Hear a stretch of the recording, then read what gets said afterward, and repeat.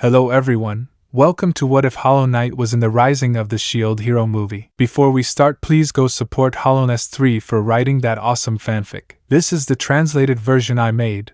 There will be some mistake in character's gender. Chapter 1 Hollow Knight, the Shield Hero. In a kingdom, in a desolate place with several insect corpses, some in a state of decomposition, other corpses that seemed to be recent, but you would see a kind of small creature. It seemed to be a skull of some bug or a kind of vessel with horns that ended pointing down. Its eyes, or that could be considered eyes that looked more like sockets, they were black, so black that not even a black hole could compare to the darkness of its eyes. It only had one garment, a kind of cape made with moth wings, while the rest of its body was just darkness. It had no hands or feet. Our protagonist would be walking in a kind of city, in which its inhabitants began to attack him. But with agile movements, he managed to kill the inhabitants of this place. The sound of endlessly falling water drops covered the entire area, while our protagonist only walked with steps that, due to the humidity of the floor, made them start to make a strange noise. After a while, in which our protagonist killed every inhabitant of the place, he would find a kind of house. When extending one of his limbs to the door knob to be able to move it, he would realize that it was closed with a simple lock. So our protagonist, realizing that he could not open the door, would decide to start looking for something in his cloak that after a while of checking he would begin to take out what he was looking for. It seemed to be a simple key. After a while, our protagonist would manage to open the wooden door, dampened by the endless rain in this place, although the simple key would break in the process. Upon opening the door, he would realize that inside was an insect corpse. But our protagonist would only look at the corpse with a blank stare, as if he didn't care. Upon closer inspection of the corpse, he would realize that the corpse was holding a kind of book in a language that was incomprehensible to our protagonist. He would decide to take the book, which had a cover dusty with time and was almost imperceptible. Our protagonist would begin to try to decipher the mysterious language of the book, although he could only see the images it had. When suddenly the book would start to glow in a yellow hue. Our protagonist would see how the book would begin to fall, just as he himself would see how everything was distorted until he saw the floor and crashed into it. Turning his head up, he would realize that this was not the place he was in. We did it. Hero, save this world, please. Suddenly our protagonist would realize that some silhouettes would rise. So our protagonist would also stand up, but upon looking closer he would notice a hand with black armor, black as the void itself. He would look at his left hand and realize that he had a shield with a precious stone in the center, presumably a polished emerald. Heroes, save this world, please. What does this mean? Our protagonist turned his head to realize that there were three people at his side. The first was a blonde-haired boy with a ponytail along with a red shirt and a white t-shirt underneath it. He was also wearing yellow pants, and in his hands he carried a kind of spear. The second person was a boy of approximately 18 to 17 years old. His hair was black along with a blue sweatshirt and black pants. He seemed to be carrying a sword in his hand. The third and last person was a student-looking boy. His hair was yellow along with a high school uniform along with a bow. This one would only touch his head, but he would feel a kind of fluffiness on his head. Upon closer inspection he saw that it was white hair along with two strands that simulated horns that broke any law of physics, and upon seeing the reflection of his shield he would see that he had eyes the same color as his armor, and that his skin was pale like his hair. I would be looking at his body when suddenly a message would appear which would say, "New gear, pure sting, 40 charms, mantis claws, crystal heart, Isma's tear, monarch's wings, dream sting, king's mark, Lamellula's lantern, shadow cloak, and quill map." He left me many details, but we used a ritual to summon the four heroes. Our protagonist would just look with an emotionless gaze. This world is on the brink of extinction. Please lend us your strength, heroes. Our protagonist felt like the language of the summoned was translated into his own language, just like that of the other heroes. Our protagonist would just remain silent. I refuse. Me too. Can you return us to our world? We'll talk later. Don't you feel guilty for bringing us here unexpectedly? We don't plan on working for free just to go home. Have they taken our opinion into account? Depending on what they say, we could become their enemies. Our protagonist would not say anything. First, agree to an audience with King Melromark. We can negotiate the reward after the event. What a remedy. Our protagonist would only see how two of the heroes, to be specific, the one with the sword and the one with the bow, would begin to take a few steps. They seem understanding. Well, if we have to talk to the king, so be it. It looks like the blonde-haired boy would start to take a few steps. Our protagonist would just remain silent with a blank stare. Thus our protagonist and the three heroes would begin to climb some concrete stairs. Apparently you were cosplaying. Our protagonist would turn his head to see the hero with the spear. Sigh, it seems you don't want to talk, or are you mute? Our protagonist would say absolutely nothing. So our protagonist and the heroes would see the blue sky and the sun. Our protagonist was curious, because he had never seen the sun or the sky since Hollownest was full of dust in the sky. Yes, we are in a different world. Our protagonist would say absolutely nothing. So after a walk up the stairs they would reach a door that showed the sunlight. But in a tower you would see a red-haired girl wearing a purple dress. After a walk through the kingdom, they would arrive at the palace. So these are the four heroes of the legends. I am the king of Melromark, all Cray Melromark XXXI. Present heroes. The sword hero would move the ladder towards the palm of his hand. Renamaki, 16 years old. High school student. I am Motoyasu Kitamura, 21 years old. University student. My turn. Itsuki Kawasumi, 17 years old. High school student. Our protagonist would not say anything. King Melromark, Ren, Motoyasu and Itsuki. Our protagonist wouldn't mind being ignored. King Melromark, I'll have to explain the situation. Melromark and the entire world are in great danger. We underestimated the waves. Witnessing one opened our eyes. We need the four heroes to repel the waves, which is why we summoned them just as the myths indicated.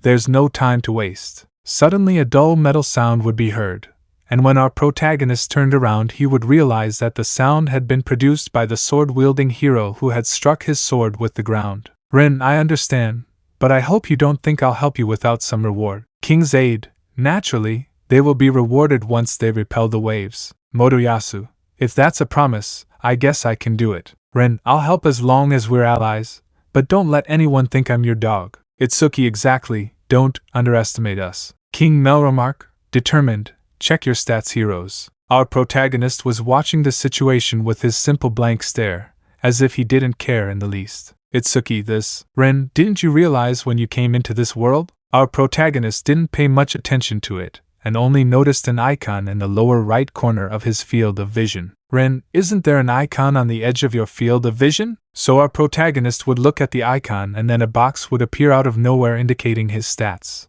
although the others were level 1, while his were level 45. Something curious, but that our protagonist wouldn't mind. Itsuki, it's worrying. Motoyasu, I don't know if we can fight like this. King's assistant, that is a spell that only heroes can use. Ren, and what should we do? King's assistant, they will travel on adventures, strengthening and improving legendary weapons. Our protagonist would only observe the king with a penetrating, empty gaze, knowing how corrupt he was, until he felt someone watching him.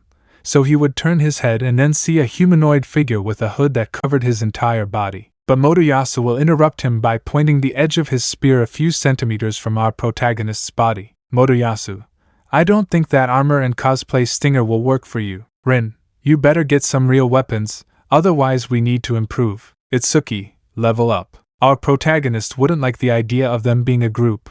After all, he had always fought alone. King's aid, wait, heroes, you'll have to undertake the journey separately. Itsuki, why? King's aid, stories say that legendary weapons repel each other. If they travel together, it will hinder their growth. A message would appear confirming everything the assistant had said. King Melromark, the sun is setting, rest for the rest of the day. We will provide you with equipment tomorrow. Maid, your rooms are ready, this way please. Unknown 1, the 4 heroes are summoned. Unknown 2, to everyone in this kingdom? Will that be good? Unknown 1, the shield hero is here too. After a time in which our protagonist would find a scroll on the ground, he would decide to use it for cartography since he could get lost on several occasions. Motoyasu, they treat legendary heroes well and the girl was very beautiful. Itsuki, the food had a strange taste, but it was obviously luxurious. Our protagonist would just stay silent while looking at his stats. Motoyasu, hey, why don't you take off that disguise? It won't help you at all. Our protagonist would just stay silent as he continued checking his stats. Itsuki, but the costume looked very realistic. It would look like Itsuki wanted to touch the tip of our protagonist's stinger. Itsuki, hhhh. A scream of pain from Itsuki would be heard throughout the room. Itsuki, it hurts so much. Ren, wait, so that's not cosplay. Motoyasu, it's unfair that he comes with more equipment than us. After a time in which our protagonist only made a map so as not to get lost in the vast city of Melromark and the others talked about unimportant things. Motoyasu, hey, what are you doing? Our protagonist would only lift the parchment which had been transformed into a map. Motoyasu, wow, I didn't know you were a cartographer. Ren, wait a second, are you a cartographer? Our protagonist would only nod his head, implying that he was a cartographer. Itsuki, it's so detailed. Ren, well, that might help us, but now we must rest for tomorrow. Itsuki,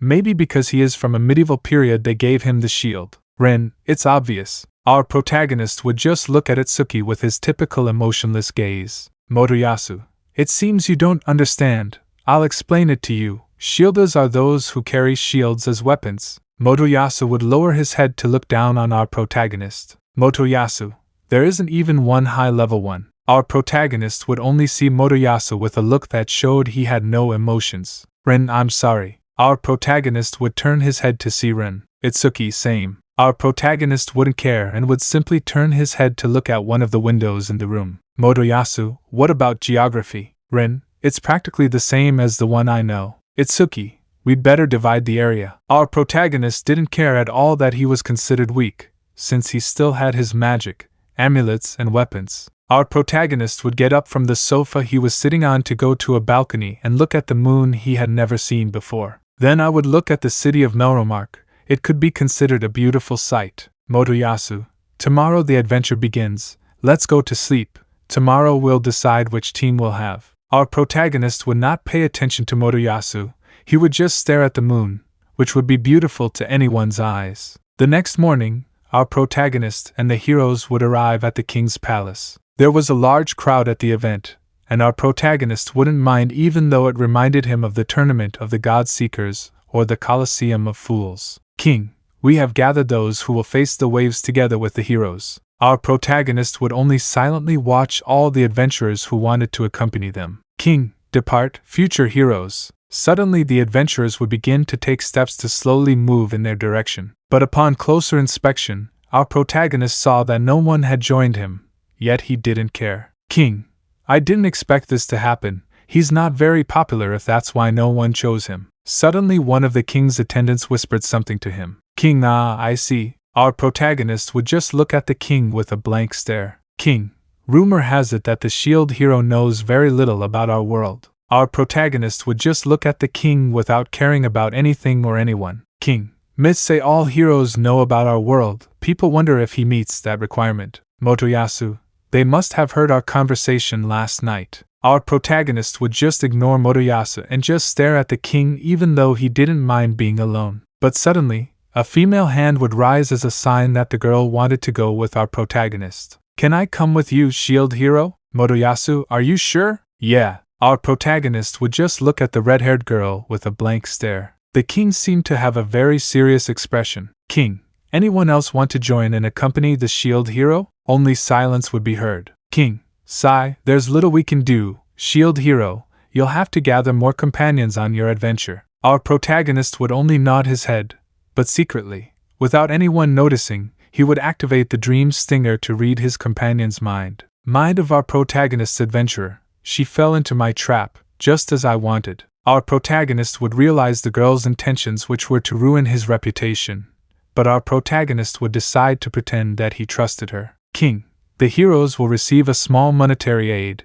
In this case, the shield hero will receive more than the rest. Give them the money. Save the money, heroes. For the shield hero, he will receive 800 silver coins, while the rest will receive 600 silver coins. Use them to buy equipment and start your journey. Ren, Motoyasu, and Itsuki, yes, your majesty. After a while, our protagonist would be throwing a bag of 800 silver coins, while being followed by the red-haired girl. Motoyasu, bye. Oh, and make sure you protect her. Itsuki, we can't help you, but I encourage you to gather more people. Ren, we'll see each other again. Our protagonist would just remain silent, without responding to the others' farewells. Shield hero, my name is Main Sophia. It is an honor. Our protagonist would just remain silent and not respond at all. Main, apparently he's not a man of many words. Our protagonist would continue to see Main with emotionless eyes. Main seemed to be somewhat uncomfortable with our protagonist's strange behavior. Main, let's go find some equipment for me. Since I see how you came with armor that seems quite resistant, I will guide you through the city. After saying that, Main would grab our protagonist's forearm and then run at full speed. After a while, our protagonist and Main would manage to reach the blacksmith's shop. Main, this is the store I mentioned. Suddenly, a person with no hair on his head would appear. Blacksmith, welcome. Wow, a new face. You have good eyesight if you chose me. Our protagonist would just look at him with his typical blank expression, while pointing his hand at the red-haired girl. Blacksmith, I understand you want me to make some equipment for the girl, right? Our protagonist only does business. Blacksmith, okay, but who are you? Main, he is the shield hero. Blacksmith, what? The shield hero, are you one of the 4 heroes of legend? Our protagonist would only begin to nod. Blacksmith, sigh, I touched your shield, bad luck. Our protagonist would only raise his arm to see the shield. Blacksmith, although I see you have more equipment, I would say it while looking at our protagonist's armor, along with the pure sting. Main, yes, but I don't think it will be useful since the shield denies any other weapon other than this one. But Main would be surprised to see that our protagonist could use the pure stinger with great ease. Blacksmith, wow, can I see that weapon? Our protagonist would only look at the blacksmith and then nod his head in a sign of yes, after which he would give the pure sting to the blacksmith. Blacksmith, the metal is of incomparable quality, and the one who made this stinger for you must have been someone with great experience. Not even I could compare to this expert blacksmith. He said it while looking at the pure sting. Herrero, well, that's not what they came for, right? Our protagonist would only nod as he took the handle of the pure stinger and then stored it on his back. After a while, our protagonist and Main would be in a field and then start fighting with some orange spheres, although our protagonist decided not to use the pure stinger. After a while, our protagonist and Main would be in a meadow at dusk. Our protagonist just put balloon skins on his shield, which began to absorb the skins and a green glow would appear. Main, great, you can absorb them all. That's the power of the legendary weapon. Our protagonist would just remain silent, knowing that Main was just trying to gain his trust. Main, sigh, well then let's go sell the balloon skins. There's a shop around here, although they'll only give us a copper coin. Let's leave it for today and go to the weapons shop. If we buy equipment for me tomorrow, since I completely forgot to ask for equipment. Our protagonist would only get up and then follow Main to the kingdom. Blacksmith, that's right, they forgot their equipment. After that, Main would put the equipment the blacksmith had left on a shelf on the counter. Blacksmith, 480 silver coins would be the price. Main, well, that's enough. Suddenly, the red-haired girl would hug our protagonist's right arm, which he wouldn't mind at all. Main, thank you very much, hero. Our protagonist, out of nowhere, would lift a kind of bag in which, upon opening it, he would see a balloon skin, implying where he could buy those skins. Blacksmith, so you want to know where you can buy those skins?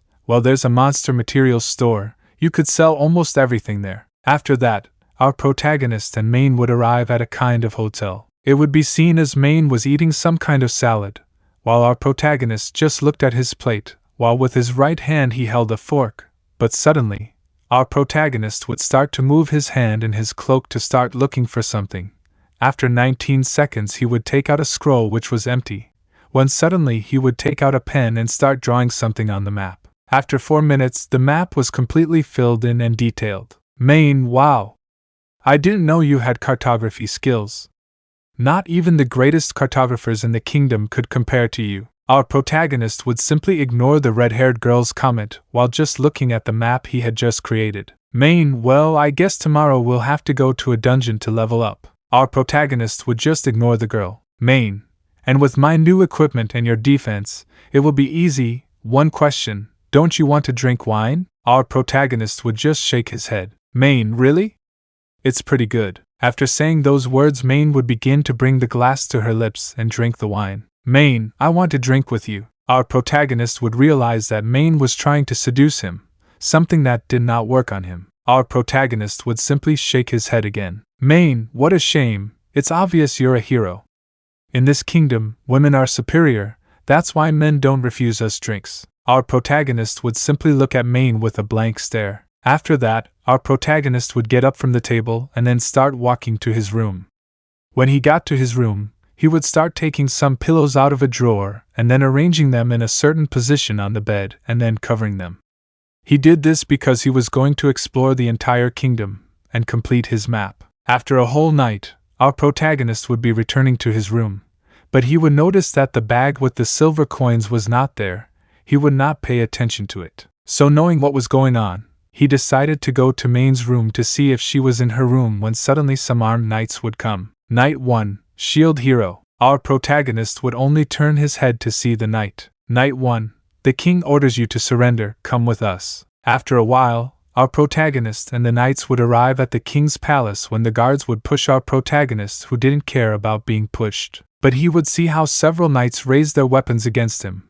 When he raised his head he would see Main next to Motoyasu, and when our protagonist would see Main she would go to Motoyasu's back in search of protection, and when she saw everything she would realize that Main had already started her plan. King, scum! Our protagonist didn't care at all about being insulted. King, sorry adventurer Main, could you please declare again? Main, last night the shield hero drank too much, came to my room and threw me onto the bed. He started undressing me and tried to abuse me. Fortunately I managed to escape and ran into Motoyasu, who happened to be staying at the same inn. Our protagonist would simply look at Main with a blank face, implying that he didn't care that Main had lied. Motoyasu, if Main hadn't asked me to wait, I would have lost you in two. Our protagonist would just look at Motoyasu and Main with a blank face and not respond at all. King, you have committed the worst taboo of our kingdom, shield hero, actually abusing a woman.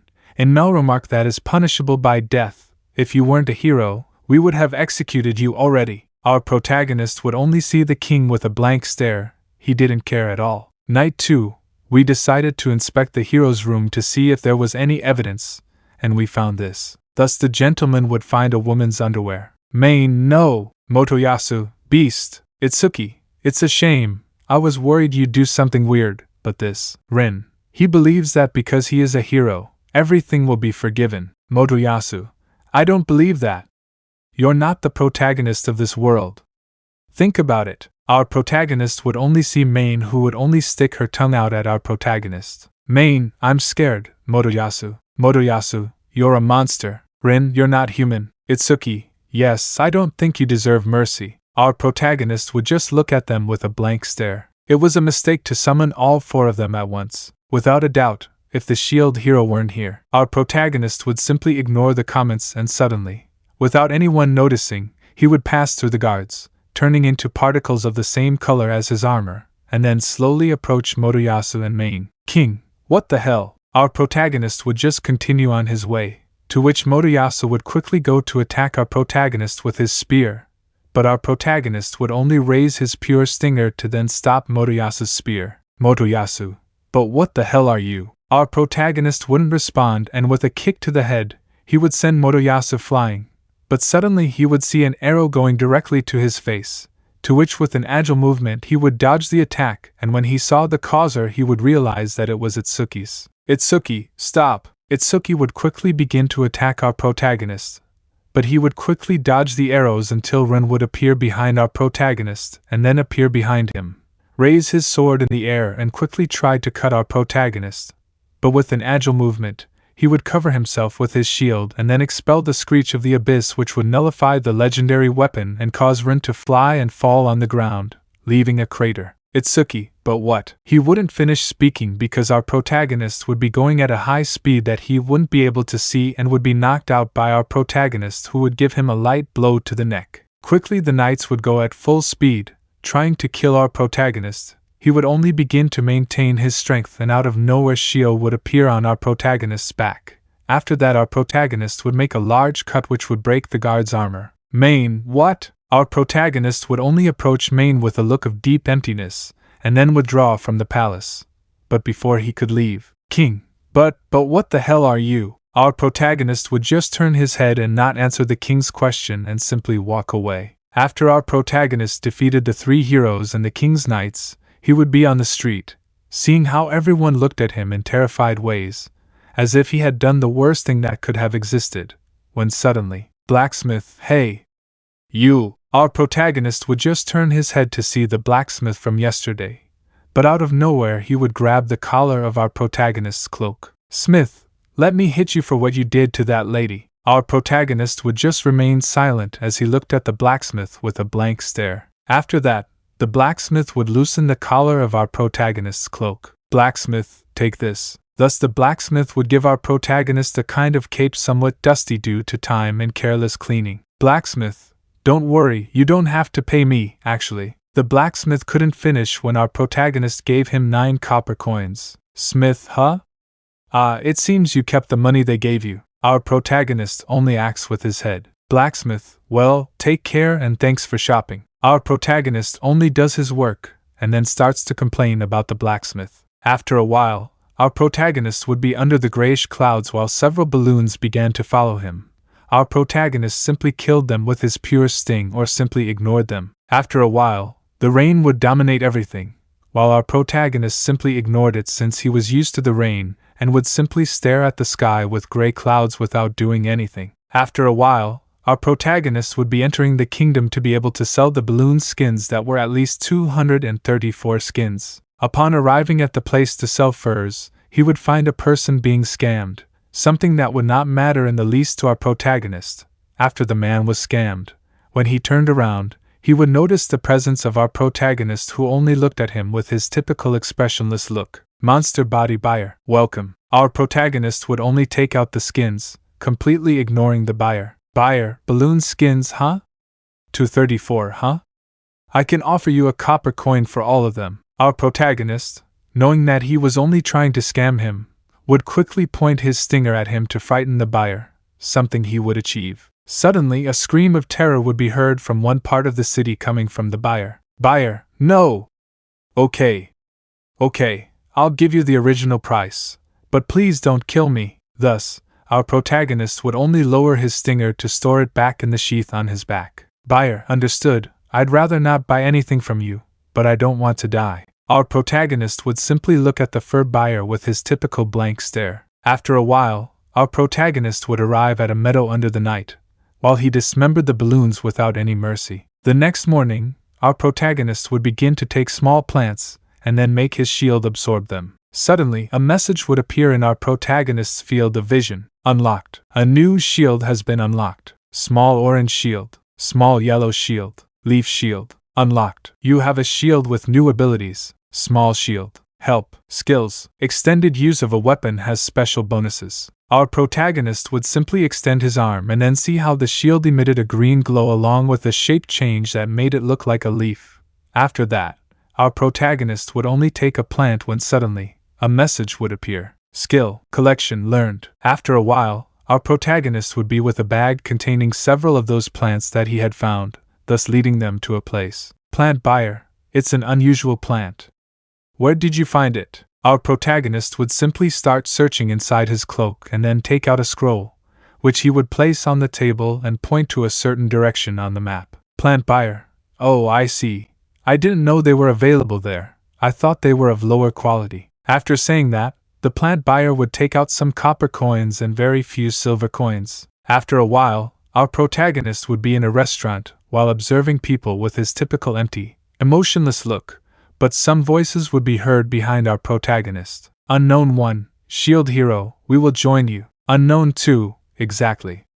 Thank us." Our protagonist would just remain silent, saying absolutely nothing. After a while, our protagonist would be with the 3 strangers in an alley. "Unknown 3, let's go buy equipment." "Unknown 1, it's over, give us all your money." Our protagonist would just move his hand towards his cloak to start looking for something. "Unknown 2, wow, how obedient." But our protagonist, in an agile movement, would punch the unknown number 2 in the chin, causing his brain to move around his skull, which would cause him to fall without being able to do anything. Suddenly, the unknown 1 would take out a knife that he planned to embed in the head of our protagonist, but with an agile movement, hit a nerve which would change the direction of the stab. After that, he would take the arm of the unknown, and then effortlessly make his arm dislocated. "Unknown 2, damn." Thus, the 3rd stranger would take the 1st stranger, while the 2nd would recover and run after the 3rd. But suddenly, "Unknown, you seem to be having trouble." Our protagonist would only turn his head to see a short person, along with glasses and an elegant suit and top hat. Unknown, you need people, I have a proposal for you. The latter only approached our protagonist. Unknown, if you're wondering, they're not companions, I don't give something so impractical. Our protagonist would only turn his head to see the stranger. Unknown, are you interested? Our protagonist would just look at him with a look that showed he didn't care at all. Unknown, I like your look, you are just as the rumors say. If you are interested, join me, Shield Hero. Suddenly, the stranger would begin to move towards a kind of circus. Unknown, this way. Our protagonist would see how inside the tent there were several cages or wooden boxes. Unknown, I am a slave trader. Our protagonist would just look at him with his typical expressionless look. Unknown, slaves are cursed. It is a powerful curse that is paid with life itself. And well, our protagonist would only nod his head. Slave trader. I knew you were a potential customer. After saying those words, the slave trader would start walking while our protagonist just followed him. But our protagonist would notice how several of the slaves were trying with all their might to get out of the cages, although in vain. Slave trader. I will explain to you what those who look human are. The semi-humans resemble humans, with certain differences. Most are servants or do physical work. Those with a more animal appearance are the theriomorphs. They are used as escorts or in fights for bets. It is believed that semi-humans are relatives of monsters, so it is difficult for them to live in kingdoms ruled by humans. That is why they are treated as slaves. Our protagonist would just stare at one cage and then start walking to inspect others. Cough. Our protagonist would go to inspect the cage that was producing that sound, and upon finding it, and moving the dusty blanket, he would realize that the one producing the coughing sound was a little girl with raccoon ears in a deplorable state. Chapter 2. The Receptacle with a Raccoon Girl. Our protagonist would just stay watching the little raccoon girl. It was clear that she was in a terrible state, although our protagonist didn't care about her condition at all and simply looked at her with his typical expressionless look. Slave trader, come closer, boy. Our protagonist would only turn his head to see the seller. Slave seller, this is the one I recommend. Our protagonist would start walking towards the direction of the slave trader.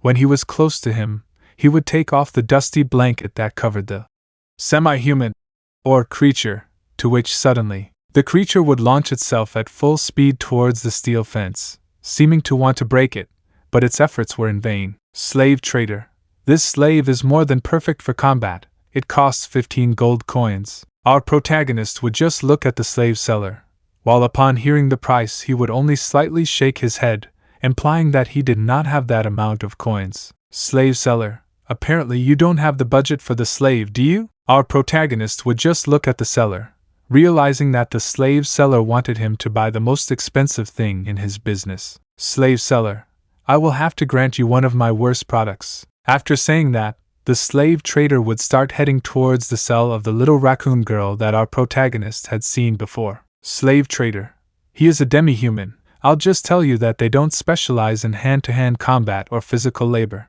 Our protagonist would simply ignore his comments about the demi-humans as he watched the slave trader stop by the raccoon girl's cell. Slave dealer, these cages hold enslaved demi-humans. Suddenly a slight cough would be heard in the place. The noise was coming from the little raccoon girl who looked deplorable. Our protagonist would only look at her with a look of deep emptiness, and simply did not care that she was in those conditions.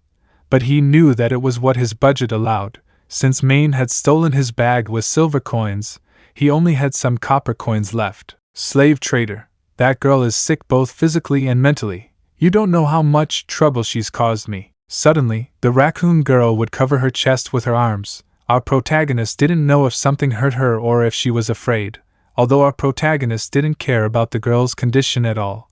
That was shown by her empty look. She had no pity, no sorrow, no anger, nothing. Slave trader, his previous owner was a torture fanatic.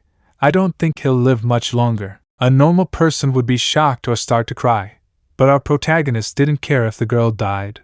But he needed help no matter what, and since that was what he had, that was the best option. So our protagonist would extend his arm and point at the little raccoon girl. Slave seller, what? You would see how the girl's expression would change from complete inexpressiveness to one of fear, something that our protagonist didn't care about. After 10 minutes of the slave trader explaining the spell to our protagonist refused to sign him. After all, he had no blood left. Chapter 3: Hollow Knight vs. The second wave of calamity. A week had passed since our protagonist and Raphtalia had gone to the coal mine. Our protagonist would be sitting on the rough grass floor that our protagonist would completely ignore the cessation while extending his hand to a kind of brown thorn that was embedded in the floor.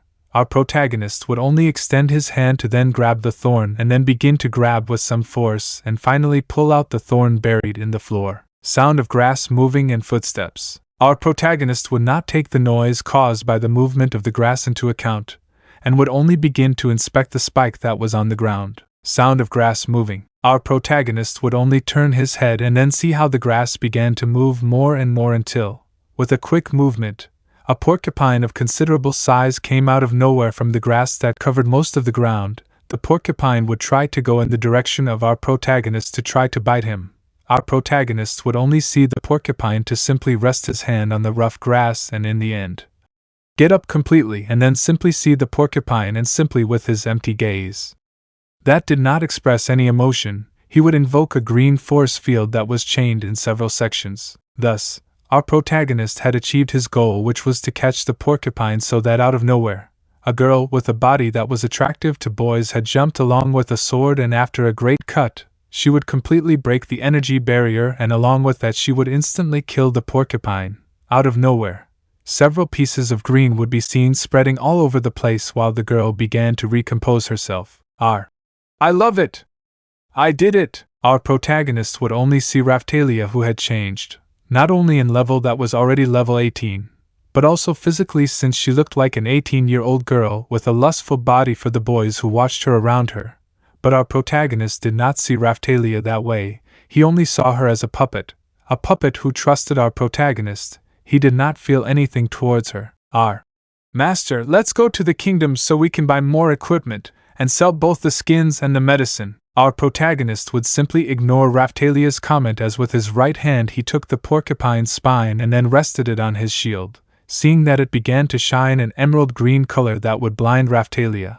But it would not affect our protagonist, and he would just continue watching the light show.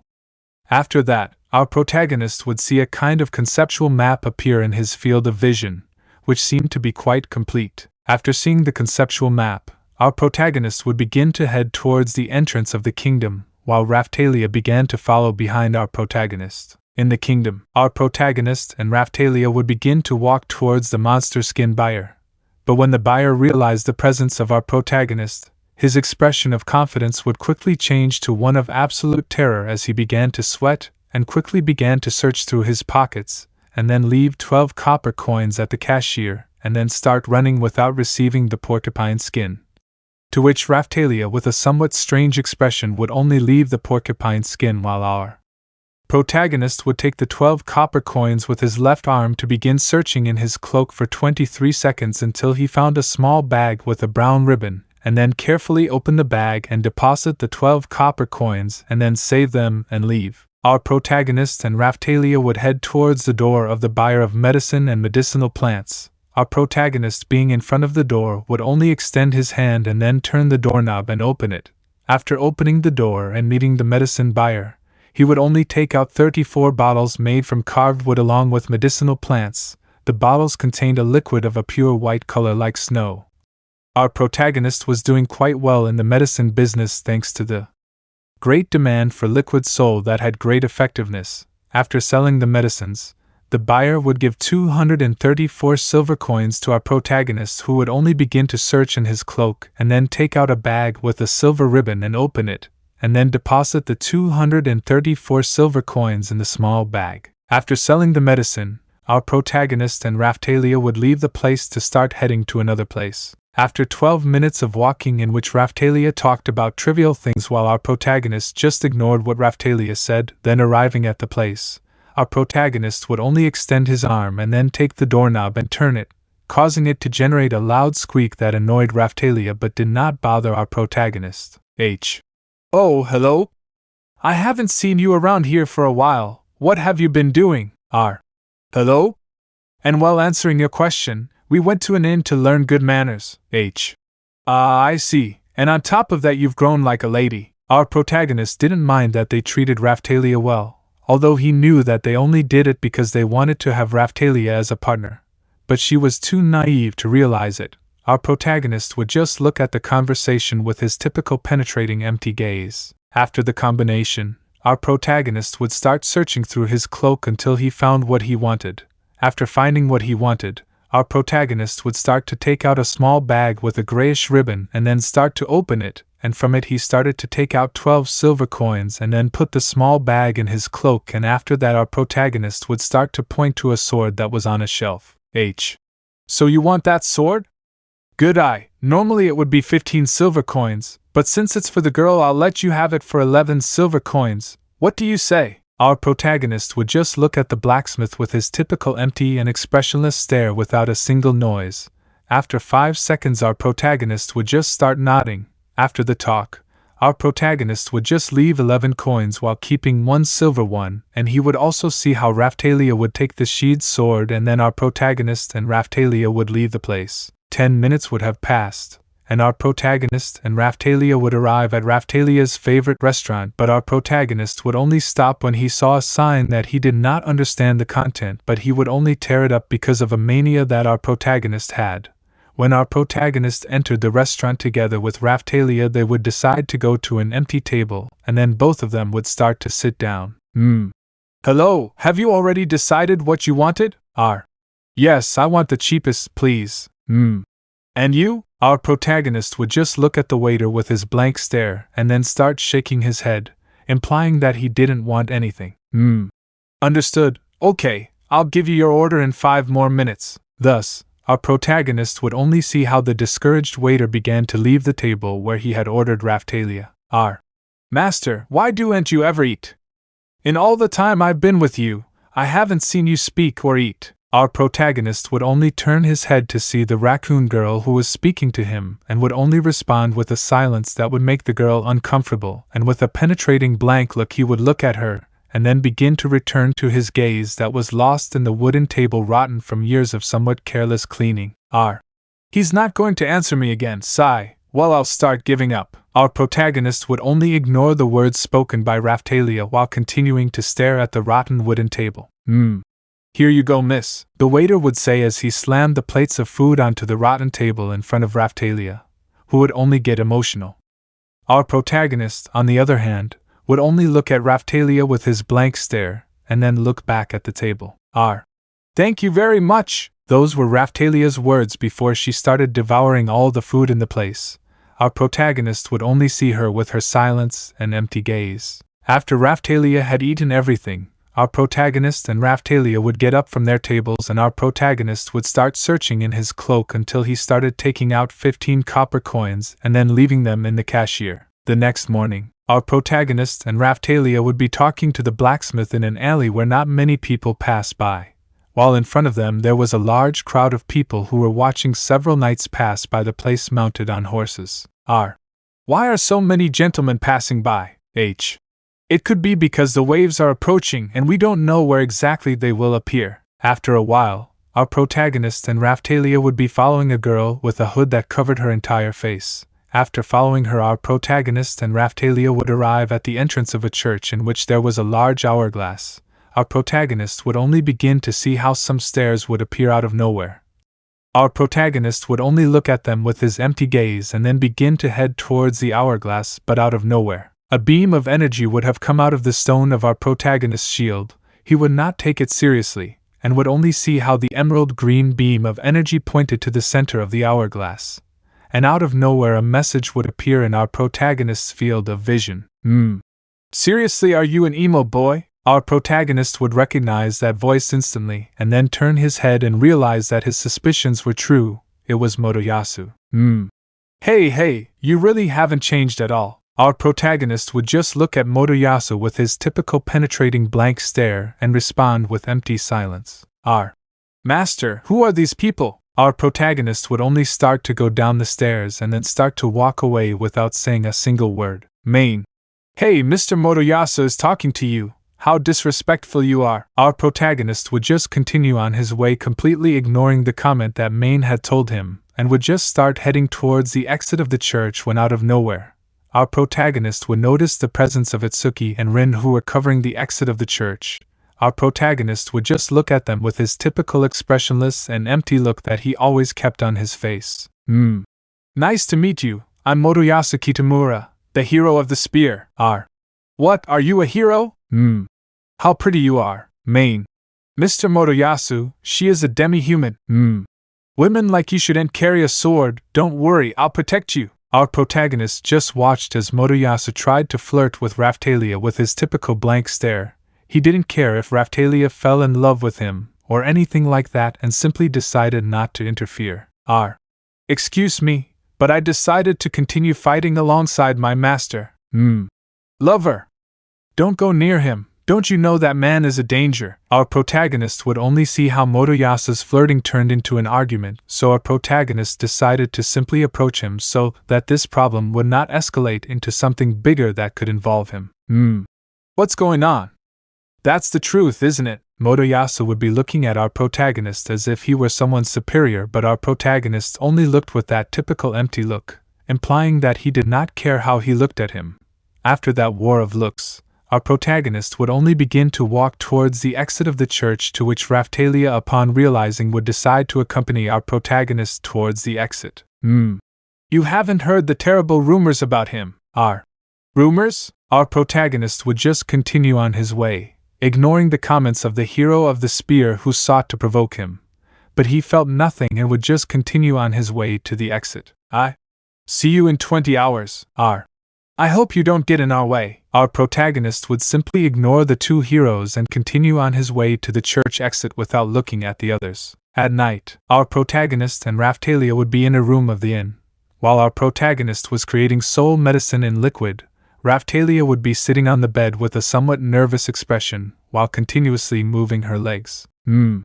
Excuse me, master, but did you have problems with the other three heroes? Our protagonist would only turn his head slightly to see Raphtalia, who was somewhat nervous, and after that our protagonist would proceed to make it clear that he did have problems with the other heroes. Excuse me, I'd better go to sleep. Good night, Raphtalia would say to proceed to uncover the bed and then start to sleep. Meanwhile, our protagonist continued making liquid soul remedy. After finishing, our protagonist would proceed to get up and open the window, and then take a big jump that would take him out of the room, and would begin to extend his arm to then grab something and use it as a cushion. Upon hitting the ground, our protagonist would see the person he was strangling. He was a man of average height with a hood that covered his entire body. Now, it would quickly be seen how a smoke of unknown origin would appear, causing our protagonist to lose sight of the spy he strangled, and in the end he would feel as if he were only strangling a piece of grass. After a while, our protagonist sees how all the smoke begins to fade, so after the smoke completely disappeared, our protagonist would begin to maintain a little strength and then jump until he reached the window of his room.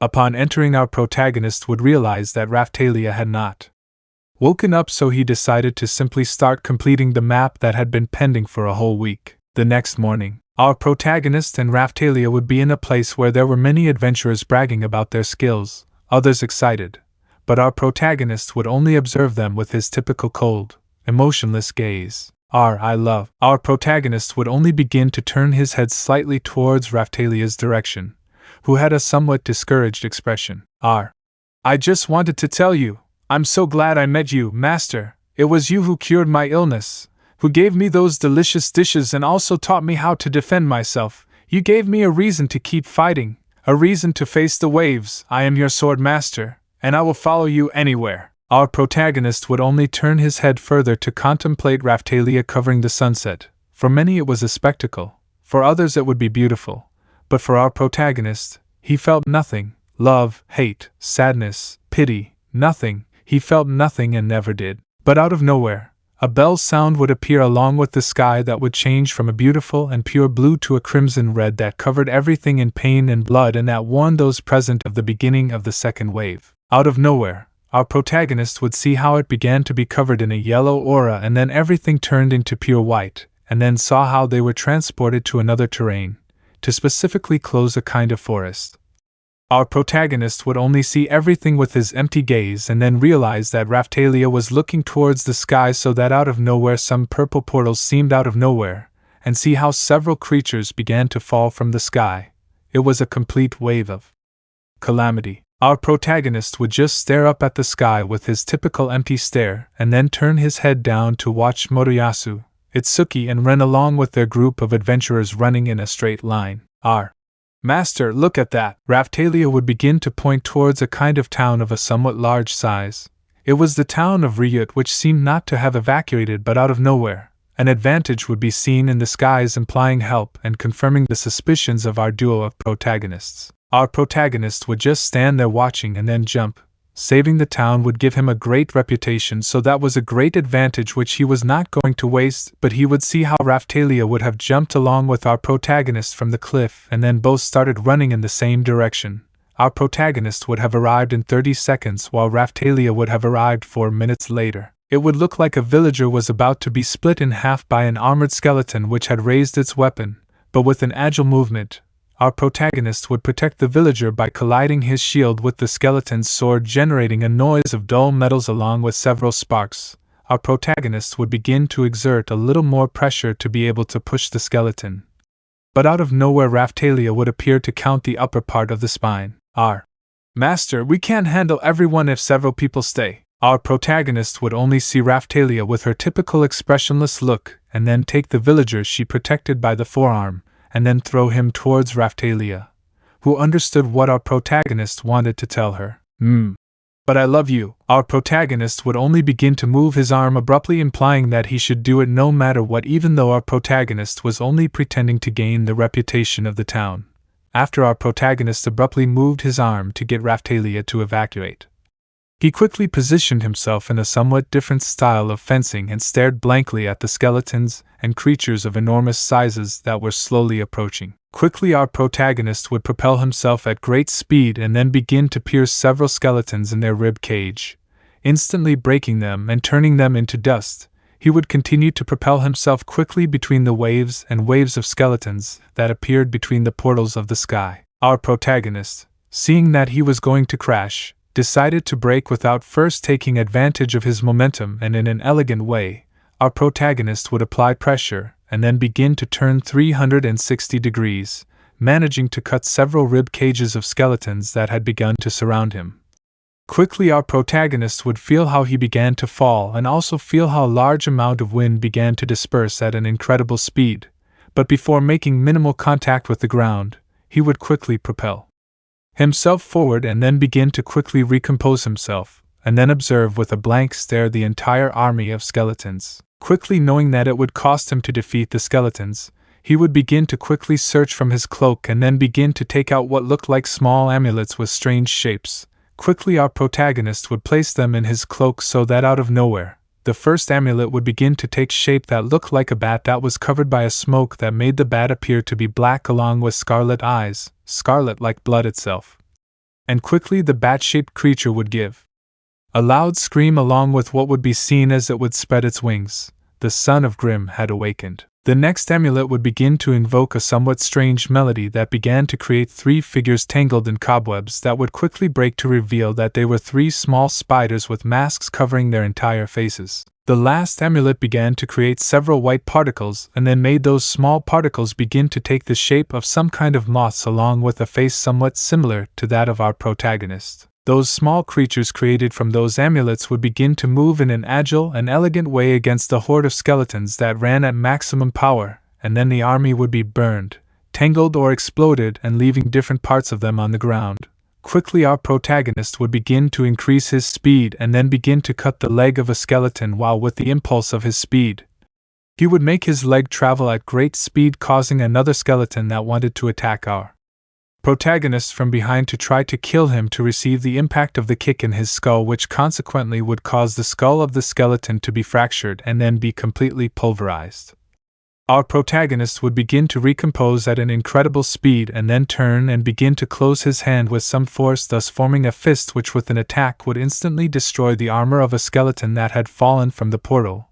The skeleton, seeing how his ribcage was exposed, would quickly tried to pierce the armor of our protagonist with his sword, but our protagonist, upon noticing the attack, would quickly give an elegant jump which would make him retreat, and then lean on the helmet of one of the skeletons, and quickly the skull of the skeleton would be pulverized along with the helmet, which would be completely bent by the strength of our protagonist. With a quick movement, our protagonist would do a somersault, and then begin to exert force on his body while he was falling, and then make a turn that would repel most of the skeletons, breaking their armor or sometimes killing them instantly, leaving on the ground several pieces of somewhat sharp bones. Although our protagonist would not worry and would quickly begin to surround himself with an aura of dark color like his armor, and quickly a black creature, black as the void itself, began to ravage most of the skeletons.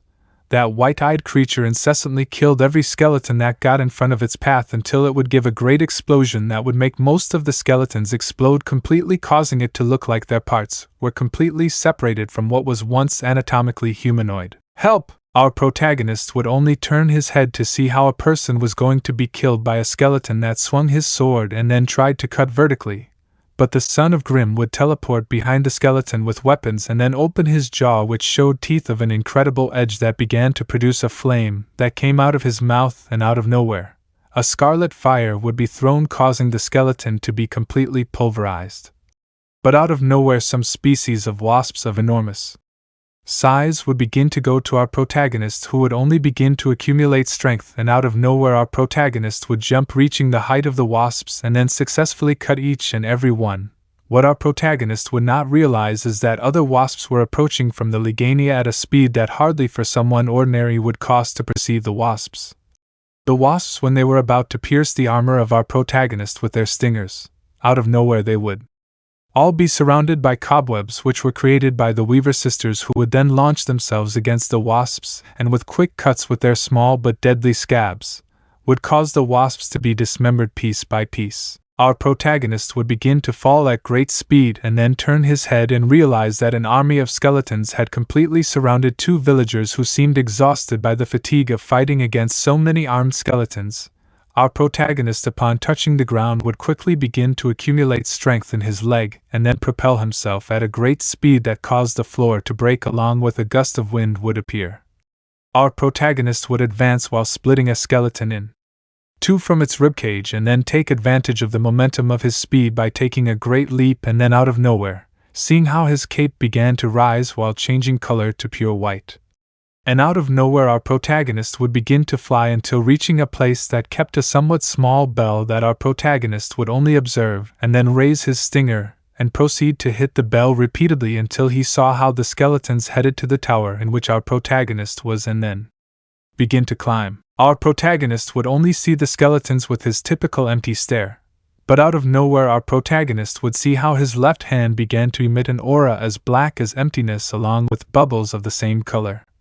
Our protagonist would know what was happening and would simply jump out of the control tower, and then close his left hand, generating a fist, and then make his shoulder and arm retreat, and then our protagonist would be covered by a somewhat viscous empty black liquid, making the only thing visible were his eyes, that now were not black like empty sockets. Now they were a bright white color. Quickly our protagonist would move his fist at maximum speed, causing it to go down rapidly, causing the skeletons that were trying to go up to be completely destroyed by our protagonist, that when making direct contact with the floor, an earthquake would be generated along with an expansive wave that would destroy the other skeletons around him, only leaving skulls or broken bones scattered all over the place. Our protagonist would only see the bloody ground from left to right, seeing some corpses of people, some split in half, others headless and others completely dismembered. Our protagonist would change his vision to then see the town, which was almost completely destroyed. There were barely a few houses that had survived. Our protagonist would only continue to see the rubble and corpses with his typical empty look, as if he did not care in the least about those lives that had fought to protect their town. Hero! Our protagonist would look at the person who had interrupted his view of the land. Upon seeing her, he knew that she was a person from the town. "We saw your great fight, so we decided to fight alongside you to protect this place." Our protagonist would only look at him with his typical incomprehensible look, and then begin to shake his head as a sign that if they wanted to risk their lives, he would not deny them that wish. After all, he was not interested in the least. Out of nowhere, a skeleton would rush at our protagonist, who would only see how its sword was going to cut it horizontally. But with an elegant movement it would unsheath its stinger and then cut its pelvis, causing it to lose the mobility of its body for our protagonist to proceed to see the skeleton with its empty gaze and lift its foot, and then crush the latter's skull without any remorse. Out of nowhere, a loud sound would be heard. Our protagonist, turning his head, would realize that it was his shining uteruses that were launching themselves into the attack while exploding upon impact with the armed skeletons. Out of nowhere, our protagonist would take a defensive position and then turn his head and see how a creature of a size comparable to that of a house had appeared. It had armor that covered certain parts of its body and had a club with some thorns in various parts of it. Our protagonist would quickly take the villager's forearm, and then see how the creature raised its weapon, and then at a gigantic speed, but with a quick and elegant jump, our protagonist would manage to save the villager's life and dodge the attack. Our protagonist, upon making contact with the ground, would leave the villager aside and go at great speed that when he reached him in front of the creature, he would jump and then observe the creature, which would begin to raise its weapon again, and then try to crush our protagonist, who would only be enveloped by the void, which would make our protagonist go through the creature's attack, turning into black particles of emptiness. Quickly our protagonist would begin to lean on the creature's arm and then launch a powerful cut to the arm in which he leaned, causing the latter to separate from the creature and consequently begin to fall, upon making direct contact with the ground. Our protagonist would quickly jump forward and then raise his stinger at a speed that was almost imperceptible to the creature's eyes, and he would only try to hit the remains of the image that our protagonist left, and then our protagonist would change the grip of the stinger and take a big jump and then forcefully thrust his stinger that would begin to head towards the creature's neck and then begin to cut the skin, then the flesh until reaching the bone, and continue until he managed to cut the creature's head completely.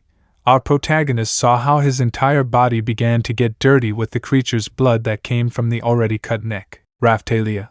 I love! Our protagonist would recognize the voice and then turn his head to see Raphtalia, who had leveled up to 21. Raphtalia. Master, are you okay? Our protagonist would only begin to act by implying that he was completely fine. Raphtalia. You guys, get out of here now. Take good care of yourselves. Our protagonist would only turn his head to see how the villagers began to run away from the town. After all, they had no chance against the creatures of the waves. Our protagonist would only turn his head to then see the skeletons and wasps of enormous size that had fallen from the portals of the waves. But out of nowhere, some fire arrows would be seen being launched from some to then all join together and start shooting at the hazer. Our protagonist would only begin to extend his right hand quickly and then proceed to search through his cloak and then begin to take out an amulet in the form of a breastplate that he would put in his cloak, and quickly after that he would begin to exert pressure and then summon a breastplate that, without our protagonist realizing it, Raphtalia would have been protected by the breastplate, and out of nowhere the son of Grimm along with the weaving weapons and the shining wombs. Raphtalia. Master, what are these cute things? Our protagonist would only proceed to turn his head to then see Raphtalia, who was spreading her arms and then uncovering her palms as she began to pet her pets. Our protagonist would only stare blankly without any hint of emotion, but out of nowhere our protagonist would realize that the burning arrows had stopped falling. Our protagonist would only proceed to turn his head in a direction which was the northwest of the town as he contemplated the destruction and fire caused by these arrows that caused the few structures that had remained to be completely destroyed by the ground that spread the fire to the wooden structures. Ha ha ha ha ha! We finally burned them all! Our protagonist and Raphtalia would notice a group of knights passing through a fire caused by arrows and debris. It's the shield hero, you look weaker. Our protagonist would only respond with a deep silence and an empty stare, while you could see how the eyes of the son of Grimm began to shine in a scarlet reddish tone that showed he was in a hostile mode. While the weaving spiders put themselves in an offensive position, the uteruses on the other hand only watched the knights with the same empty and penetrating look as that of our protagonist, Raphtalia. Seeing how the creatures that had helped our protagonist in combat became hostile without knowing why. It seems we were right to know you were here. Raphtalia would realize the reason for the hostility of those creatures and would quickly launch herself to attack the knights with her sword that had changed position to now pierce the knight's stomach. But with an agile movement he would defend himself by drawing his sword to counterattack. Raphtalia. They knew the master was in this place. Their life depended on their response. They draw, thus, our protagonist would see how all the knights began to draw their swords against him, and Raphtalia, who would only jump back to stand back. The son of Grimm began to open his mouth, from which his fangs could be seen along with several scarlet flames. The weaver spiders began to create thread to entangle the knights, and the bright uteruses only watched the knights with the same empty look that our protagonist gave them. "Are you the shield hero's partner, Raphtalia? I am the master sword, and I will protect his honor. So, demi-human, are you planning to challenge the knights of the kingdom?" You would see how Raphtalia began to adjust her attack stance along with her sword to position it differently. Raphtalia. "Seriously, they dared to call me a knight after this." Our protagonist would only observe the discussion with his empty and penetrating gaze. He knew that Raphtalia would not have the luxury of being able to finish them off, but that it would be those skeletons and wasps that began to fall, and according to our protagonist's calculations, they would go after the soldiers in 2 more seconds. Our protagonist would only start to head towards Raphtalia's direction, and then start to raise his right arm to push Raphtalia away. Raphtalia.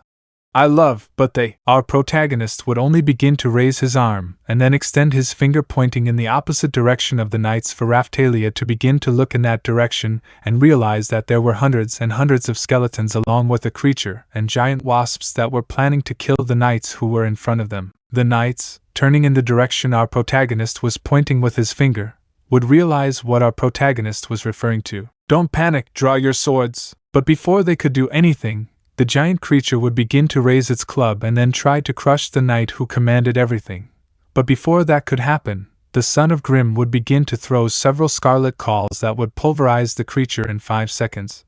While the weaver spiders would begin to charge force, and then propel themselves towards the wasps, and then begin to throw webs that would cover them all, and then proceed to attack them with their small but deadly claws. The shiny uteruses would begin to shoot out at maximum speed and then begin to collide with the skeletons, and after yesterday contact they would begin to explode, causing pieces of the skeletons to begin to fall all over the ground. Raphtalia could only watch what those little creatures were doing in amazement, since our protagonist had never shown her his pets. The knights were astonished by the power of these creatures who had demonstrated great power in combat. Out of nowhere the portals would begin to accumulate energy, and then explode, causing the sky to stop being crimson. In the afternoon, our protagonist would be sitting in a box while observing the destroyed land, dead people, orphaned children, lost families. All of that, it didn't matter in the least to our protagonist, who only continued seeing the desolate and sad environment left by the second wave of the calamity. Our protagonist knew something. He knew that this would repeat itself several times. After all, our protagonist would begin to remember something. Like all his brothers, they died because they weren't perfect. But that didn't matter to him, and even today, he didn't care. Raphtalia.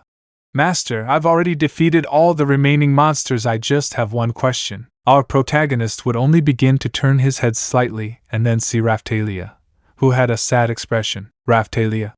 Have we won?" Our protagonist would simply look at her with a blank stare, accompanied by a silence that showed no hint of feelings. "Shield hero." Our protagonist would simply turn his head and then look at the remaining villagers with his typical blank, emotionless stare. "Thank you so much." Our protagonist would only continue to see the villager, who would begin to bow down in a sign of respect, although he did not understand it at all. "If it weren't for your help, we'd all be dead." Our protagonist would only look at the villagers. They already trusted him. His plan had worked perfectly. "We will never forget what you did here today." Our protagonist would only continue to look with his empty gaze at the villagers, who thanked him for his help, even though it was only out of self-convenience. After those words, all the remaining villagers would begin to withdraw from the place in silence, while our protagonist would begin to recover and then turn his gaze and see the forest that was in front of him. Raphtalia looked very grateful. Our protagonist would just ignore Raphtalia's comment completely. "Raphtalia. I killed many monsters." Our protagonist would only see how Raphtalia was about to burst into tears, but out of nowhere, a memory that was not of him, but of the first Hollow Knight. This one was shorter. While he saw how Hornet was crying and he caressed her, strangely after the memory left, he would realize that he was caressing Raphtalia between her raccoon ears. But he would realize that Raphtalia began to burst into tears. Chapter 4. The Sealer of Light versus the Chosen by the Spear. Our protagonist would be watching how many people were getting excited about being able to survive the second wave. although our protagonist would only be sitting on the floor with his legs crossed while he rested a scroll on his legs, while with his right hand he held an inked quill while with his left hand he held the scroll. I heard there were fewer victims this time, and that was all thanks to the heroes. I bravely faced a giant enemy, like a mountain, whatever it took for the honor of the royal knights. Our protagonist would simply ignore the conversion while making quick and precise movements on the scroll. It is a great honor to be able to meet you, hero of the spear. Does your heart already belong to someone? Motoyasu.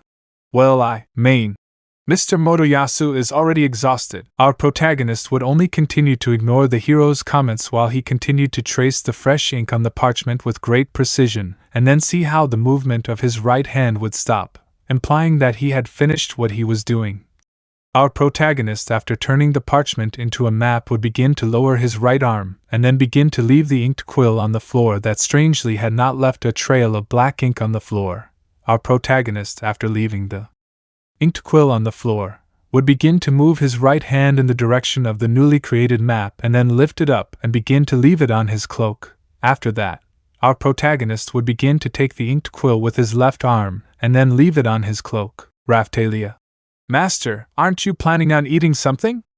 The banquet is amazing. Our protagonist would only raise his head and then see Raphtalia with her typical empty look, and then start shaking her head, implying that she didn't want to eat anything. Raphtalia. Master, come eat with me. Our protagonist would only look at Raphtalia again with his empty gaze and then shake his head again, which would cause Raphtalia's expression to become discouraged and then begin to leave the place. Our protagonist would only look at her with his typical empty lost gaze, but out of nowhere, a message would appear in our protagonist's field of vision. Help. When summoned by the hourglass, you can register objects and individuals in advance to send them with you. Raphtalia. Do you want to eat with me? Our protagonist would only turn his head to see Raphtalia, who was holding a plate with a piece of cake in her right hand, while holding a fork in her left hand. Raphtalia. Please, master, just try it. Our protagonist would only see Raphtalia, who looked at our protagonist with a kind and calm look, a look that would calm anyone's heart. But our protagonist would only look at her with his typical empty look. Raphtalia. This is delicious. Our protagonist would only see how Raphtalia began to cut a piece of the cake and then pierce the piece and then extend it towards the direction of our protagonist's mouth. He did not know what to do in this situation and would simply look at the piece of cake with his typical empty look. But out of nowhere, our protagonist would hear a somewhat slight sound. When he turned his head in that direction, he would see how Motoyasu had thrown his glove on the floor. Motoyasu. Amo boy, I dare you. Suddenly, several sounds of astonishment would be heard from the crowd of people in the palace. Our protagonist would only look at Motoyasu with his gaze lost in the void. Motoyasu.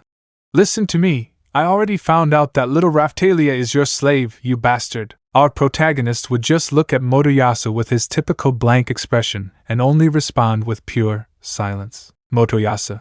Listen to me, I don't know why you think it's okay to have slaves. Our protagonist would just look at Motoyasu with his empty gaze. Raphtalia. I am not the master's slave, Motoyasu. Don't protect him, Raphtalia. But it's the... Before Raphtalia could continue speaking, our protagonist would stand in front of Motoyasu. Main had lied that Raphtalia was his slave. After all, Raphtalia did not have the mark of the slavers, so that was a myth that because of her reputation everyone believed, and he knew that he could not fix the situation with dialogue, and the best option was to use Motoyasu's method to see if they would stop bothering him. Motoyasu. You're a complete monster for having a slave. Our protagonist would only see Motoyasu with his empty gaze. He had already accepted Motoyasu's challenge. He was going to hold back quite a bit so as not to kill Motoyasu in one blow, since that would ruin his reputation even more. King. It seems the shield hero has fallen very low. I accept the spear hero's request. Out of nowhere, a knight would start covering Raphtalia's mouth and struggling to keep her movements as limited as possible. Our protagonist would just turn his head to see how Raphtalia had been caught by a knight. Our protagonist knew that if he tried something now, he might have a worse reputation than before. After a while, our protagonist would be in a kind of room that contained several wooden boxes that inside had swords, shields, and different weapons. Our protagonist only saw all the weapons and then began to raise his right hand to begin searching through his cloak until he took out 4 strange amulets. To be specific, the first had several black reliefs. The second had a kind of larva in the center along with several wings on the sides of it. The third was a copper-colored breastplate that had a shiny silver color around the edges. The fourth and last had the shape of a snail in the center with several strange signs on the sides. Out of nowhere, the door that was in front of our protagonists began to open and then show several knights in position, while holding their swords pointed upwards. Our protagonist would only continue on his way heading directly forward. Our protagonist, as he continued walking, he would realize that the battlefield was one of the palace courtyards. Our protagonist only saw the terrain and then directed his gaze lost in the void at the king and a person in a strange suit. This fair duel will be overseen by the king of Melromark and the pope of our church, who will watch the duel between these two heroes. Our protagonist would only observe King Melromark with his typical empty gaze and also his father in the same way. But he would realize that Raphtalia was trapped with a rope that prevented her from speaking. Our protagonist would only see her with his empty gaze. Motoyasu. In one story they wondered if the best spear could beat the best shield. Our protagonist would only begin to turn his head and then fix his empty gaze on Motoyasu, who would have changed the shape of his spear while putting himself in an attack position that demonstrated inexperience in combat. Our protagonist would only raise his right arm, and then begin to direct it towards the handle of his stinger, and then take it out, and change his position to one in which he seemed to be holding a foil. A type of sword that instead of cutting, pierces parts of the opponent. Motoyasu. Aim, oh boy, accept your defeat. Our protagonist would only see Motoyasu with his typical inexpressiveness, and then begin to raise his left arm, and then see how a conceptual map appears, and then begin to move the map until pressing a specific one. Out of nowhere, his shield began to shine with particles of the brightness of the essence shield. This shield has the ability to absorb an attack and then use it as a counterattack, although it has a time delay after use before it can be used again. After stretching out his right arm, our protagonist would begin to let it rest, and then maintain his attack pose while looking at Motoyasu with his typical expressionlessness. Ready? Let's go! Our protagonist would only see how Motoyasu maintained strength in his leg and then used that strength to propel himself in the direction of our protagonist, who only saw Motoyasu with his typical look of absolute expressionlessness. Motoyasu would quickly stop, and then take a great leap to begin to pull back his shoulder and try to pierce our protagonist. But he would stop and realize the smell that one of our protagonist's amulets was giving off, which was toxic to him, and he would quickly realize that he was spitting blood. Motoyasu. What is this? Our protagonist would only begin to exert force, and then propel himself towards the direction of Motoyasu, who would quickly recover and then try to hit our protagonist with his spear. But our protagonist would only attack a nerve in Motoyasu's arm, causing the direction of the spear to be changed. Quickly our protagonist would kick Motoyasu in the right arm, although with his contained force, causing Motoyasu to be thrown towards one of the walls of the palace, causing that part to expel a large amount of smoke from the rubble. Motoyasu.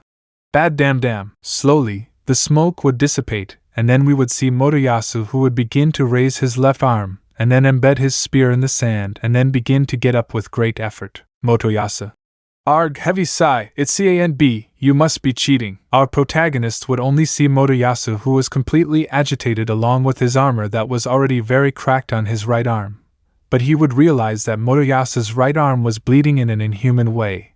If the bleeding continued like that, in 5 more minutes he would be unconscious. Once Motoyasu had completely recovered, he quickly grabbed his spear with a rather strong grip and then began to run in the direction of our protagonist with great anger in his eyes and many drops of sweat running down his entire body. Motoyasu. Chaotic throttle! Quickly, Motoyasu would begin to launch several thrusts at a speed almost imperceptible to the eyes of a normal person. But our protagonist would only see the attack with his empty gaze and then begin to accumulate strength and then jump back to dodge the first thrust. Quickly our protagonist, upon seeing the second thrust, would decide to move his right arm so that after making direct contact with the ground, quickly use his right arm to propel himself to dodge the second thrust. Quickly our protagonist would move his left leg and then kick Motoyasu's spear, causing his attack to finally stop, and then in the air change his fighting position and then begin to swing his stinger and quickly cut Motoyasu's armor, causing half of his chest along with the entire right arm of the armor to be completely destroyed. Along with Motoyasu's chest began to expel a large amount of blood. That stream of blood would begin to stain the white hair of our protagonist, turning it into one with crimson spots, and his skin and armor would begin to be stained with Motoyasu's blood. Motoyasu. Ahhh. Motoyasu's cry of pain would cover all the noise of the palace, that would remain in shock by what was demonstrated by our protagonist, who only looked at the scene of Motoyasu with his typical empty look. He knew that the fight was going to end if he gave the final thrust.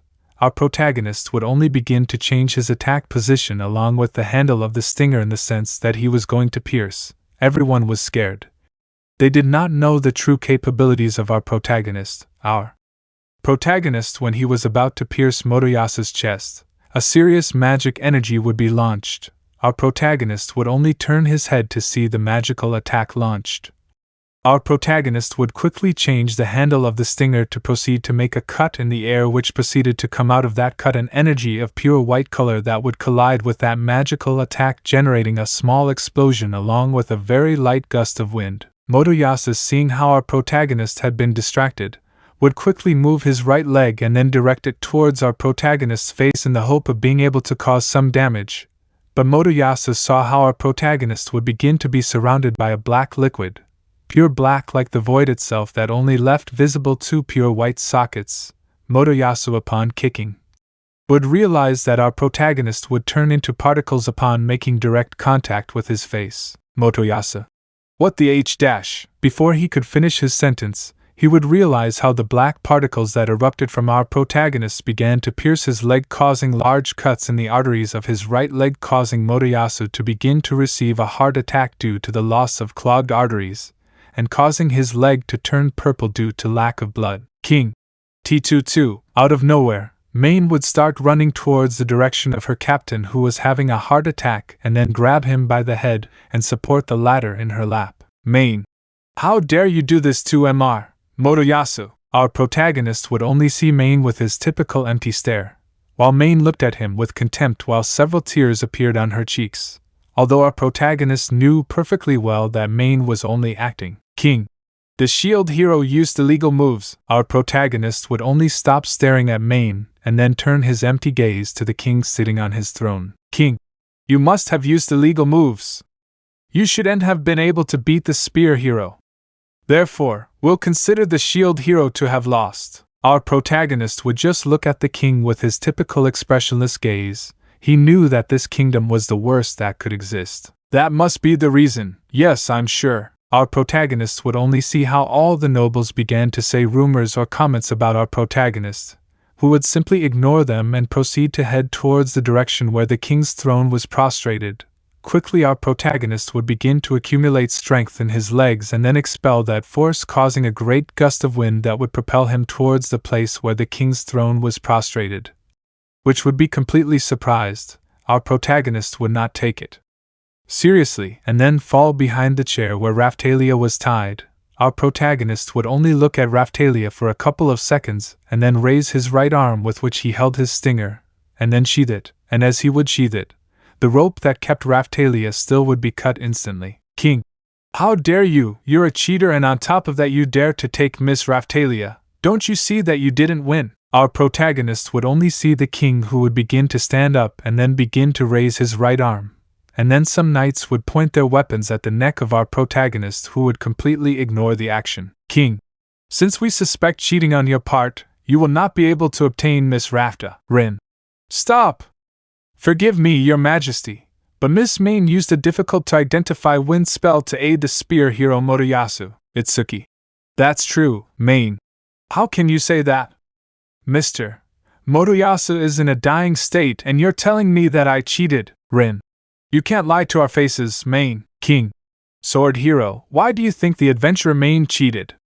No one saw her do that, right? Itsuki.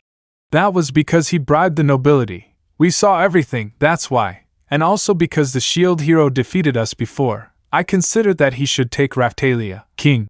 But she's a slave of the shield hero, Raphtalia. I'm not your slave. After all, I don't have the mark of the slavers. King. Sigh, alright, shield hero. You have won the fight against the spear hero. Our protagonist would only see how the king had an annoyed face, as if something planned had not gone as he wanted, although for now, our protagonist would not give it the slightest importance. Raphtalia. Love it! Out of nowhere, our protagonist would see how Raphtalia would run towards him and then begin to cross her arms between her chest, forming what many called a hug. Our protagonist would only see Raphtalia, who would begin to cry in his chest. Various people would feel sadness and happiness at the same time, but our protagonist felt nothing for her. Raphtalia. Thank you so much, thank you, I was scared, and you fought to protect me, thank you so much. Our protagonist just listened to her words in silence. He didn't feel a shred of emotion for Raphtalia or anyone. He doesn't consider anyone his friend, nor his enemy. Out of nowhere, our protagonist's shield began to turn black. A woody liquid began to absorb every part of our protagonist's shield. Void shield. A shield obtained when the user has no feelings for a loved one. This shield has the ability to destroy every particle of its enemy. The void can be molded into any shape you wish. Our protagonist would only see the message that he appreciated in his field of vision. Raphtalia.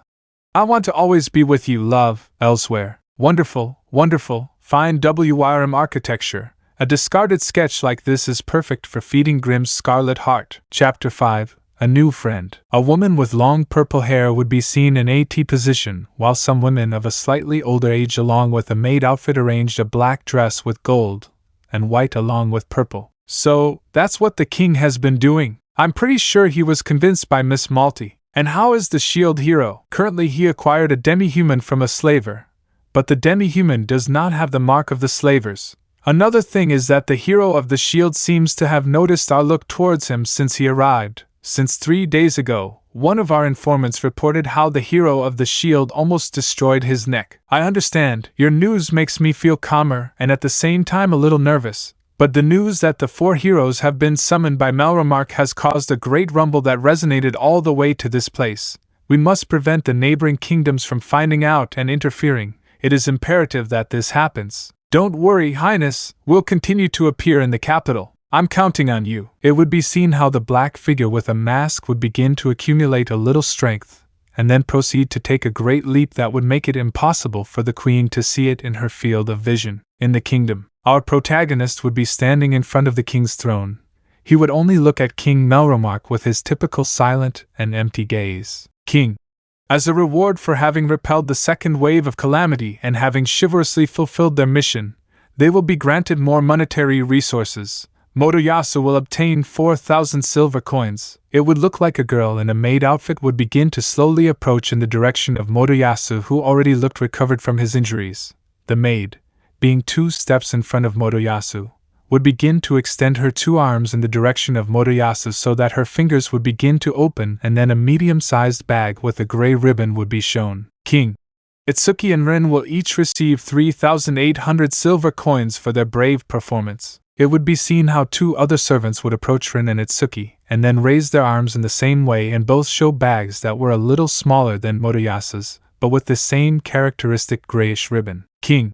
And finally, the shield hero will receive 500 silver coins. Our protagonist would only see how another maid would begin to approach him little by little until she was in front of him, and raised her arms to give him a bag smaller than the others but with the same grayish ribbon. Hollow would only see the small bag with his typical expressionless look, and then proceed to raise his right arm, and then uncover the palm of his right hand and then try to take the small bag. King. But our protagonist would only stop the thrust of his right arm, and then raise his head to then see the King of Melromark with his typical empty gaze, and he would place that gaze without blinking on the king. King.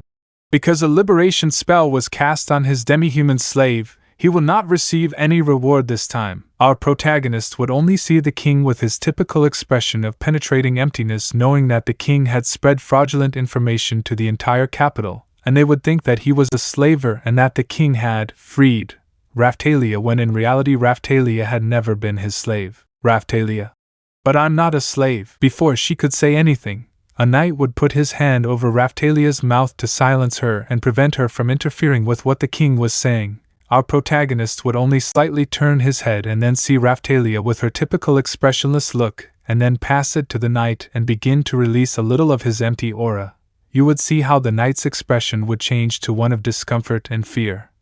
His face would begin to generate several drops of sweat, and then he would stop covering Raphtalia's mouth. The instant the knight stopped covering Raphtalia's mouth, our protagonist would begin to stop releasing his vacuum pressure and turn his head back towards the king, and then place that empty gaze on him. Itsuki. That won't reflect well on your image, your majesty. Our protagonist would simply stop staring blankly at the king and start turning his head, then fix that expressionless gaze on Itsuki. Itsuki. During the match, Miss Main used a spell that illegally interfered with the match. That spell was not requested, and yet you will not grant her reward? Rin. You're right. Our protagonist would only see how Motoyasu's facial expression changed to one of astonishment as he watched Ren and Itsuki continue talking. Rin. If we respect the rules, the shield hero would have won sooner if it weren't for Miss Main, Motoyasu. But the king declared that the ISO cheat. Our protagonist would only see how Motoyasu tried to frame him for simply using his abilities. Main. Everyone is wrong. Our protagonist will simply look away from the empty, expressionless gaze and fix it on the one who made the noise. Main. Mr. Itsuki and Mr. Ren, we were able to see how the shield hero used cheat spells. Our protagonist would only continue to see Main with his penetrating, empty gaze while only responding with profound silence. Main. Also, my father has already made the decision to give victory to the hero of the spear. Our protagonist would only see Main with his typical empty stare and pure silence. Itsuki. Even so, you cheated in the battle of the two heroes, Rin. And the one who saved the Ryut village from the wave were not the knights, but the hero of the shield and Miss Raphtalia. And I think that action deserves to be rewarded. Our protagonist would only turn his head to then see Main, whose expression would change to one of despair and annoyance. Our protagonist would not take it seriously while ignoring the annoyed look of King Melromark. King. Very well, in that case we will grant you the reward of 500 silver coins. Our protagonist would only ignore what the king said and then turn his head so that the servant appeared in his field of vision, who would begin to raise her arms again, and then show the small bag with a grayish ribbon. Our protagonist would only begin to raise his right arm and then uncover the palm of his right hand and then grip the bag and begin to direct his right arm towards his cloak, and then take out his arm without the small bag of 500 silver coins. King.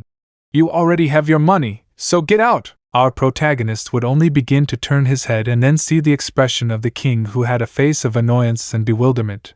After that war of glances, our protagonist would begin to walk towards Raphtalia's direction, and after being about 5 centimeters away, take Raphtalia's hand and interlace their fingers and then begin to walk towards the exit. Our protagonist, although he had not noticed it, could feel how Raphtalia's hand began to increase in temperature, although he decided not to take it the slightest importance. Later, our protagonist would be heading towards a tent while still having his fingers intertwined with Raphtalia's. He did this because Raphtalia would go anywhere, and this was the best way in which our protagonist could immobilize all of Raphtalia's movements. Salesman.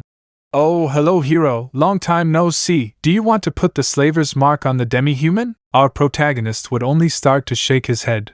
He only did this to see if there was anything new he could buy. He would start to stop interlacing his fingers with Raphtalia's and then start walking towards the slave seller. Salesman. It seems like they're already in a relationship. I didn't expect that. Our protagonist would only look with his typical expressionless look at the slave seller, and then begin to turn his head to see Raphtalia in his field of vision, whose face was red. Our protagonist only saw the scene that for many would be adorable, but our protagonist only saw this scene without feeling anything.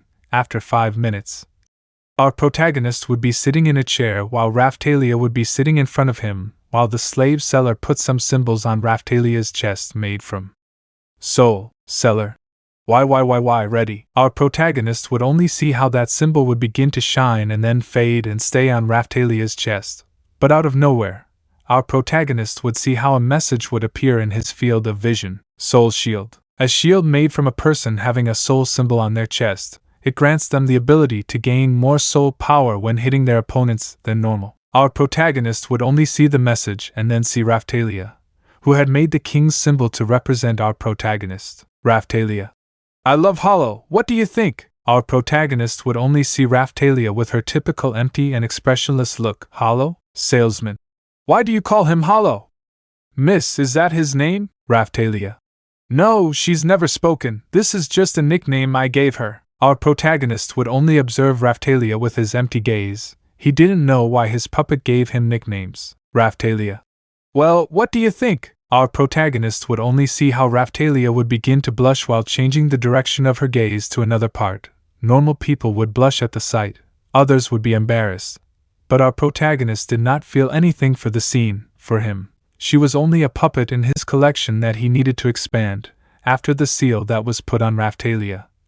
Our protagonist would turn his head and then see a small box with 12 bones with strange symbols. Seeing it, our protagonist would begin to get closer to the contents of the small box. Seller. It seems you've noticed these eggs. They're a lottery. These monster eggs are worth 100 silver coins. You'd have to be lucky to get a dragon. But usually these give you a philolial. Our protagonist would simply ignore the slave trader's comment while looking at the monster eggs with his typical apathetic and expressionless gaze. Raphtalia. I love Hollow, you must have seen some. They are giant chicks that pull carriages. Our protagonist would only observe a specific philolial egg. These could resemble the deer roads, although the deer roads are much larger than the philolials.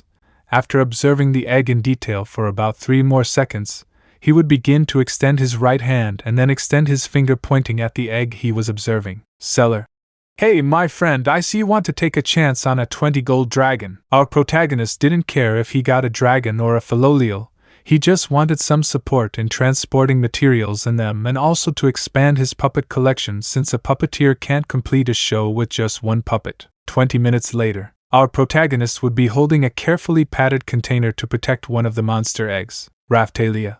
Master Hollow, you shouldn't spend the reward given by the king like this. Our protagonist would just ignore Raphtalia's comment while focusing on keeping the egg so that it wouldn't get lost and wouldn't be a purchase in vain. Strangely, this reminded him of a flower he carried with him, the delicate flower of the Grey Mourner. Raphtalia. I can fight very well alone, and I've proven to be the strongest in the kingdom, and he's just holding back XD. Our protagonist would only turn his head to then see Raphtalia, who had a face that wanted to pout as they headed towards the medicine and plant store that our protagonist used to sell his soul medicine. Medicine buyer. So here comes Ryut's savior again. Our protagonist would simply ignore the greeting as he began to move his right arm towards his cloak to begin rummaging through it, and then begin to take out 23 carved wooden bottles along with medicinal leaves and a bottle made of cork. Medicine buyer. I see, it seems you have some medicine left over. Our protagonist would only begin to act while looking at the buyer with a look that expressed a lack of emotions. Medicine buyer. Well, I have something for you too, by the way. It comes from the village of Ryut. Our protagonist would only see how the buyer would begin to bend down, and then begin to move a drawer from the cash register, and then begin to lift a medical book that was in a language unknown to our protagonist. Raphtalia. Who do you think it will be? Our protagonist would only shrug for a second and then return to his original composure, as a message appeared in his field of vision. No legible. Medicine buyer. Oh, by the way, the magic shop owner wants to see you. Our protagonist only nods his head and then begins to extend his right arm to begin taking the book and directing it towards his cape and then letting his right arm rest. At the wizardry shop. Shop owner. Wow, the shield hero has attitudes to various types of magic that are unknown. Soul magic? And magic of to save you time, you have about 44 different types of magic. Our protagonist would only see the shop owner with her typical empty stare, while Raphtalia would be surprised by the amount of attitudes her master had. Raphtalia. I love Hollow, you are awesome! Our protagonist would just ignore Raphtalia's comment, and then start turning to look at Raphtalia to see what kind of attitude she had with magic. Shop owner. And I see that the young lady has an affinity for light and darkness. Our protagonist would only see the owner with his typical empty and silent look. Shop owner.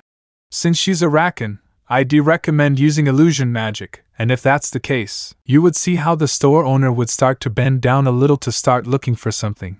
After a while, our protagonist would see how the owner would start to get up and then put a book bound in a golden color in the cash register. Raphtalia. We don't have much money to buy that grimoire. Shop owner. Don't worry, this is a gift for saving my grandson.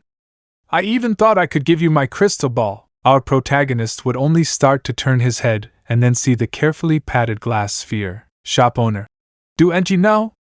The crystal spheres allow you to unlock one of the powers they contain, but I didn't understand that the royal knights had asked you for 4 crystal spheres for the 4 heroes. Our protagonist would just stare at the crystal sphere with his typical empty stare. He didn't care that he hadn't been given a crystal sphere. After all, it could have broken during his travels. Shop owner. Speaking of the grimoire, it's not easy to learn, but if you do it right, you'll be able to obtain all the spells this book will grant you. Our protagonist would only see the Grim Mary with his typical empty look. He felt as if one of his amulets was moving a little in his cloak. To be specific, it was the amulet of the Son of Grim, owner of the store. Get going! Later, our protagonist and Raphtalia would be sitting in a meadow while our protagonist held the grimoire with his 2 arms while the same unreadable message appeared in his field of vision. Raphtalia. Master Hollow, can you understand the book? Our protagonist would only begin to shake his head as a sign that he could not understand the language of the grimoire, and then extend it with his right arm towards Raphtalia so that she could translate it. Raphtalia. Well then, let's study, Raphtalia would say with a smile that for several men would be beautiful. But for our protagonist it was a simple smile. After that talk, our protagonist would begin to get up and then extend his right arm, and then extend his index finger pointing towards the town of Ryut. The next morning, our protagonist would be moving Raphtalia's right arm, who was peacefully asleep, and then begin to get up and head in the direction of our protagonist, who had gone to where he kept the monster egg padded, which was cracking little by little until out of nowhere the egg would break, showing a pink bird from it. The little bird would quickly jump towards our protagonist's head and then settle in his hair as if it were a child. Our protagonist would only ignore what the little bird was doing since it did not bother him at all. Raphtalia. Ah, look how cute! 2 days later, our protagonist would be seeing the Philolio, which had grown faster than Raphtalia herself, who had named it Philo by accident when trying to say Philolio.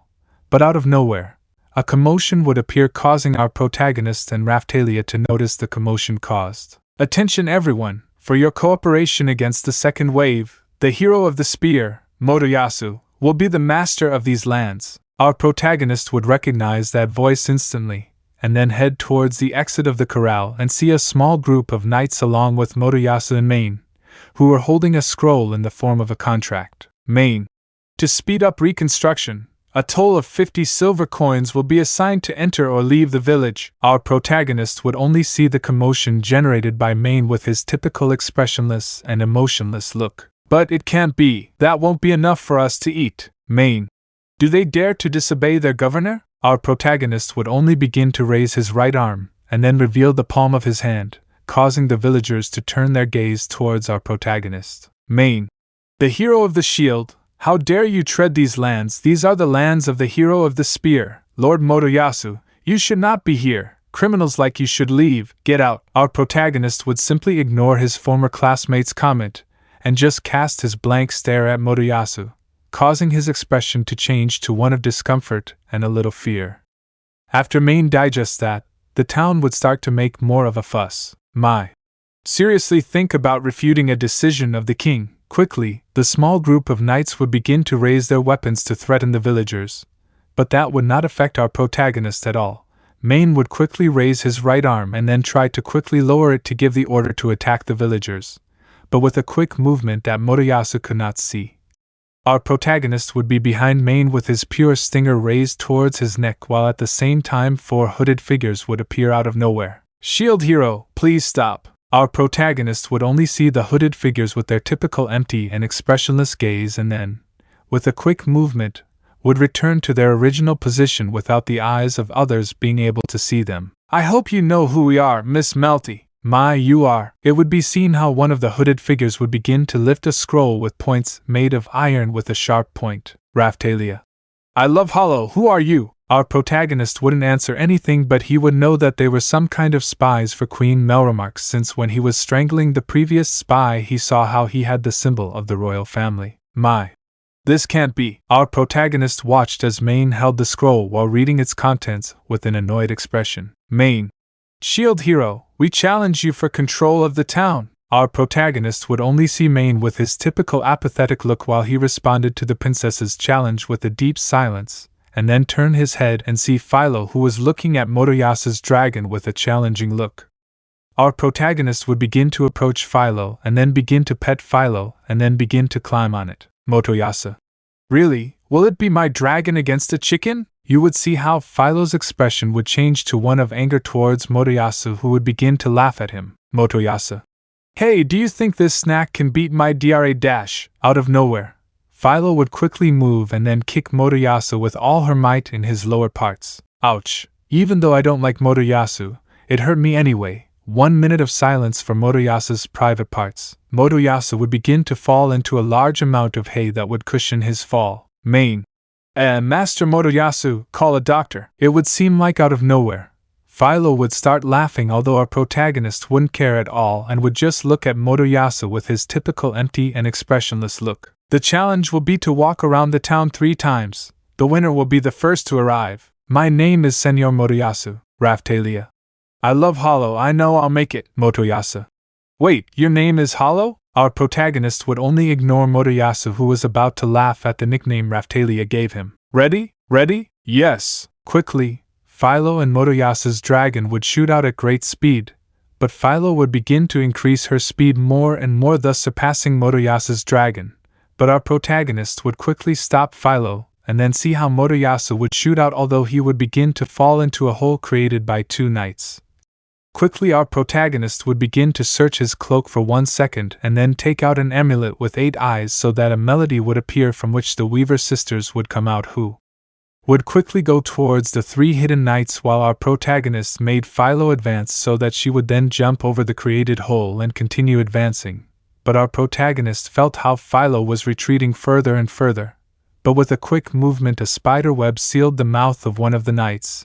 It was one of the Weaver sisters, causing Philo to advance quickly again, but would see how Motoyasu out of nowhere would gain more speed, but would quickly be cancelled by some cobwebs that sealed the mouth of the hidden knight, while the Weaver sisters covered our protagonist's hole with cobwebs and then returned to where our protagonist was and then propelled himself with that cobweb, making a great jump that would make them reach the goal and our protagonist would win. Wonderful race, now we can rebuild our town peacefully.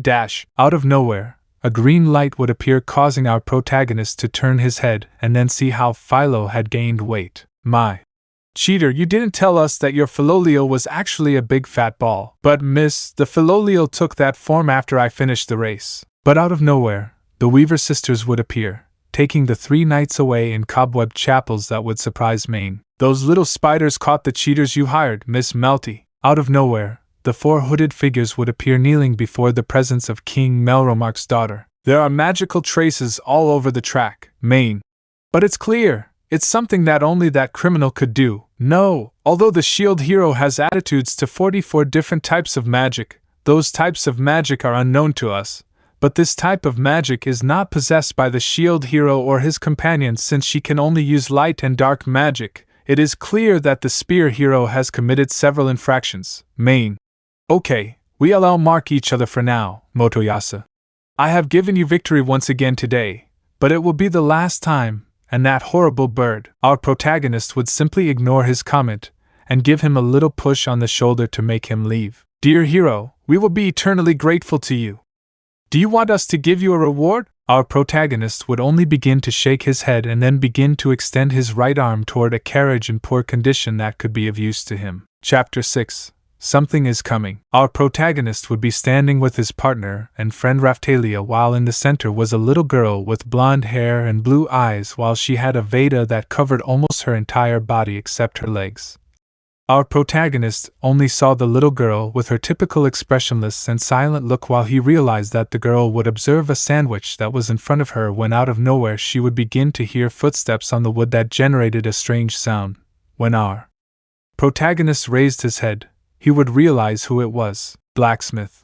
Welcome, man. Did you come to brag to me that you bought another slave? Our protagonist would only see the blacksmith with his empty and penetrating gaze and then begin to shake his head, implying that he hadn't come for those reasons. Herrero. And it's a girl again. Hey, you're a pervert. Our protagonist would only see the blacksmith with his typical empty and expressionless look. He did not understand the concept of pervert.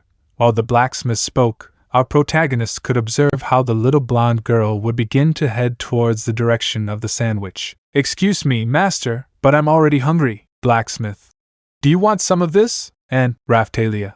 Hey Philo, wait, Herrero. There's nothing to worry about, Sir Dash. Out of nowhere, you would see how Philo's hood would begin to expand and then tear and finally break completely, and then you would see the figure of a giant chicken that seemed to be the same size as the blacksmith's, while her figure that seemed obese stood out. Philo. Bon appetit, everyone! Quickly you would see how Philo would start to move his beak towards the sandwich, and then bite off a part of it, and in about 2 seconds, the sandwich was digested by Philo. Philo. I don't think it was that good. Our protagonist would simply ignore Philo's actions while continuing to look at the blacksmith with his typical apathetic gaze. Looking at the blacksmith's expression, which was one of surprise and a hint of fear. 5 minutes later, it would look like Philo, still transformed into her filial form, would start pecking at a cavalry helmet. Smith. So what exactly is she, Raphtalia? The slave trader told us that among the filial of the world there are kings and queens who lead the Vandatas. Blacksmith. But wasn't that an ancient myth? Raphtalia. These kings and queens are very skilled at transforming, and to defend themselves from their enemies, they camouflage themselves. Smith. But then they can also transform into normal humans? How incredible! Our protagonist would only continue with his empty and penetrating gaze while responding with a silence that would make anyone uncomfortable. Raphtalia.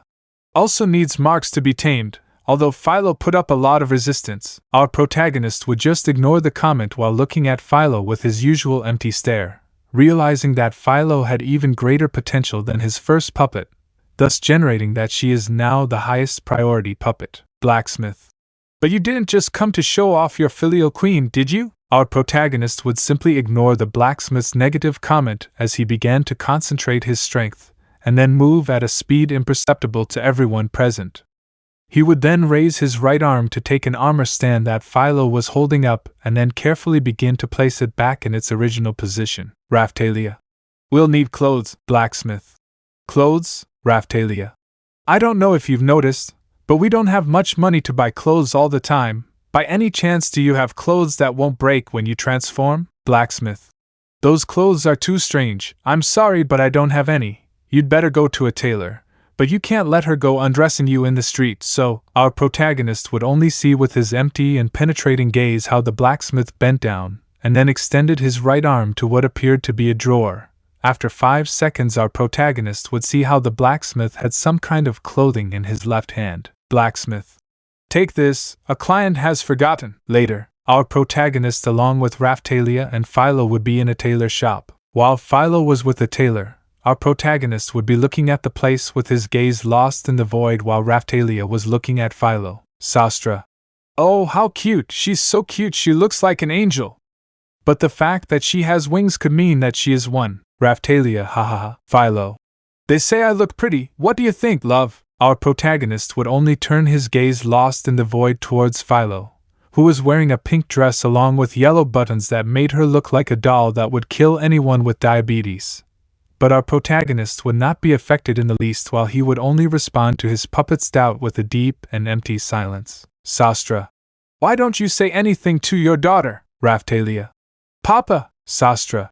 The secret to making a woman more beautiful is to receive lots of compliments. Our protagonist would simply ignore the comment while looking at the tailor with his empty and penetrating gaze while responding with a deep and empty silence. Philo.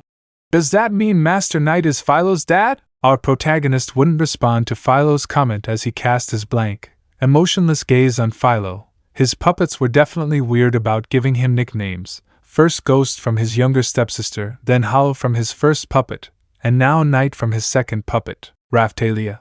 I have a question, miss. Do you happen to have clothes that are resistant to transformations? Sastra. Now I understand what you're looking for. But do you happen to have magic thread? Raphtalia. Magic thread? Tailor. The clothes you're reordering need magic thread from the manha of the person who will be wearing the garment. Raphtalia. So those clothes must be custom made? Tailor. That's right. If you get magic thread, then I can create the most beautiful clothes you've ever seen. Thread. In the afternoon, our protagonist would be with Raphtalia while Philo explored the place with his eyes. Seer. They're looking for magic thread, right?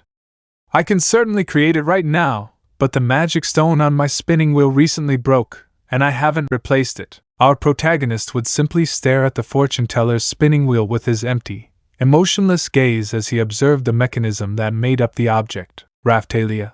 Is it expensive, Miss Seer? Clairvoyant. Yes, it's too expensive and there aren't many of them these days. Raphtalia. SOSI Sarah unproblema, psychic. I will speak to all my contacts to replace her as soon as possible. Please wait a moment, Philo. Hey look, our protagonist, Raphtalia and the psychic would turn their heads to then see in their field of vision the small and adorable Philo who was observing a crystal sphere. Philo. What is this, clairvoyant? It's a crystal ball that sees the magical attitude. Would you like to see yours, little one? The next morning, our protagonist could be seen directing Philo while Raphtalia sat inside the carriage that had already been fixed while Philo would start singing. Philo. Philo's attitude is like the wind, and enemies. They will fly through the sky, Raphtalia. Philo is in a good mood. Our protagonist would only ignore Philo's song and Raphtalia's positive comment while continuing to look ahead with his typical empty and expressionless look, and then, upon seeing ahead, he would notice a yellow and orange bug that was beginning to shine. Our protagonist would quickly begin to accumulate strength, and then shoot out at great speed towards the insect, and then grab it, and upon seeing it, he would realize what it was. A flash infection bug. Quickly our protagonist would begin to move his fingers little by little and then begin to crush it. He would have to find a way to return to Hallownest since the infection managed to reach this kingdom. Raphtalia. I love Hollow, what happened? Our protagonist would just ignore Raphtalia's comment while looking at the orange liquid in her right hand. The palm of her hand had more while that liquid dripped. Raphtalia. What is a dash? Before Raphtalia could touch the orange liquid with her left index finger, our protagonist would quickly take her left forearm with his right hand while he would begin to fix his empty gaze on his puppet, and then begin to shake his head implying that she should not touch it since he did not want to kill a puppet with great potential and that he did not want the Flash to control her. Raphtalia. Is that dangerous, master? Our protagonist would only see Raphtalia with her empty, expressionless, and penetrating gaze and then begin to nod his head. He couldn't let his second puppet, who has more potential, see these bugs since she could digest them, causing her body to fill with the infection, rendering it unusable. 5 minutes later, our protagonist would still be controlling Philo's pace, as she moved the cart with her large, robust body. Raphtalia. We're very lucky, we can use the pass the governor of Ryut gave us. Philo. Look, master, there's someone in front of us. Our protagonist would only see the person with his empty and penetrating gaze. He had dark blue hair with torn clothes and a malnourished body, perhaps because he had not eaten for 2 weeks. Raphtalia. What happened, sir? Please help me. Heavy sigh. Can I travel with you? Raphtalia. I must get down from this mountain as soon as possible. Listen, this medicine must reach the village as soon as possible. Raphtalia. Philo, how long will it take you to run there? Philo. Not long, but it would take much less time if I pulled the carriage. Raphtalia. Subbase, after all it must be something important. Our protagonist would only see Raphtalia with her typical empty and expressionless look while she searched for a possible way in which the infection could have reached this realm which was far from her dimension. Our protagonist quickly jumped out of the carriage seat while the stranger climbed into the back, and then Philo shot out at high speed, causing the stranger to start screaming. 4 hours later, our protagonist would be in a somewhat old mackerel, and in a slightly putrid state, while observing an old woman in an almost moribund state. Mother, I already brought your medicine. TOS. Our protagonist would only be observing the weak state of the old woman with his gaze lost in the void and then snatch the medicine from the man with his right hand and then start heading towards a hole lying there, and then take it from one of the ears with his left hand and then lift it, and pass it to the man so that he could heat some water. After the man had gone to heat the water in the pot, our protagonist would begin to move his left hand towards the cork that covered the bottle so that the liquid would not come out, and then leave it on a nightstand that was there, and then begin to move his right arm towards his cape and then begin to search through it until he found what he was looking for, and then take it out. It was an amulet that had about 11 dark blue faces that were separated by small slits. Joni's blessing. Our protagonist, after taking it out, would begin to see how a liquid of the same color as that of the masks would begin to flow from the masks. Quickly our protagonist would make these drops fall into the medicine so that it would begin to have a lighter color, and then our protagonist would begin to move his right arm again to direct it towards his cape and then leave the amulet in it while he took out a bottle with a white liquid that seemed to shine too much. Our protagonist would only ignore the shine, while moving his left hand to remove the cork that covered the liquid and then drop it into the medicine, and then put it back in his cape. Carefully, our protagonist would take the fragile body of the old woman and then put the contents of the bottle in her mouth, causing her to wake up instantly. "Thank you very much, young man." Our protagonist would just look at the old woman with his typical empty and expressionless look. He had only done this so that his reputation would improve considerably, since if he didn't do it, he would have just let her die. "Has the medicine already taken effect?" "Yes, I feel better. Thank you very much, son." Our protagonist would only observe with his empty gaze the lady who gave him a nod in gratitude. Our protagonist would only ignore the gratitude. 5 minutes later. "Excuse me, what magic did you use?" Our protagonist would only respond with his usual empty and penetrating gaze while not a single sound came from his lips, generating only silence. "It seems he's not going to talk. It seems the rumors were true. By the way, I took this as payment." Our protagonist would only see how the man would begin to lift a small bag that held something inside. Our protagonist would only move his right arm towards the bag and then see the contents, which were food. Our protagonist would only look at him with a blank look and then hang the bag around his chest and then nod in gratitude, and then Philo would shoot out at great speed. 1 week later. "Wow, I can't believe I'm traveling with the bird goddess saint." Our protagonist would only observe the man sitting in front of him with his typical empty and penetrating gaze. "You've become very popular, my friend." Our protagonist would simply ignore the man's comment while continuing with his blank stare while responding with a somewhat uncomfortable silence. "A saint who heals the sick and whose cart is pulled by a majestic white bird." Philo. "So Philo is a goddess?" Raphtalia. "Shut up, remember I told you not to talk to strangers?" Our protagonist would simply ignore the small argument while looking at the man with his blank, penetrating gaze. "I just heard her speak. She really is a bird goddess." Raphtalia. "Hollow Master, there are people blocking the way." Our protagonist would only raise his head slightly, revealing his gaze lost in the void. Stop! We heard that an accessory merchant was traveling in a cart pulled by a giant bird. Are you there, coward? Listen to me, just hand him over to us, and we'll spare your lives." Our protagonist would just look at the criminals with a blank, penetrating gaze while silence was his response. "Even though that demi-human you have is beautiful, we're not going to have much fun with this one." Our protagonist would simply ignore the perverted comment of the vandals while looking at them with a lost gaze in deep darkness. Raphtalia. "Master Hollow, may I kill that man?" Our protagonist would not respond, implying that he should do whatever he wanted with it. Philo. "Philo will also help. Better not try it, fools, because we have a great bodyguard who has made a class of promotion. Go ahead please, sir." Our protagonist would only see how a guy with long black hair along with a kind of samurai suit and a katana appeared. Our protagonist would begin to raise his right arm towards the handle of his stinger, and then raise it and put it in a samurai position. Raphtalia.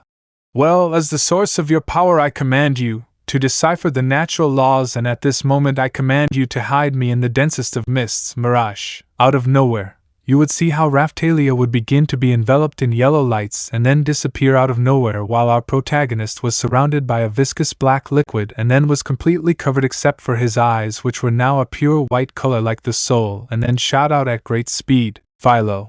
And now turned veils. Out of nowhere, you'd see Philo start to gather strength and then create a tornado. 5 minutes after the beating, our protagonist obviously held back. It would look like the criminals were tied up with a rope, while our protagonist just looked at them with his usual empty and penetrating gaze. "It was another merchant who told us to attack the man who comes with you because that way we would get a large and valuable loot. A friend of mine betrayed me." Our protagonist would only observe the criminals with his typical empty stare while ignoring the merchant who accompanied him. "I think it would be best to hand them over to the guards." "Ahaha, you're the shield hero, aren't you? I knew it the moment I saw your shield between your cape and your sword." Our protagonist just watched the vandal with his typical expressionless and silent gaze, leaving a slightly uncomfortable silence. Philo. "Master Knight, Philo is very hungry. Can I eat them?" Our protagonist only did nothing while he cast his empty and emotionless gaze on the vagrants who looked at him in terror. Wait, are we going to be devoured by the saints Philolial? That can't be, Raphtalia. Philolials are monitors, they digest everything in one bite. A second hero awaits, please spare our lives. Our protagonist would just watch them with his typical blank, expressionless stare and then nod his head. 30 minutes later, it would be seen how the vendors were lifting several valuable objects while our protagonist was lifting the items and then placing them in an orderly and careful manner on the road so as not to damage any important artifact. Raphtalia. Sigh, are we really going to steal from thieves? Doesn't that make us worse than them? Fortunately, you're wrong. They agreed to pay with everything they had to spare their lives. The saint even does business with his own life. The hero is a clear example of ancient commerce and techniques that hadn't been seen for a long time. It's admirable, Raphtalia. Is threatening them a technique? I will offer you all my knowledge to pay for the problems caused, as well as all the contacts I have. Our protagonist would only cast his empty gaze on the seller.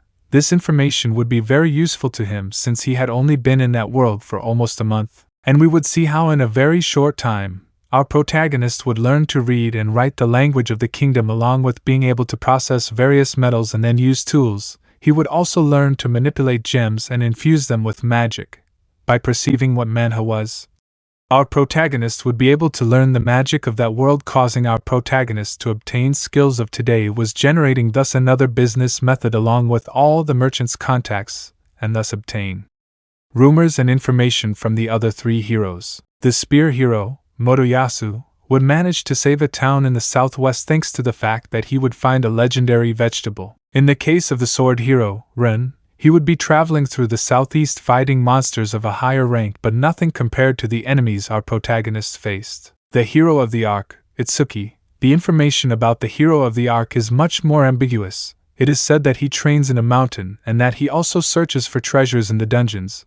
They even say that he joined the resistance of another kingdom. There are many rumors about the hero of the arc, but in truth nobody knows about him. That kind merchant offered our protagonist his knowledge and contacts without reservation. Even after that, the most useful thing he would give our protagonist would be, it would look like our protagonist would be together with a builder, while reading a scroll that was shaped like papyrus. It's a genuine contract, no doubt about it.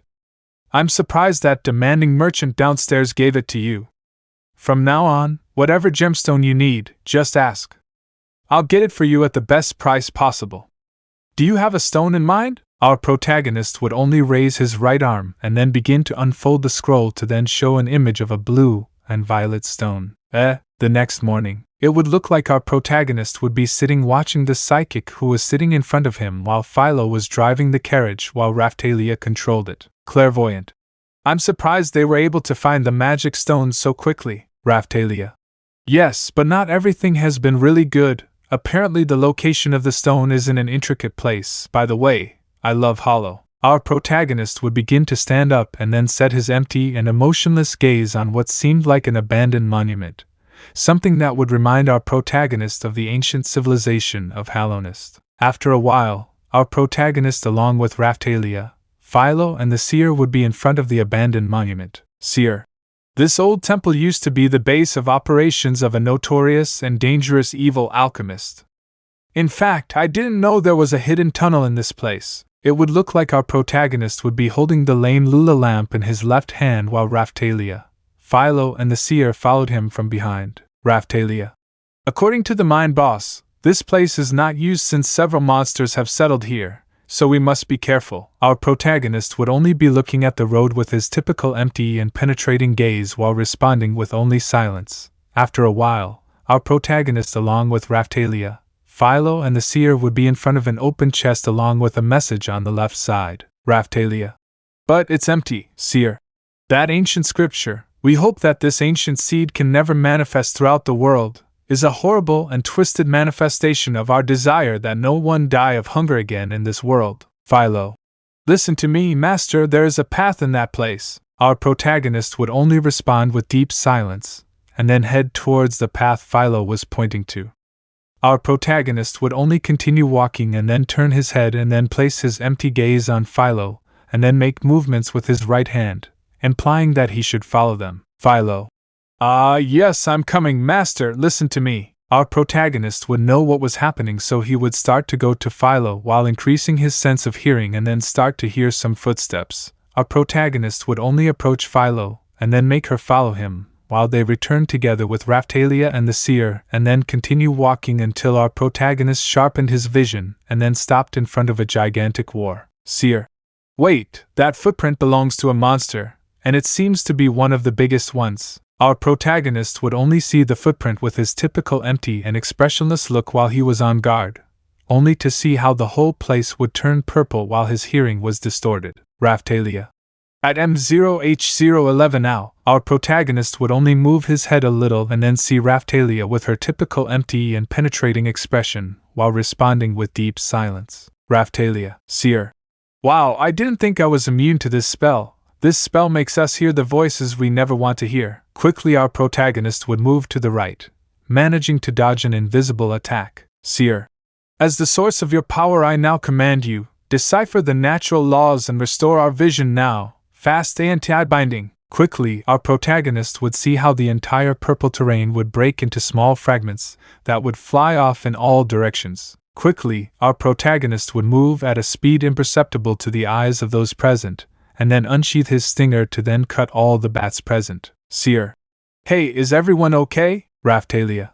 Yes, thank you, ma'am. Our protagonist would simply ignore the situation while continuing to hold the intact lame Lula lamp with his left hand. Vocal shield stupefying. Bat. Our protagonist would just look at the message with his typical empty and expressionless look while he continued on his way with Raphtalia, Philo, and the psychic. Philo. Hey master, I want to know, you wouldn't abandon Philo, right? Our protagonist would only turn to look at Philo with his typical empty and expressionless look and then shake his head, implying that he wouldn't do it, although in reality he would have done it, only that he knew his second puppet had to trust him, since he couldn't lose a puppet with great potential. After a while, our protagonist, Raphtalia, Philo, and the seer would arrive towards the end of the mine to see several magic stones for the spinning wheel to make magic thread. Our protagonist would only look at the beautiful stones with his empty and penetrating gaze and then change the direction of his head towards a pickaxe lying around. Our protagonist would only head towards the pickaxe and then extend his right arm to then take the handle of the pickaxe. Seer, we arrived. Our protagonist would only ignore the psychic's comment while moving his right arm towards his cape, and after a while letting out his right arm without the pick while moving his left arm towards his cape and then taking it out without the lame Lula lamp, and then moving his right arm and then taking the handle of his stinger and then beginning to unsheath it and then putting himself in a kenjutsu pose while looking at a snake of considerable size along with a lion of gigantic size. Seer. That's called Noah. Noah is very big, but he's very dangerous. Raphtalia. Here I come. Suddenly, Raphtalia would speed off along with Philo. Our protagonist would just let them since he knew it was useless to stop them. Quickly our protagonist would shoot out at a speed much greater than Raphtalia and Philo, and then see how the lion would rush towards him. Our protagonist would quickly move his stinger, and then stab the creature's stomach, thus causing blood to stain his snow-colored hair along with his skin that looked like 9-to-1 covered in blood with small crimson spots. Along with his armor, the lion would begin to scream in pain and then try to charge at our protagonist, who would only stop stabbing the lion's stomach, which would begin to scream even more in pain. Seer. Takes a double flare. Quickly, the seer would raise her varied magic and then begin to burn the lion, which would give a cry of pain, and then the attack would stop while the lion was seen weakened. Quickly Raphtalia would begin to accumulate strength in her legs and then launch herself towards the lion, changing the hilt of her sword to try to stab its head. But the lion would notice Raphtalia's movements, and then try to stand up with great effort, and then shoot out towards Raphtalia to give it a tackle stopped by Raphtalia, which would change the hilt of her sword into a defensive position. Quickly Philo would take her by the neck of her clothes and then jump while it was seen how the lion would begin to expel enough rays of electricity that went everywhere.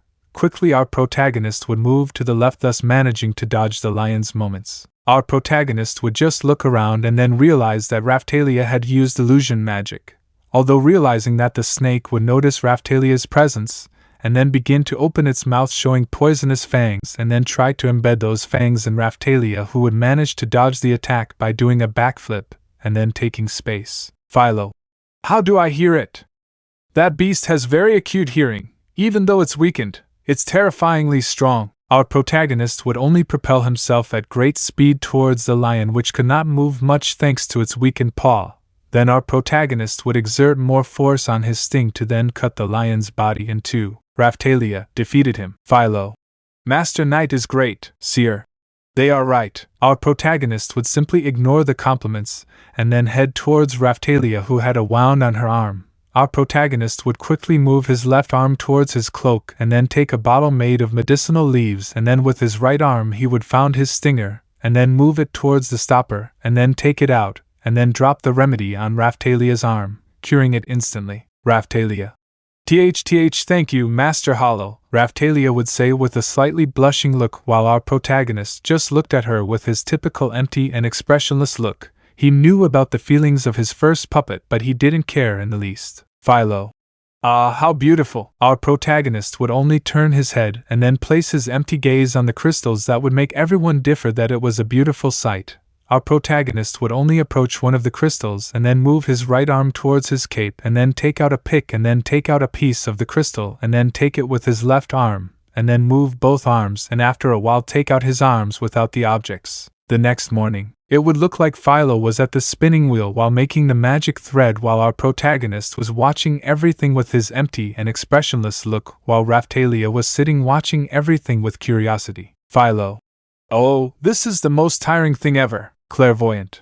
Because the magic thread is created with little Philo's manha. Cheer up, it won't be long now, Raphtalia. If you finish it all, then we'll give you candy. Philo. One of my favorites? After that, it would look like our protagonist, Raphtalia, and Philo would give the magic thread to the tailor, who after 3 hours would complete Philo's outfit. When she left, it would look like Philo had a white dress along with a bow and several details. Philo. Do you like Master? Our protagonist would only see Philo with his usual empty and penetrating gaze and then nod, implying that he found her adorable.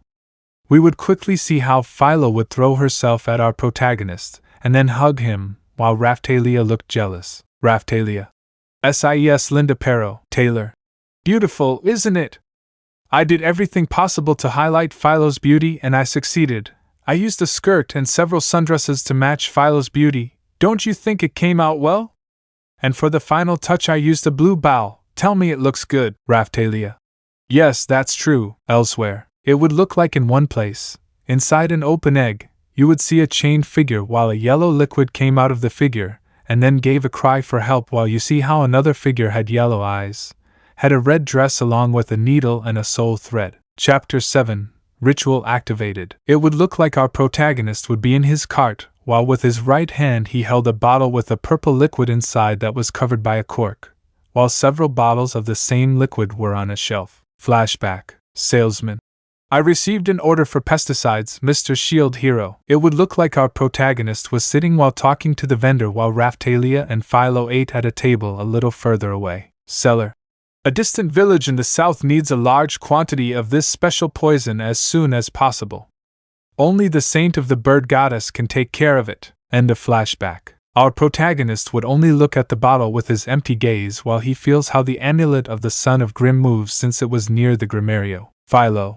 Look at that, love, there are a lot of plants everywhere. Our protagonist would change the direction of his head to then see Philo with his empty and penetrating gaze and then begin to head towards Raphtalia, who would change the direction of her gaze while a blush appeared. It would be seen how several plants extended through various parts of the terrain. Raphtalia. This is how the town needs this amount of pesticides. Look, Master! Our protagonist would only turn his head to then see where Raphtalia saw. Our protagonist could see how the plants extended to a kind of wall. Quickly our protagonist would point towards the direction of the village, thus causing Philo to go at full speed towards the walls. 5 minutes later. We are very grateful. We thought this place would also fall to the plants. Raphtalia. Excuse me, but why don't you try burning all those plants? Our protagonist would only respond with a blank stare, while only silence came from his lips. We tried everything we could think of. We even hired adventurers, but it was no use. Our town has been plagued by vines, but the worst thing is that they transformed into monsters and attacked us mercilessly. Out of nowhere, a scream of pain would be heard throughout the terrain. Our protagonist would just ignore the scream while observing the place with his typical empty and expressionless look. The adventurers entered our village, all of them thinking only of leveling up. I wanted to stop them, but our protagonist would only ignore what the villager said and then head towards Philo, who was eating strawberries. Our protagonist would only ignore that Philo was eating and then raise his right arm and then point with his index finger towards the direction of the town, implying that he was going to the town to rescue the adventurers. Philo. See, amo boy for them. 3 minutes later, it would be seen as Philo was holding the bodies of 3 men who could be the adventurers. Our protagonist would only place his empty and penetrating gaze on Philo while he remained still. Philo would only stop exerting pressure on his wings, causing the bodies of the 3 people to fall to the floor. Philo. The place was full of plant monsters. Some of them could spit acid and poison. I don't know why they came in if they're so weak. They must be very stupid. Our protagonist would just remain silent while looking at Philo with his empty and penetrating gaze, and then look at the bodies of the 3 adventurers, and then place his empty gaze on them. Raphtalia. The last thing you said was unnecessary. Philo quiu. Raphtalia. Nothing of the sort, miss. Philo, hey. Our protagonist would only see how Philo and Raphtalia argued with his empty and penetrating gaze while he began to hear murmurs from the villagers about how Philo could speak, being a philolial. Young man, are you by any chance the famous saint who travels in a chariot pulled by the bird goddess? Our protagonist would only turn his head to then see the villager with his empty and penetrating gaze and then begin to act in response.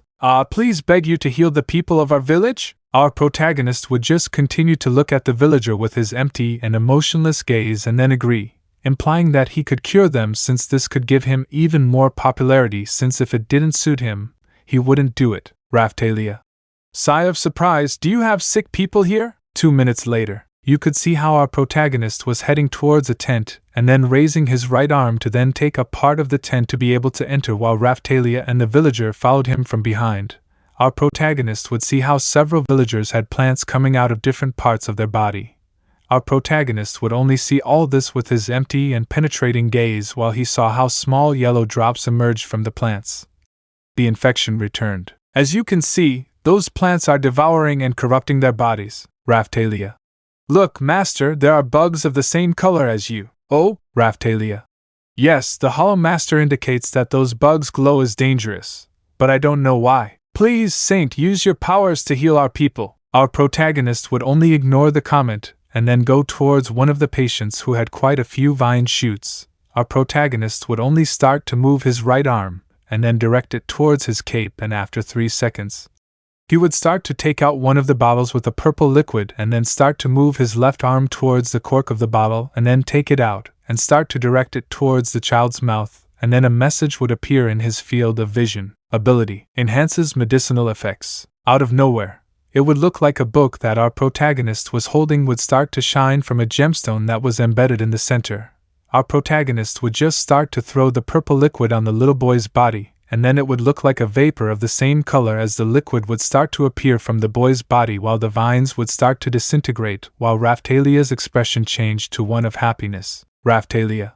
Please bring more. After saying that, several patients would start heading towards our protagonist, who would cure them. After 20 minutes, it would be seen how our protagonist and Raphtalia would head towards Philo to retreat. Raphtalia. Everything went well. Our protagonist only did nothing while still maintaining his empty and penetrating gaze on his face. Saint of the bird goddess. Our protagonist would only begin to turn his head and then place his empty gaze on the 3 villagers who were kneeling before him. I implore you, please save our village. Our protagonist would just watch the villagers kneel with his typical empty and emotionless look, and then start shaking his head, implying that he will help them. After all, this will bring him more popularity. Our people were suffering from famine until the hero of the spear arrived. Our protagonist would only stare at the villagers with his blank, penetrating gaze while responding with profound silence. That hero heard our plight and soon arrived with a seed that was sealed within the ruins. Our protagonist would just continue listening while responding with deep silence. He told us it was a miracle seed. Our protagonist would not respond. Well, at first we were amazed that the seed grew along with fruit quickly, however. Raphtalia grew so much that it spread throughout her village, and we began to investigate what was happening and discovered that in a local legend, it was said that an ancient alchemist created this seed and for some reason he had to seal it. Furthermore, legend also said that this region was conquered by plants some time ago. Raphtalia. I have a question. Why didn't they suspect the seed if the whole village knew about that legend? Raphtalia. Don't worry, it probably looked like a normal seed, so you couldn't tell what it was. Listen to me, sir, we'll pay you for everything. Our protagonist would only observe the villagers and then nod in a sign that he was going to help them. Ah, thank you very much, hero, we appreciate you so much. Our protagonist would simply ignore the villagers' thanks and then head towards the exit of the place while Raphtalia followed him. Our protagonist would begin to raise his left arm and then see how his shield would begin to be absorbed by a viscous black liquid while the emerald green gem would turn white, while 8 white slots would appear on the shield. Raphtalia. Philo, we're leaving now. Thread.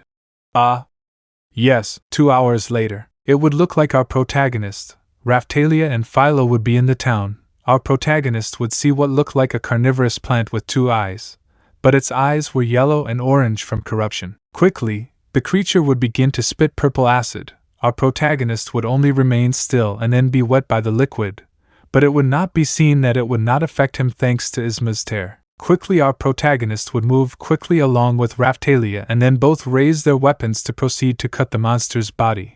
When cutting the monster's body, it would be seen how some yellow bugs appeared from the cut body which would be destroyed by our protagonist who would raise his shield and then vacuum tentacles would come out which would go towards the yellow bugs to then be pierced, and then the tentacles would return to the shield. Our protagonist would begin to fall and then see a tree with yellow bubbles taking over him. Out of nowhere, you would see how a flower on the tree would begin to open and then you would see an eye with small yellow bubbles. Philo. Don't worry, master, Philo will take care of it. It would be seen how quickly Philo would begin to head towards the tree while dodging vines. Raphtalia. Let's go! Quickly, our protagonist would raise his shield and then tentacles would come out of the shield which would begin to come together to then generate a surface on which Philo would step and then accumulate strength in his leg to then propel himself, and then lift his leg and then crush the eye of the tree and then fall to the ground and then dodge a vine. But out of nowhere, you would see how the eye would begin to regenerate while some yellow bugs entered the eye. Our protagonist would quickly begin to raise his left arm and after 4 seconds take out a herbicide and then throw it towards Raphtalia who would understand what our protagonist wanted her to do. Raphtalia would quickly begin to head towards Philo and then get on it. Raphtalia. Listo Philo? Thread yes. Philo would quickly begin to build up strength in his legs and then shoot out at great speed and then begin to jump between the vines while Raphtalia would begin to raise her sword and then cut a vine which would pierce them. Philo. Hey sister, don't get in the way. Raphtalia. Yo. Before they could speak, they would see 4 pure black tentacles appear and then destroy several vines that had surrounded them and then begin to protect them from the vines. Raphtalia why Philo? Amo hollow/night. Our protagonist would only ignore the warnings of his puppets that they would be caught by vines. Our protagonist only walked towards the tree which would begin to throw several vines at him that our protagonist would ignore and then see how the vines would begin to decompose while black particles were seen around our protagonist and then black tentacles would come out and then go directly towards the tree and then destroy everything that made up the tree and seeing how it did not regenerate. And then one of the tentacles went directly towards his eye and then pierced it. Philo. That was amazing, master. Raphtalia. Yes, the Hollow Master is the strongest of all. Quickly, our protagonist will go to Raphtalia and then carry her in princess form, then a black tentacle will free Philo from the vines and then leave the collapsed tree. Later, it would look like our protagonist, Raphtalia and Philo would be collecting the seeds while our protagonist also killed the infection bugs. It would look like Raphtalia was going to take a seed but Philo would snatch it away. Raphtalia. I was about to take that seed. Philo. Philo saw her first. Raphtalia. No, it was me. Philo. No, it was Philo. Quickly, we would see how Raphtalia and Philo would begin to have an argument. Our protagonist, having already killed all the corruption bugs, would begin to see his shield until a message would appear in his field of vision. Bioplant shield. Out of nowhere, 3 seeds would emerge from the shield, one of which would begin to sprout and then turn into a tree which would instantly crumble. Raphtalia. What was that, Hollow Master? Wait, you did it? Don't do such dangerous things, Master. 5 hours later. Thank you very much, Saint, for freeing our village. No, more accurately, Shield Hero. Our protagonist would only see everyone with his empty and penetrating gaze while ignoring the thanks. Now he had more popularity. Raphtalia. Master Hollow, can we go rest? Our protagonist only makes a fuss and then heads towards a part of the village while Philo and Raphtalia follow him. At night, it would look like our protagonist would be, Raphtalia and Philo would be together with a villager at a campfire. Here you go, Raphtalia. Thank you very much. I think the shield hero is someone really unpredictable, don't you, miss? Obviously, no offense, sir. Our protagonist would only nod while still maintaining his empty and emotionless gaze. Raphtalia.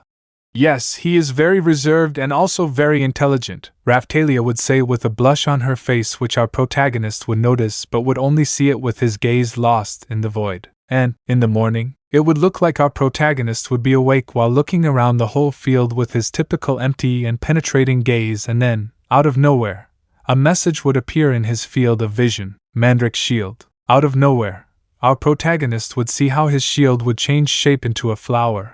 Our protagonist would not take it seriously while in his left hand he held a red seed, and then a message would appear in his field of vision. Bioplant seed, Raphtalia.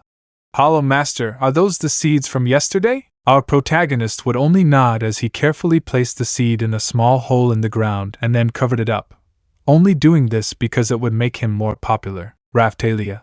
Be careful with that, love, our protagonist would only emphasize, maintaining his empty and penetrating gaze. In wool, it would look like the plant would grow but smaller and without mutations due to our protagonist. Later, it would look like the plant had already grown too much but without dangerous expansions while our protagonist just watched everything with a look of deep emptiness while the entire audience looked at the plant in awe. Thank you, Mr. Hero. Our protagonist would only nod with his typical expression of deep emptiness. While everyone celebrated, they didn't know that our protagonist only did it because it gave him more popularity. If this didn't benefit him at all, he would have just let them die of hunger. He already had this town and that of Ryut in the palm of his hand. They are only his puppets. Later, it would look like our protagonist would be guiding Philo while a big fruit face was seen. Raphtalia. They've given us so much fruit that it will soon rot. Our protagonist would only nod and then direct Philo to another place. 10 minutes later, seller. These seeds are wonderful. Of course I'll buy them all, and the fruits are included. Our protagonist would only emphasize while observing the seller with his typical empty and penetrating gaze. Salesman. You showed me a very attractive product to convince me and get a deal in your favor. You are a shining example of the spirit of a merchant. Our protagonist would simply ignore the compliments as he began to get up from his chair, implying that he had already achieved his objective. Salesman. By the way, if you're not in a hurry, could I ask you to help me with a job? Our protagonist would only observe the seller with his typical empty look and then make it clear that he could help him. 4 hours later, it would look like our protagonist, Raphtalia and Philo would be on a mountainous path. After a while, you would see how our protagonist would be delivering orders that the seller had asked for. Okay, that's all we ask for, thank you very much. Our protagonist only did nothing while maintaining his empty and penetrating gaze. After a while, it would look like Raphtalia and Philo would be dipping their feet in the waters while we just sat there staring at the water with his blank, penetrating gaze and then seeing his own reflection. Philo. Hey master, listen to me, we should go into the hot springs, Philo would say as he raised his arms in happiness. Raphtalia. Likewise, let's go. After a while, it would be seen as our protagonist was sitting while Raphtalia and Philo bathed in the hot springs. Our protagonist would only observe his own reflection with a look lost in the void. This reminded him of something. The last time he saw Quirrell. Flashback. It would look like our protagonist was in his original form while next to him was a humanoid insect known as Quirrell. Quirrell. We meet again, my little friend. I feel at peace here. Our protagonist would only raise his head to see Quirrell, who was still admiring the lake of a pure color that reflected his reflections perfectly. Quirrell. I have seen this world twice, and although my service took away my first experience, I am glad to have been able to witness its beauty again. Our protagonist would only respond with a deep silence and a blank, penetrating stare. Quirrell. Halonest is an amazing and astonishing place, but despite all the wonders it holds, I have not seen any as intriguing as you. Our protagonist would not respond. Quirrell. Ha! My flattery only produces stoic silence. I like it. Our protagonist would just remain silent while admiring his own reflection in the water along with his only companion. End of flashback. It would be seen how Philo would throw water at our protagonist, thus causing his memory to be interrupted. our protagonist would only look up to then see Philo and Raphtalia fighting as usual. Later, it would look like our protagonist would be holding a comb with his right hand with which he was combing Philo's hair while detecting the presence of Raphtalia, who was at the door. Raphtalia. Master, I brought Dash. Philo. I don't know about you, but I'm getting thirsty. Our protagonist would only stop combing his hair to then look at her with his typical empty and emotionless look. After that, our protagonist would turn his head to then see Raphtalia. Raphtalia. I love nothing. It would look like Raphtalia would take the cork out of the first bottle of water with her right hand and then direct it towards her mouth. Philo.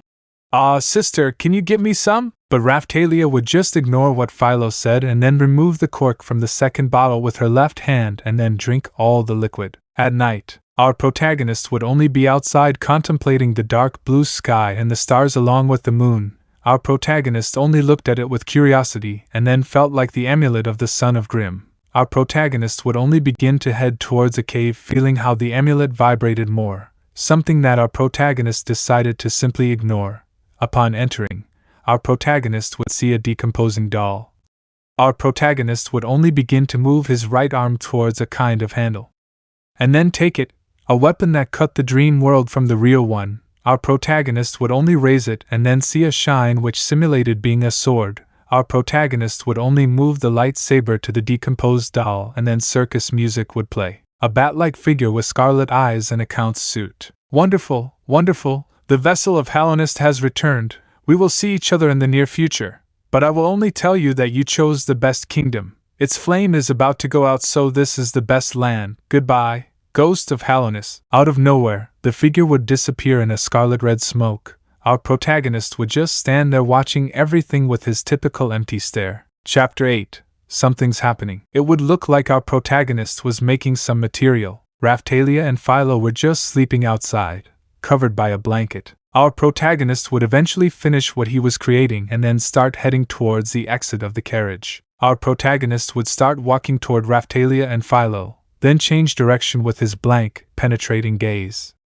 After a while, it would look like our protagonist was standing at an extinguished campfire, holding a headlamp around his waist with a firefly-like creature inside. Our protagonist would begin to raise his right arm and then direct it towards his cape. 5 minutes later, our protagonist would begin to take out some kind of bracelet along with a precious green stone in the center. After that, our protagonist would turn his head to then see Philo, who was still asleep. Our protagonist only maintained his dead expression, and without any shine of life.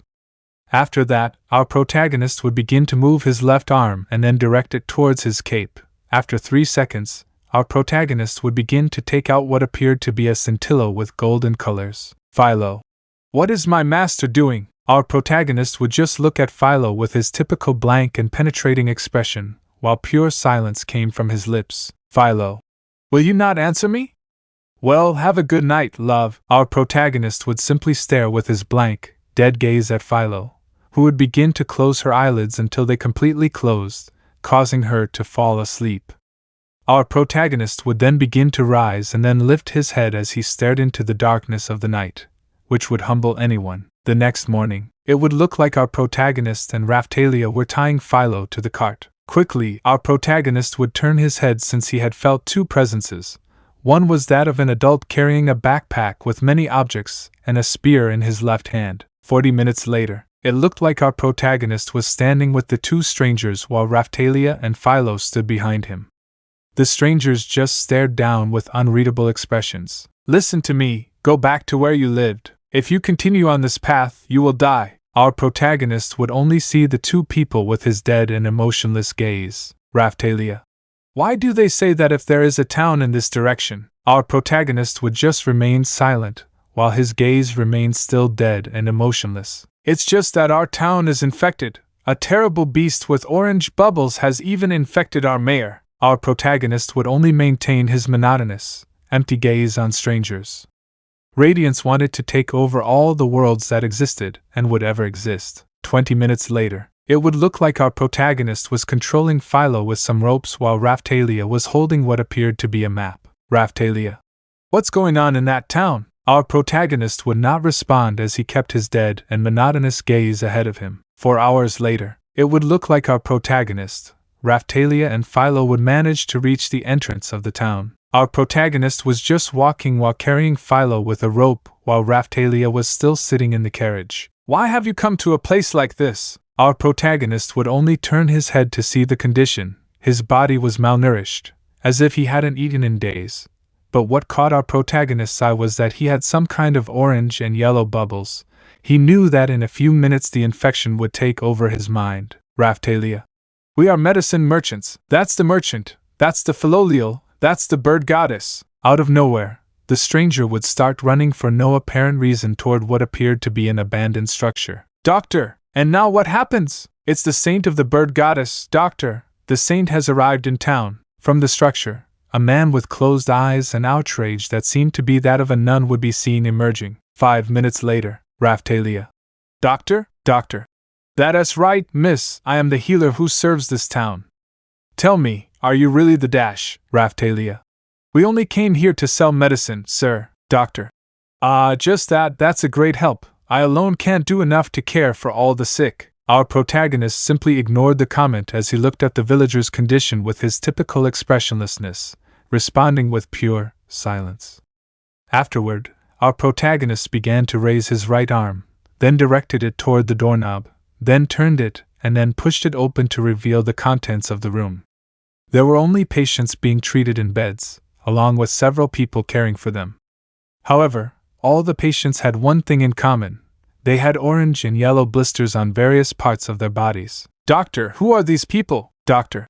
"They are merchants who come to sell medicines." Our protagonist would simply ignore the conversation while he cast his monotonous, cold gaze over several of the infected, destroyed the divine light that ravages their minds. Out of nowhere, our protagonist would see a small memory of how his father instilled that thought in him. Our protagonist simply ignored this sudden memory as he walked toward one of the patients. He raised his right arm, then directed it toward his cloak. After 5 seconds, he pulled out a glass bottle with a cork covering the blue liquid. This liquid not only healed wounds but also had the ability to destroy the infection in their bodies. Our protagonist would only get closer and closer while raising his left arm to then direct it towards the cork that acted as a lid to then remove it, and after that, be close to the patient to then carefully lift the patient's head with his left hand while with his right he carefully gave him the liquid. Suddenly, a blue glow emerged from the infected person's body, and then the balloons exploded into a blue glow. Our protagonist began to hear the surprised gasps of the nurse and the doctor, which he ignored before moving on to the next patient. 6 hours later, it would look like our protagonist was carrying heavy objects, as if it were nothing while Philo passed them to him. "Philo. Here you go." Our protagonist would just ignore him as he took the box and then directed it towards a small cabin and then carefully placed it on the floor and then headed towards Philo. But out of nowhere, our protagonist would start to hear sounds of tears. When he turned his head, he saw a man crying in front of what appeared to be graves of relatives. Our protagonist would just see this scene with his typical empty look and then remember something. Flashback. Several small figures were seen in formation, waiting for something or someone. 2 of them stood out from the crowd because they didn't have a single crack. The first had 2 double-relief horns. The other was our protagonist in his original form. Out of nowhere, our protagonist would hear something break beside him. He would turn his head to see one of the vessels collapse, while a thick, black liquid, as deep as nothingness itself, flowed from its sockets. Our protagonist would only look at it with a blank, monotonous stare, then return to looking straight ahead as if nothing had happened. End of flashback. Our protagonist would simply ignore the scene and then continue carrying the wooden boxes. At night, it would look like our protagonist was dented in the wall while Raphtalia was standing next to a bed. "Doctor. We only have 50 silver coins. We hope that's enough." Our protagonist would only see the silver coins in a bag with a silver ribbon. Our protagonist would only notice the amount of money in the bag. "Doctor. Thank you very much. You were able to stop the seizure. I thought I would never be able to." Our protagonist simply ignored the doctor's praise, knowing that the infection was spreading everywhere. Turning his head toward the window, he saw small bubbles of infection in some places. "Doctor. Also, we want to ask you something, and that is to end the infection, just a 0, plus our people are getting infected, as you can see." "Doctor. Yes, we think this plague is generated from that mountain where the monsters live, Raphtalia. Monster Mountain, Doctor. That mountain was home to a fearsome and powerful gigantic dragon, but the hero of the sword finished it off a month ago. Our protagonist would remember the rumors about how Rem had defeated a dragon, Raphtalia. I remember the rumor about the sword hero, but what does that have to do with the plague, Doctor? Many adventurers came to our village to gather resources and to see the dragon's corpse. The village prospered as it hadn't in many years. But one day, one of the adventurers collapsed, and others followed suit. The rotten dragon meat must have poisoned them. Our protagonist would just listen while maintaining his blank, piercing stare, knowing that Rem must have been a complete idiot for not burning the dragon's corpse, since a high school student would know that a body can decompose. Our protagonist would realize that Rem had planned this, and then charged the town to completely destroy the corpse. This is not canon, it's just part of this FIC so you don't get confused, Raphtalia. But if you know what the cause is, why haven't you done anything, Doctor? Because that mountain is home to many dangerous monsters and only an adventurer can go there. We couldn't do it, Doctor. In addition, the poison that the dragon has generated has completely changed the ecosystem of the mountain. The average adventurers can no longer even approach the dragon's corpse, Raphtalia. Did they notify the royal court of this, Doctor? Yes, they told me they would soon send adventurers and we would receive more medicine, Doctor. But they said the heroes were too busy to save us all, Raphtalia. I see. Our protagonist would realize that the kingdom had only scammed them and that it was never going to send them anything, so with no other option, our protagonist would help them so that the king's reputation would get worse and worse, and thus defeat him from his position and bring back the Queen of Melromark. Our protagonist would begin to move and then raise his right arm to then signal Raphtalia to follow him. She just got excited and would begin to follow him. Raphtalia. Come on, Hollow Master, Doctor. Wait, you're not planning on going to where the dragon's corpse is, are you? Our protagonist only did what the doctor said, something that surprised him. Doctor. But that place is very dangerous, Raphtalia. Don't worry. The Hollow Master is someone very powerful. And we're already used to this kind of situation, Doctor. Really? We can't find the words to thank you. Our protagonist would only see the man with his typical empty stare as he walked towards an exit from the room while Raphtalia followed him from behind. The next morning, it would be seen how our protagonist controlled Philo with 2 ropes from the cart while Raphtalia, who had a cloth over her face, spoke to him next to him. Raphtalia. You are someone good, Hollow Master. Our protagonist would simply remain silent, his blank, piercing gaze fixed on the road ahead. If Raphtalia found out he didn't care about her, she'd abandon him and hate him, so it was best to make sure she didn't find out by any means. Wise Life Shield. A shield obtained through direct contact with a Wise Life bug. It can grant the wearer a second chance after fainting, and can also restore their stamina after being attacked. Raphtalia. I'm surprised this gas doesn't affect you, Master, but why do we carry so much equipment? Our protagonist would only respond with a deep, empty silence while maintaining his blank, penetrating gaze. He knew those materials would serve him well along the way. Raphtalia. We could have come faster, but Philo threw a huge tantrum. Flashback. Philo. This carriage holds all the memories of my existence. We can't leave it here. End of flashback. Raphtalia.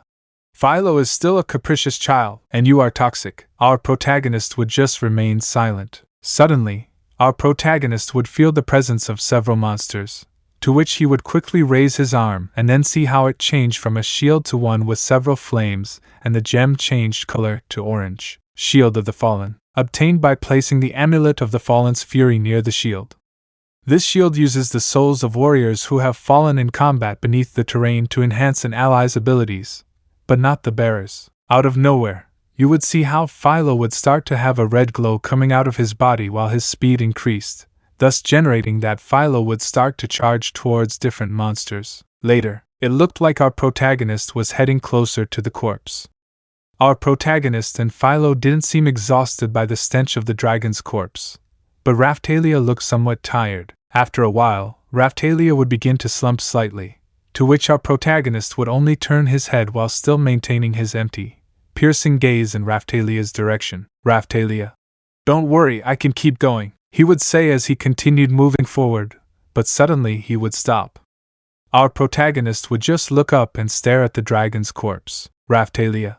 Just seeing it made me hungry. But out of nowhere, some murmurs of someone eating would be heard. Turning their heads, our protagonist and Raphtalia would realize that Philo was eating all the fences they had stored. Philo. Seeing the dragon made me hungry, Raphtalia. You're a glutton, and you eat like an experienced sumo. Our protagonist and Raphtalia would simply turn around and continue walking toward the dragon's corpse. Suddenly, our protagonist would raise his left arm at high speed, stopping Raphtalia, only to see how some corruption bugs leap toward the supposed corpse that our protagonist knew all along was alive. Quickly, our protagonist would raise his right arm and then direct it towards the handle of his stinger, then unsheath it and get into a combat stance while looking at the dragon infected by radiance with a blank and penetrating gaze. Raphtalia. Master Hollow, what do we do? Our protagonist only saw the dragon's level and it was 157. Thanks to the Raphian's infection that amplifies the host's abilities to the limit, but our protagonist only held back for a long time, which would quickly begin to release more of its power until reaching level 178, a level sufficient to finish off the dragon. Our protagonist would only move his right arm towards Raphtalia to make her understand that she should leave. Raphtalia. But I love. Our protagonist just looked at it with his typical dead, expressionless stare and then turned his head towards the dragon. He then began to build up strength in his legs and then suddenly released it, shooting out of nowhere and then being in front of the dragon while swinging his stinger and then giving it a rather deep cut on its head. Suddenly, our protagonist would see how Philo would kick the dragon's head and then step back and begin to accumulate strength in her legs. After 7 seconds, she would shoot out towards the dragon. Our protagonist knew about Philo's plan and saw how her stomach was moving, to which her cape would quickly transform into wings and then mount Philo. Philo. Master, do you think I can get through there? Our protagonist just stood there, while his body was surrounded by a viscous liquid as black as the void, while his eyes went from being black to being white, a pure white like snow. Our protagonist and Philo got closer and closer until the dragon opened its mouth, thus generating that they entered its body. Philo. Let's hope we find a way out. Our protagonist just did nothing while maintaining a monotonous and dead look. 5 minutes later, it would look like our protagonist and Philo were on the verge of stomach acid. Philo. How do we destroy his stomach? Our protagonist would just ignore it and start getting into acid. Philo. I love it! But Philo would realize that our protagonist wasn't burning or melting. It was like a warm pull to him. Philo. Amazing, Master! You must have told us about this ability to swim through acids. Our protagonist would only accentuate and then carry Philo's body, something that surprised her. Philo. Amazing, Master. Now I can devour your stomach. Our protagonist simply ignored this, maintaining his blank, penetrating gaze. Philo's weight was like carrying a wooden box to our protagonist. Philo would begin to devour his stomach quickly, but suddenly, Philo. Master, there are yellow bubbles surrounding your entire body. Our protagonist would quickly be surrounded by the same black viscous liquid and then a creature with white eyes would shoot out of the same viscous liquid and completely destroy the orange bubbles. Philo.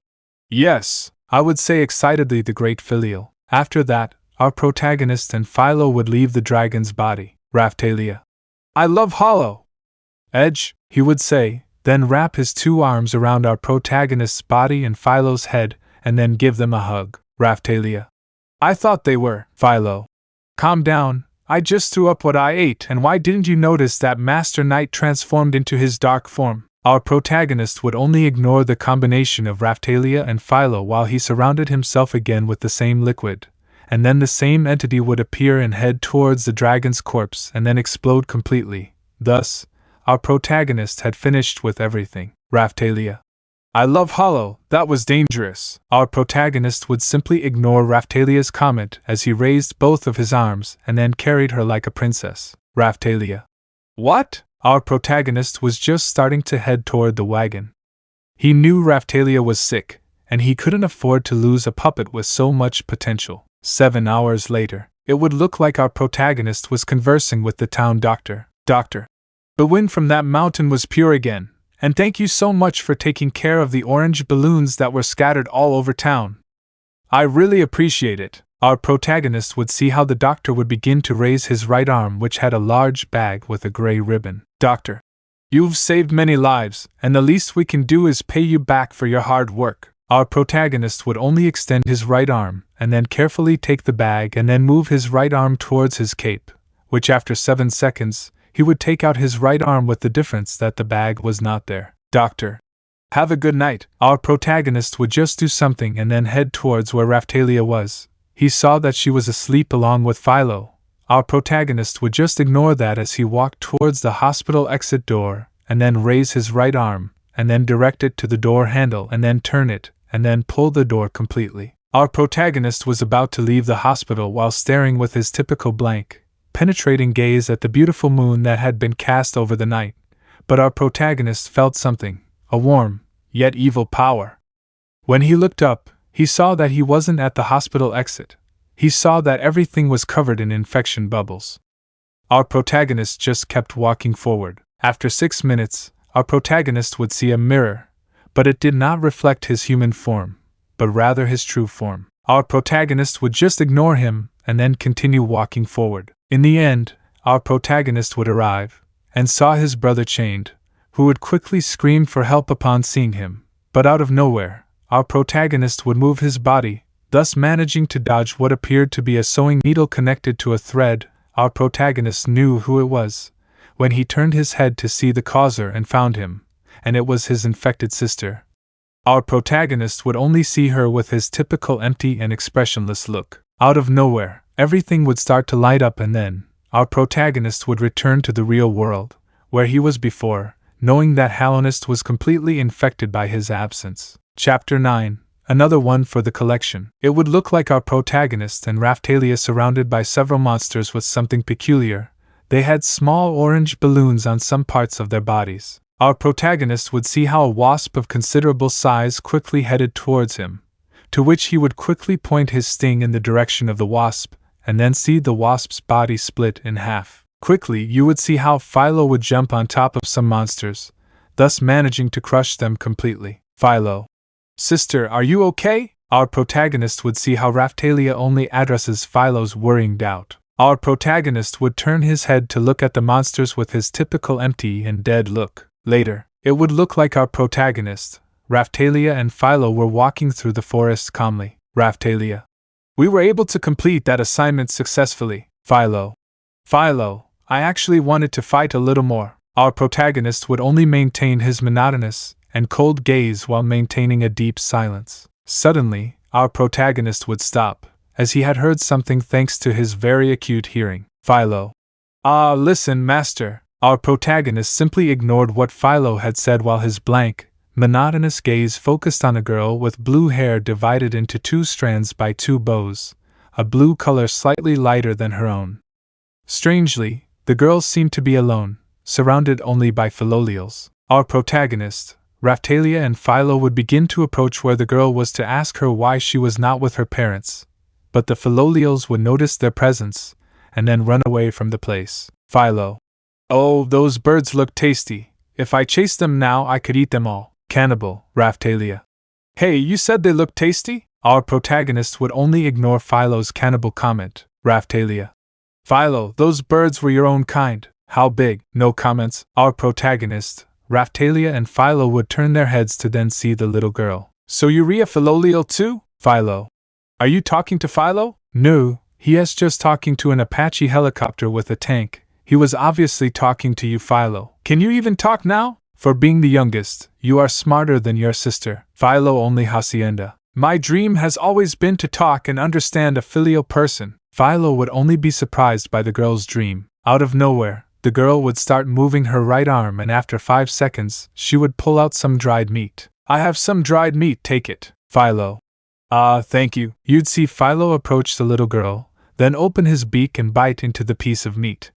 You'd see the little girl take the opportunity to raise her right arm, and then touch Philo's wings, then proceed to pet her. Raphtalia, is she from a nearby town? Our protagonist would only shake his head. He knew that the girl was in fact Main's younger sister, since her face looked the same as Main's, in addition to the fact that he had previously heard among his contacts about the disappearance of the king's second daughter, and her face was practically the same as the one on a poster that was shown to him. Her name was Malty. Malty. What's your name? Philo. My name is Philo. Malty. Hello, little Philo. Well, my name is Malty. Philo. Well, I'll tell you, little Mel. You would see how little Malty would start to get excited and then become happy. Malty. By the way, would you like some more? Malty would say as she began to move her right arm to her pocket, and then lift it up and take out another piece of meat. Philo.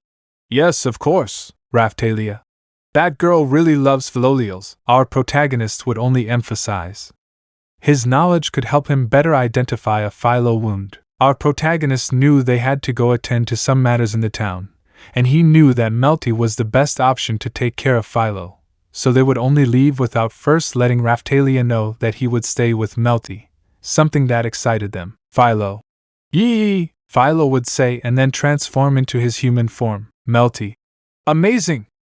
So you can transform Philo? Yes, Thread. Malty. Genius! Our Raphtalia. It seems the two of them got along well. Our protagonist would just look at the scene with his typical blank stare, and out of nowhere, another memory would come to his mind, but it wasn't his own, but rather it was of his brother, the first Hollow Knight, who was playing with Hornet. Philo. Hey Master Knight, one question, can I continue playing with Little Mel? Our protagonist would only insist, since he knew that if he refused, it would make Philo sad and cause a scandal, and he also planned to join Malty to his team. Raphtalia. But come back before nightfall, Philo. Yee! Philo would say emotionally. Raphtalia. But don't go too far, please. Philo. Yes, I would say annoyingly. In the afternoon, it would look like our protagonist was curing one of the hundreds of patients there were. We are very grateful to you, Holy Lord. We are very grateful, Raphtalia.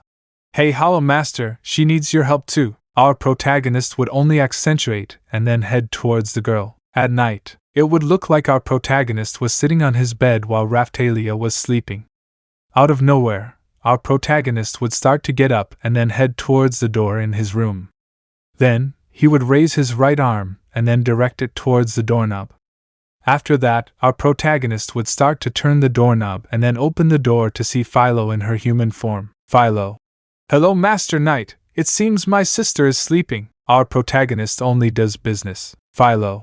You know something, Philo finally made a friend. Our protagonist would only observe Philo with his empty and penetrating gaze. Philo. And she told me that she travels to different places just like Philo. She also taught me a lot of things that I didn't know. She also told me that when she's playing with the Philolial, she separates herself from the people she's traveling with. That's why I brought her. Our protagonist would only raise his head to then see Malty walking elegantly. Malty. Master Knight, I'm sorry to bother you at this late hour, but do you think you could allow me to be on your travels for a while? Our protagonist would only observe her with his typical empty and expressionless look and then begin to notice something that excited Malty. Malty. Thank you very much, Mr. Knight. Our protagonist would only nod and then move his right arm towards Philo's room, indicating that she could sleep there, something that Malty would understand and would begin to head towards Philo's room. After that, our protagonist would leave at an almost imperceptible speed and then be seen like this outside the room, specifically, behind a hooded girl of the Queen. It seems that he notices me, our protagonist would only emphasize. Sigh, thank you for taking care of Princess Malty. Our protagonist would not say anything. Sigh, we'll help you as much as we can, shield hero, the hooded woman would say, then begin to build up strength in her legs and then shoot out towards the roof, only to be seen jumping from roof to roof. Our protagonist would only return to where his room was and then begin to move his right arm to proceed to direct it towards his cloak. After 3 minutes, our protagonist would take out a parchment with some lines drawn in a perfect way and then put the parchment on a table while with his left hand he would begin to move it towards his cloak and after 4 seconds, take out a pen already with fresh ink and then begin to make lines on the parchment. The next morning, it would look like our protagonist was sitting while holding 2 ropes which were tied to Philo. Doctor.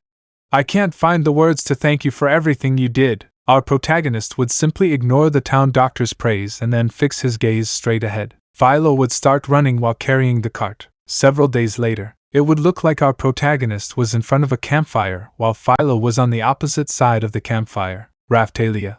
Master, is it my turn to watch? our protagonist would simply shake his head, implying that he was going to stay on guard all night. Raphtalia would begin to uncover herself and then head over to where our protagonist was. Raphtalia. It took them a long time to fall asleep. Our protagonist would only nod his head and then raise his head and see the moon. I was kind of tired of drawing, Raphtalia. Aren't you cold? Our protagonist would just shake his head, implying that he wasn't cold. Raphtalia would only ignore our protagonist's denial as she took the blanket off her body and then wrapped it around our protagonist's back. Raphtalia. I don't want him to catch a cold, love, Raphtalia would say and then sit next to our protagonist, who would just ignore her. Raphtalia. Huh! Where's Mel? Our protagonist would only begin to stand up and then raise his right arm while raising his index finger which pointed at Philo. Raphtalia. What? Philo ate Mel! Our protagonist would only shake his head and then head towards Philo and then move his left arm and then start looking for something that after 3 seconds he would take out, and it was Malty's right hand. Raphtalia. So Malty sleeps in Philo's feathers? Our protagonist would only emphasize, to which Raphtalia would begin to raise her right arm and then touch Philo's feathers which would cause her to fall asleep. The next morning, it would look like our protagonist, Raphtalia, and Malty were in the cart while Philo pulled it. 5 minutes later, it would look like our protagonist, Raphtalia, Philo and Malty were in an alley so that no one would talk about our protagonist. Raphtalia. I love Hollow, let's go! Our protagonist would only notice and then follow Malty to a place. Our protagonist knew it was the king's palace. Motoyasu. Chico EMO! Quickly, our protagonist would take a step back, thus managing to dodge Motoyasu's spear attack, then raise his right arm and lightly hit him in the neck, thus managing to knock him out. Raphtalia. What's going on? Our protagonist would only ignore what Raphtalia said and then follow the king's palace. He knew what was happening and only considered Motoyasu to be a womanizer and a harasser of girls. Shield hero. Our protagonist would only turn his head to then see a knight who was surely the king's. It has Proy. My, shut up. Our protagonist would only turn his head to then see Main with a bunch of knights who had woken up Motoyasu. Motoyasu. Ah, maldito. Main. Rodinlo, por favor. Drawing dash. Malty. Wait. Our protagonist would turn his head along with Raphtalia and Philo. Malty. I'm sorry, but I can't allow the gun heroes to fight each other. Raphtalia. Wait, so you dash, my. What are you doing here? Malty. Hello, it's been a long time, Sister Main. I don't know what you think, but neither the spear hero nor you have the right to cause all this terrible commotion. Spear hero, Motoyasu. Ah, Malty. Please look around. What kind of hero terrorizes and attacks someone who is just accompanying us? Motoyasu. Ah, Malty. Sis, your sick games are going too far. Main. I'm just doing my job as the hero's helper. As a member of his team, it's my duty. Malty. So, allowing him to fight in the street is helping him. Main. Do you dare to challenge your older sister, or is it my imagination? Malty.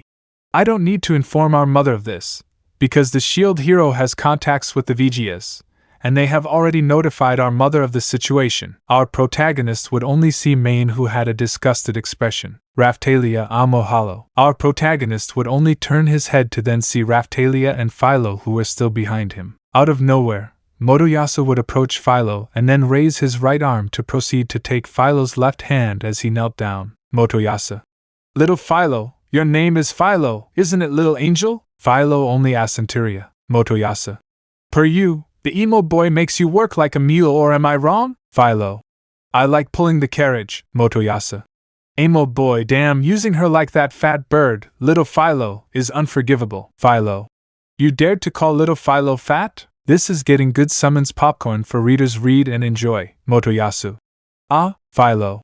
I remember you making fun of Philo last time too. Motoyasu. As you say, when I did that, suddenly, Philo would transform into her Philolio form. Philo. You don't know how much I hate you. Motoyasu. You are the fat bird? Out of nowhere, Philo would kick him in the privates. This is cinema. To which Motoyasu would be thrown and fall into a wall. Main. Mr. Motoyasu. Bring a doctor now. Diria Main then began to head towards Motoyasu's childless body. Malty. Sigh. Philo. Philo won again, I'd say victoriously. Our protagonist would simply raise his left arm to proceed to adorably stroke the latter's head. Malty, saint of the bird goddess, our protagonist and Raphtalia would turn their heads to see Malty. Malty. No, more like shield hero. I'd like to talk to you, please. Later, it would look like our protagonist, Raphtalia and Philo would be in the blacksmith's forge. Blacksmith. Kid, can you explain to me what's going on? Our protagonist would only raise his right arm, and then raise his index finger to his lips as a signal for him to be quiet. Blacksmithing. Hey, my business is not a place for small talk, Raphtalia. We're so sorry, but there wasn't a better place nearby. Blacksmith. Sigh, fine, but make it quick. Malty. I will introduce myself again. I am the first heir to the throne and royal crown of Melromark, the second princess. My full name is Malty Melromark. Blacksmith. What? Philo. What is heiress? Raphtalia. That means she could be the next queen. But are you ahead of your older sister in the line of royal succession? Malty. Yes, maybe it's because my sister is the way she is, and she's caused a lot of problems for the family. Our protagonist would just remain silent. Malty. I didn't know. I was completely unaware that you were the shield hero, although perhaps that was the most convenient thing. Philo. But why? Malty. I don't know. I just asked that I can accompany them. Our protagonist would only see Malty with his empty and penetrating gaze and then acknowledge. Past. In a darkness, in a place, several shells of different shapes were on the floor, except for one with a small blue cape and a black body, black as the void itself, only understood by the abyss. The shell would begin to extend its two dark extremities to the other shells, and then proceed to rise. The terrain was somewhat strange. Darkness was present almost everywhere. Darkness, as well as a thick fog, dominated the entire place. The shell would only begin to move little by little while looking for an exit, remembering that it had fallen from a great height, but saw how the platforms of the place were collapsed. The shell would only start walking while continuing to see the whole place. A deep silence dominated the place. The shell just kept taking the little walk while he watched how there was a large black sea in front of him, something that he would only ignore to start accumulating strength in his lower extremities and then jump into the large black sea, to which he would start to swim, while he saw how more shells appeared on the ground. After swimming, it would look like it had reached the limits of the sea. Upon arriving, it would begin to raise its two limbs and then use them as support to get out of the dark-colored sea. He would continue his walk while listening to some murmurs. Empty, emotionless, without thoughts, no mouth to scream, without a life that can endure. The shell would just keep walking while ignoring the murmurs of the different shells with a blank, monotonous expression. All the darkness was expanding more and more. Emperor of the Abyss, the only one who understands its essence. Something greater than a bug, something greater than a god. The shell would just keep walking while continuing to observe the desolate place. Its walk continued for an hour, as the shell stared at different shells while listening to whispers. At the end of the path, the shell would come across a statue, to which it would hear another whisper, but louder. Lord of the Shadows. Instantly, the shell would fall to the floor while a black liquid could be seen coming out of its sockets, as if they were tears. There is no price so high as your own freedom. Saying those words, the shell would fall unconscious on the floor. In the dream of the shell would begin to rise in a complicated way because it felt too heavy. When he lifted his head, he would see something he had wondered what it was like, a mother's embrace. The shell would see his mother, who never treated him like a son, and he just wondered what a mother's hug felt like. To which out of nowhere, the memory would be altered to one where it was seen as another shell of the same appearance was lying on his mother's lap while they were in front of a large lake. His mother was singing a small song that seemed to be sung by an angel, to which the whole place would begin to be illuminated by small particles and then become completely illuminated. Outside the dream of the shell would begin to raise its two black limbs, as they made direct contact with the floor, stand up completely and look at the statue again. But, unlike the previous time, no murmur was heard. The shell would only begin to return to where it was, and then move to the left this time. Upon entering, I would see several symbols that looked like those of shamans. God of darkness and void. The shell would begin to compulsion again while liquids would flow out of its sockets again, and it would become unconscious again. In the dream of the shell would see that it was in front of a lake, and would look to its right and see its mentor and father. Pale King. Eliminate your emotions. Eliminate your thoughts. Eliminate your will. Eliminate your voice and eliminate your dreams. The shell would only notice with a blank and penetrating look, to which he would feel something on his head, his father's hand. Pale King.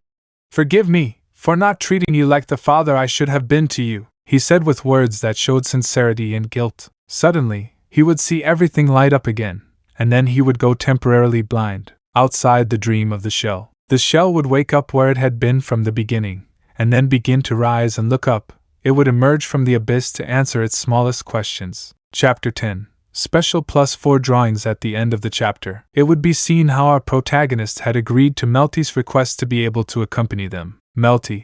Really? Thank you so much! Our protagonist would only ignore Malty's thanks and then turn his head since he had felt a presence. The door would start to open and then a knight of the king would be seen. Miss Malty, the king requests to see you, come with me. Our protagonist would only maintain his empty and dead gaze and then turn towards the knight, then raise his right arm and then indicate that Raphtalia, Philo and Malty should follow him, something that they captured. I'm sorry, but the king only called Princess Malty. Our protagonist only accentuated and then left the forge while Raphtalia, Philo and Malty followed him. Malty. I'm sorry, but I'll have to separate for a while. Our protagonist would only emphasize that he also had pending matters at the church. Malty.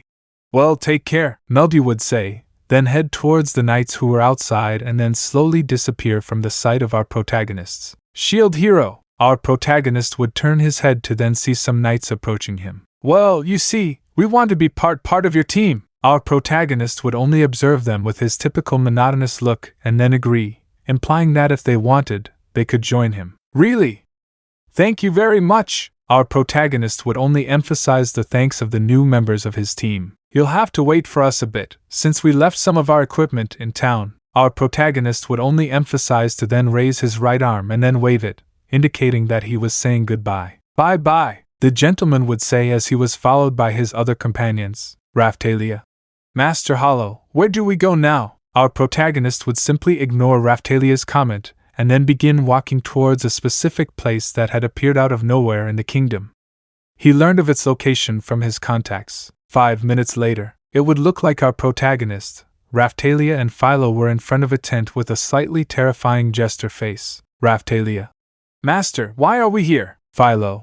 Yes, it's very scary. Our protagonist would simply ignore the complaints of his companions, and then start walking towards the entrance of the tent. Darkness was present, along with a dark scarlet-red color, although an accordion was being played. Raphtalia. Master, I'm scared. Philo. Philo is probably very scared. Our protagonist would simply ignore them until he encountered a creature that was approximately 2 meters tall, wearing a red shirt with worn sleeves, revealing his muscular arms. Brum. Talk to the boss. Raphtalia. Okay, thank you very much, Raphtalia would say nervously, while our protagonist only left Philo and Raphtalia behind. Raphtalia and Philo. Wait, Hollow/Night Master. Our protagonist would just keep walking while Raphtalia and Philo increased their speed to be able to be by his side. Raphtalia. Master, don't be mean. Philo. Yes, and this place really scares me. Our protagonist would simply ignore Raphtalia and Philo's annoyances and then, after 5 minutes, remain still while observing with his empty and penetrating gaze a place where there was no one. Raphtalia. Master, I think there's nothing here. Before Raphtalia could continue with her comment, a scarlet smoke would appear out of nowhere along with several lights of the same color, while several drums were heard at the same time along with circus music while the smoke disappeared and in turn, a figure with a black suit that looked like a count appeared. Grim. I didn't expect to meet you again, my friend, and you brought guests. Nice to meet you. I am Grim, the master of this company. Raphtalia. Master? Grim. In short, the boss. Philo. WHWH, who are they, and HH, how did they get here? Grim. We can only answer your second question, miss. We came here because your master lit the scarlet flame and your summons were heard. And I see that you chose the best setting of the thousands my ancestors have encountered. This realm infested with mindless apes and hideous monsters, a perfect place for our ritual to take place. Raphtalia. Master, why are you doing this ritual? Our protagonist would just ignore Raphtalia's comment. Grim. Don't worry, madam, this ritual won't do anything to your kingdom. Our protagonist would just look at Grim with his empty and penetrating gaze, knowing that Grim only lied to Raphtalia and Philo to complete the ritual. Philo, I see, Grim. But don't think you're done. Your mission as torchbearer with the Scarlet Fire continues. I've already given you the boy. Find my people, take his flame and return it. Together, we will accomplish wonders. Don't worry. I won't leave you alone.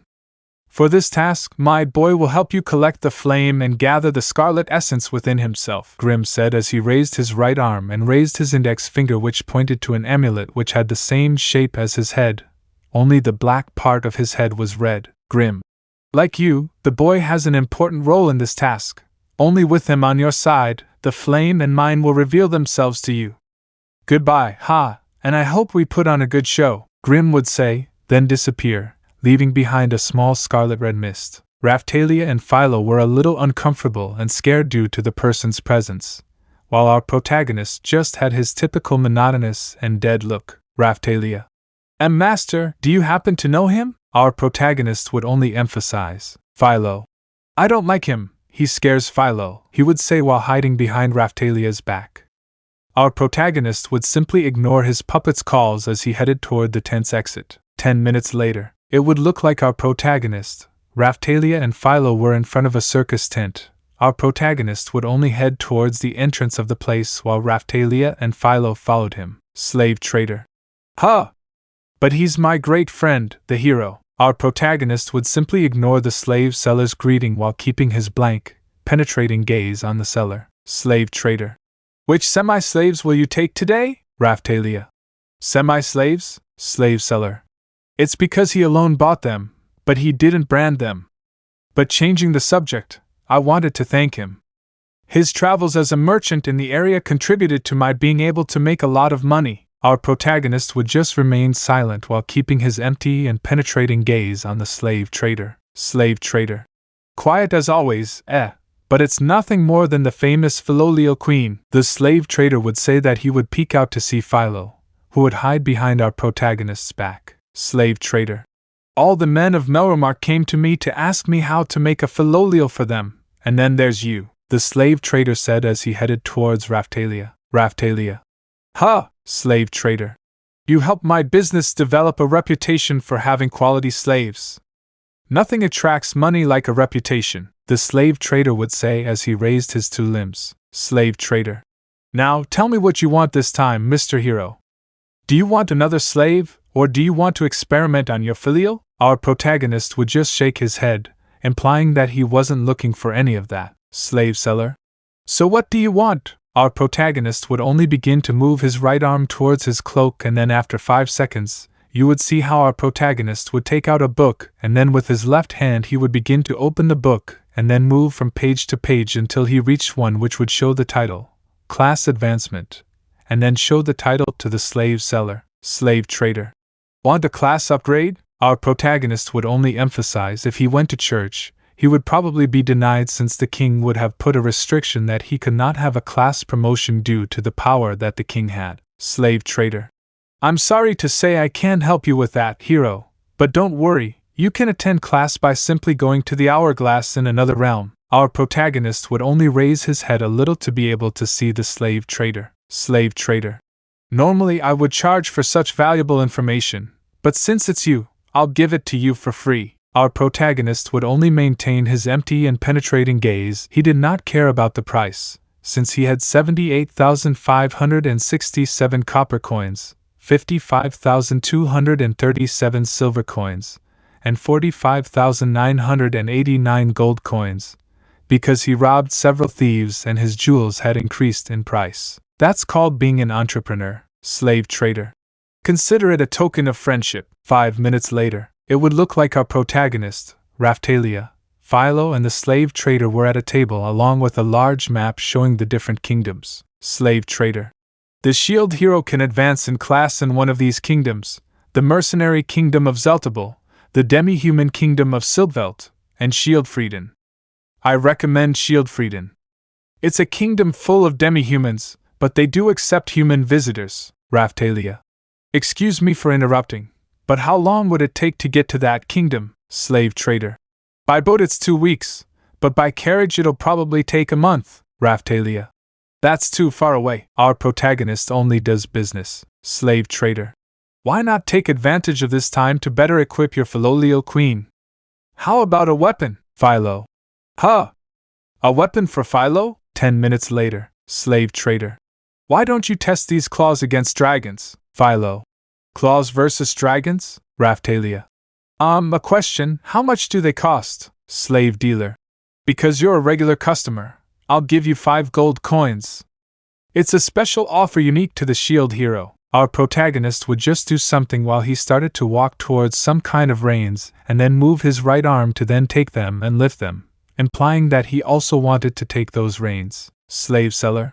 I'll get you those reins for 23 copper coins, the slave trader would say, while our protagonist would only do so while moving his left arm and then directing it towards his cape, and after 5 seconds, he would begin to show his closed left hand and then open it, and show 5 gold coins and 23 copper coins. Slave seller. Deal, there you go. You've become just the name I was hoping for. Our protagonist would only observe the slave trader with his typical monotonous and dead look while he remained still. Philo. They feel a little strange, Raphtalia. You'll need time to get used to it. By the way, sir, do you have anything to test these claws on? Slave trader. All these monsters are my merchandise, so no, now that I think about it, I have the perfect merchandise for you 3. Later, it would look like our protagonist, Raphtalia and Philo, were in a kind of drain. Our protagonist held a lame Lula lantern in his right arm while Raphtalia used her left hand, which illuminated like a flashlight. Philo smells bad, Raphtalia. This smell is unbearable. Our protagonist would just remain silent while maintaining his empty and penetrating gaze. Raphtalia. I wonder why there are monsters in the city drains. Our protagonist would just stay silent, although this reminded him of the real canals. Out of nowhere, you would see something in the water start to move, and then you would see that it was a dragon. Philo. Are we going to fight that thing? Our protagonist would only notice while a conceptual map appeared in his field of vision, and then choose one option from the thousands. Dream shield. A shield with the ability to return an attack, although the shield is unusable for 4 seconds. Our protagonist would only see the dragon, which would rush towards our protagonist and then turn around and hit our protagonist's shield. But when doing so, it would look like a tail similar to the dragon's, only shining yellow colors would appear and hit the dragon's stomach, which would give a cry of pain. Our protagonist would only raise his left arm and then take the handle of his stinger and then cut the dragon's tail, to which quickly the dragon would rush towards Raphtalia. To which Philo would quickly begin to accumulate strength in her legs and then shoot out at great speed while moving her leg at great speed, thus causing the dragon to receive the kick, while Raphtalia would quickly run towards the dragon and then raise both limbs and proceed to pierce the dragon's head. Philo would quickly kick the dragon's head, thus tearing it off. Raphtalia. This sword turned out to be a marvel, Philo. And these claws are great. While they were talking, you could see how our protagonist's whole body was wet, something that didn't matter to him. He just kept his empty and penetrating gaze. At night, it would look like our protagonist would be with Raphtalia in a hotel room. Raphtalia. Master, when the waves end, will you leave this world? Our protagonist only emphasized that he knew about Raphtalia's feelings, although he didn't feel anything for her or anyone else. Raphtalia. And I couldn't go with him, right? Our protagonist would only emphasize while maintaining his empty, blank, and penetrating gaze. He was only going to stop manipulating Raphtalia, Philo, and Malty when he left this world. That's why he wants them to move up a class, since he doesn't care what they do with their lives. After all, he was going to be sealed for millennia and millennia. Philo. Hey, sister, it's too late to be flirting with the master, you cheater. Raphtalia. I wasn't flirting with him, Raphtalia would say while keeping a small blush on her cheeks. Philo. Philo saw you, and you were going to kiss him. Raphtalia. Of course not, Philo. Of course, Philo saw everything. Our protagonist would just look at them with his typical empty and penetrating gaze and then have a flashback of his brother, the original Hollow Knight, and Hornet, who was arguing with him. Later, it would look like our protagonist was making some kind of amulets. Several days later, it would look like our protagonist, Raphtalia and Philo were in a place along with the other 3 weapons heroes. Raphtalia. Those over there are dash. Our protagonist would only emphasize while maintaining his empty and penetrating gaze. Itsuki. Listen, I saved a kingdom from an evil king, but when I went to collect my reward for that assignment, someone else had already collected it, Itsuki would say as he looked at the sword hero, Rin. Something similar happened to me. Someone snatched the rewards from my assignments, Itsuki. Apparently, someone is impersonating us. Our protagonist would stop sharpening his sense of hearing as he focused on Raphtalia and Philo, Itsuki. Hey, you, confess, did you steal our identities so you could steal our rewards? Our protagonist would just shake his head. Rin. Don't lie to us, Rin would say as he moved his left arm and then grabbed the neck of our protagonist's cape, who would only ignore the action of the sword hero while continuing to deny everything. Rin. It seems like you're telling the truth, and besides, there's no point in lying, Itsuki. You believe him, dash. Before they could continue talking, our protagonist would begin to be wrapped in a viscous black liquid while his eye sockets had a white color, while he held Raphtalia and Philo's hands in order to leave the place. Upon leaving, our protagonist, upon turning his head, would realize that the knights were there. Finally! We found him, shield hero, somewhere else. It would look like the figure with a red dress would encounter a purple portal, he would say in his thoughts as he entered the purple portal. Chapter 11. It would look like our protagonist, Raphtalia, Philo and the other members of his group were in front of the blacksmith's forge. Blacksmith. The wave is almost here. In addition to the potions and some swords I have left over, they will serve as a reserve, Raphtalia. Thank you very much, boss, Herrero. Still, I'm surprised you managed to get so much medicine, kid, Raphtalia. Well, there's no telling what might happen, blacksmith. Haha, just as cautious as ever. Our protagonist simply ignored the blacksmith's words as he began to raise his right arm, which had a sort of golden bracelet on it. Quickly, our protagonist raised his left arm to grab Raphtalia's right forearm and then placed the bracelet on it. Raphtalia. I love hollow? I appreciate it, our protagonist would only emphasize while maintaining his empty and penetrating gaze. Philo. HMP, you only have gifts for my sister? Our protagonist would just shake his head as he moved his right arm towards his cape, and after 4 seconds, he would take out a hair ornament and then put it on a lock of his hair. Raphtalia.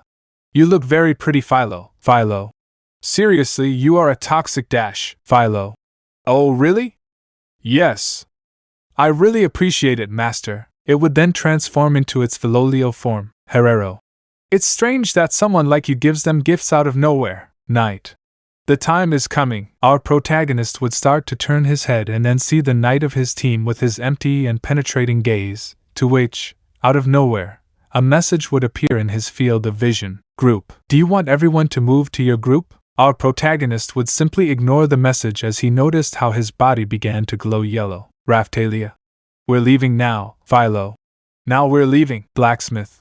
Yes, I'll wait for you all in my shop, so come back alive. Our protagonist would only agree to the blacksmith's request while they were being transported towards the wave. Later, it would look like our protagonist was cutting the body of some kind of giant lizard with his pure stinger, while Raphtalia and Philo helped him. How strong! It's Lizard Man who shut up right away. Out of nowhere, our protagonist would see how a kind of old woman was doing karate movements with which she managed to neutralize the lizardmen. Thank you so much for helping me heal, shield hero. Our protagonist would only emphasize while maintaining his empty and penetrating gaze. Raphtalia. Do you know her? Our protagonist only did it. He remembered it. After all, he had a perfect photographic memory. For those who tell me he doesn't have a photographic memory, I'll just tell you that the gentleman could have learned about cartography just by seeing an expert cartographer once, and that by just passing through a place once, he remembers all the roads. I feel much better thanks to what you gave me. He would then lift his right leg and knock out a wolf with a humanoid body. Philo. Great! These monsters are no match for me. I swear on these fists that, in my younger days as an adventurer, they defeated many fearsome enemies. Ha! Our protagonist would just remain silent as he watched the old woman with adventurer training. Shield hero! We've finished evacuating all the inhabitants. Our protagonist would only agree with what his ally said and then look up and see one of the purple portals in the sky. Come on, bearer, we'll take care of protecting the others. Our protagonist would only turn his head and then nod, as a sign that he would do it. 5 minutes later, it would be seen how Philo was carrying our protagonist and Raphtalia on her back while heading towards the combat area. Raphtalia. I love Hollow. Our protagonist would only raise his head to proceed to look at a flying ship that had several tentacles, to which out of nowhere, the ship would begin to be attacked. Upon arrival, they would see how Itsuki's entire team was attacking the ship to get it to go down. Quickly, you would see how Philo would begin to accumulate strength in his legs and then fly off towards the ship. Upon arrival, it would be seen how Motoyasu and Ren along with their teams were quite injured, while a beautiful white-haired girl with skin of the same color was seen, 2 horns sticking out of her hair. Her eyes were yellow along with orange. She wore what appeared to be a dress along with black armor. In her right arm she had a kind of sewing needle connected to a thread that looked like a soul set. Our protagonist would instantly know who she was, so he would travel from Philo to quickly unsheath his stinger and then protect Motoyasu and Ren, who were about to be pierced by the girl's needle. The girl would quickly begin to retreat from the impact and then raise her head and see a beautiful female face with a body that would caress a man's heart. Hornet, that was the name of the mysterious beautiful girl who was the younger half-sister of our protagonist. Hornet did not respond to the defense that our protagonist made and would only begin to accommodate himself in a combat position that denoted great experience in combat. Motoyasu. Chiimo boy, you're going to lose, let me finish this, Motoyasu would say as he raised his combat spear. Rin. You're an idiot, he's the strongest of the 4 of us, we'd only be a hindrance to him, Rin said as he raised his sword to stop Motoyasu. Raphtalia. I love Hollow, Philo. Master. Why did he suddenly rush in? Our protagonist would only ignore what Philo said and then raise his stinger and quickly direct it towards Hornet's waist, who would quickly move her needle in order to stop the impact of our protagonist's stinger, to which he would quickly raise his left leg and then direct it towards Hornet's face, to which he would receive the full impact, but would quickly begin to recover, and then proceed to raise his needle to pierce our protagonist, who would quickly raise his shield, thus managing to stop his sister's needle. But suddenly, our protagonist would see how his sister began to be surrounded by soul thread, and then these threads would attack our protagonist, who would quickly accumulate strength in his feet, and then release it, and thus jump back to dodge Hornet's attack. Raphtalia. Master, our protagonist would just shake his head. If they fought, they would only be a hindrance to him. Quickly, our protagonist would move his stinger to be able to return the needle that was thrown by his sister, to which Hornet would quickly take her needle again and quickly begin to accumulate strength in her feet to then shoot out towards our protagonist, who would quickly raise his left arm, which had the shield, to be able to block Hornet's attack. Quickly, our protagonist would begin to wrap himself in a viscous black liquid that only left 2 white sockets visible, to which out of nowhere, a creature of the same color as the viscous liquid would begin to head towards Hornet, who would quickly begin to create a spider web with her soul and then throw that web towards a part of the ship and then swing on the spider web and then begin to move her right arm towards her dress, to then be seen how she took out a flail that, instead of having connected chains, had a white thread. Our protagonist would notice his sister's weapon, to which he would quickly begin to accumulate strength in his feet and then shoot out towards Hornet while raising his stinger and trying to attack his sister, to which she would quickly throw her flail towards our protagonist, who would block it with his shield. But the impact and the force of his sister would cause our protagonist to be thrown towards the floor of the ship, thus generating a small hole which led to the bottom of the ship. Raphtalia. I love Hollow, Philo. How dare you hurt Master Knight? Hornet would just watch the scene and then move his left arm towards his cape and then take out another flail and then throw both towards the ship and then head towards the bottom of the ship. Our protagonist would begin to recover without difficulty, and then raise his head and see Hornet with her typical empty and penetrating gaze, but out of nowhere, he saw something in his field of vision. H0RN3T, level 4798, HP 67807/98, 340, ATK 1,237,985, def, EXP 1,894,678,658. Our protagonist quickly built up strength in his legs and then jumped back, dodging the impact his sister generated. He knew Hornet didn't have that much power. Radiance must have increased her power. Our protagonist would quickly begin to be enveloped in a viscous black liquid while his eyes were now white, to which out of nowhere, it would be seen as a creature of the same color as the viscous liquid would come out and would go to Hornet, who could not react, thus causing her to receive the impact of the creature which would take her out of the ship. Our protagonist would begin to concentrate while seeing white particles coming out around him. These particles would begin to head towards the scratches on our protagonist and then disappear, thus curing our protagonist. Raphtalia. Hollow Master, are you okay? Raphtalia would say as she came down from the top.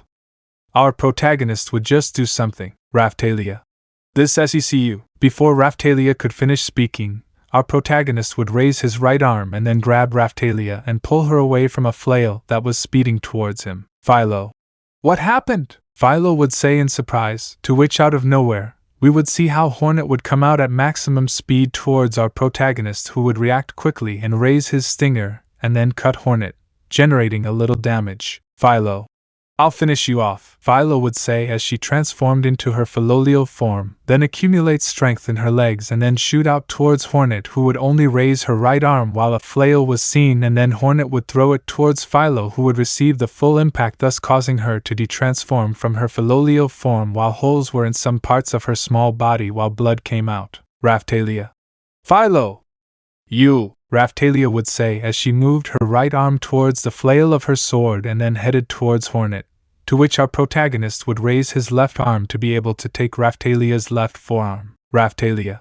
But before Raphtalia could continue with her comment, our protagonist would accumulate his strength in his feet and then see how purple crystals were seen on the ground, while our protagonist would begin to shine purple and then shoot out at great speed while taking Hornet's face with his left hand and directing it towards a mountain while creating a large crater in it. Minus 57,899. 9,908. Hornet's face looked like it had several ashes on it.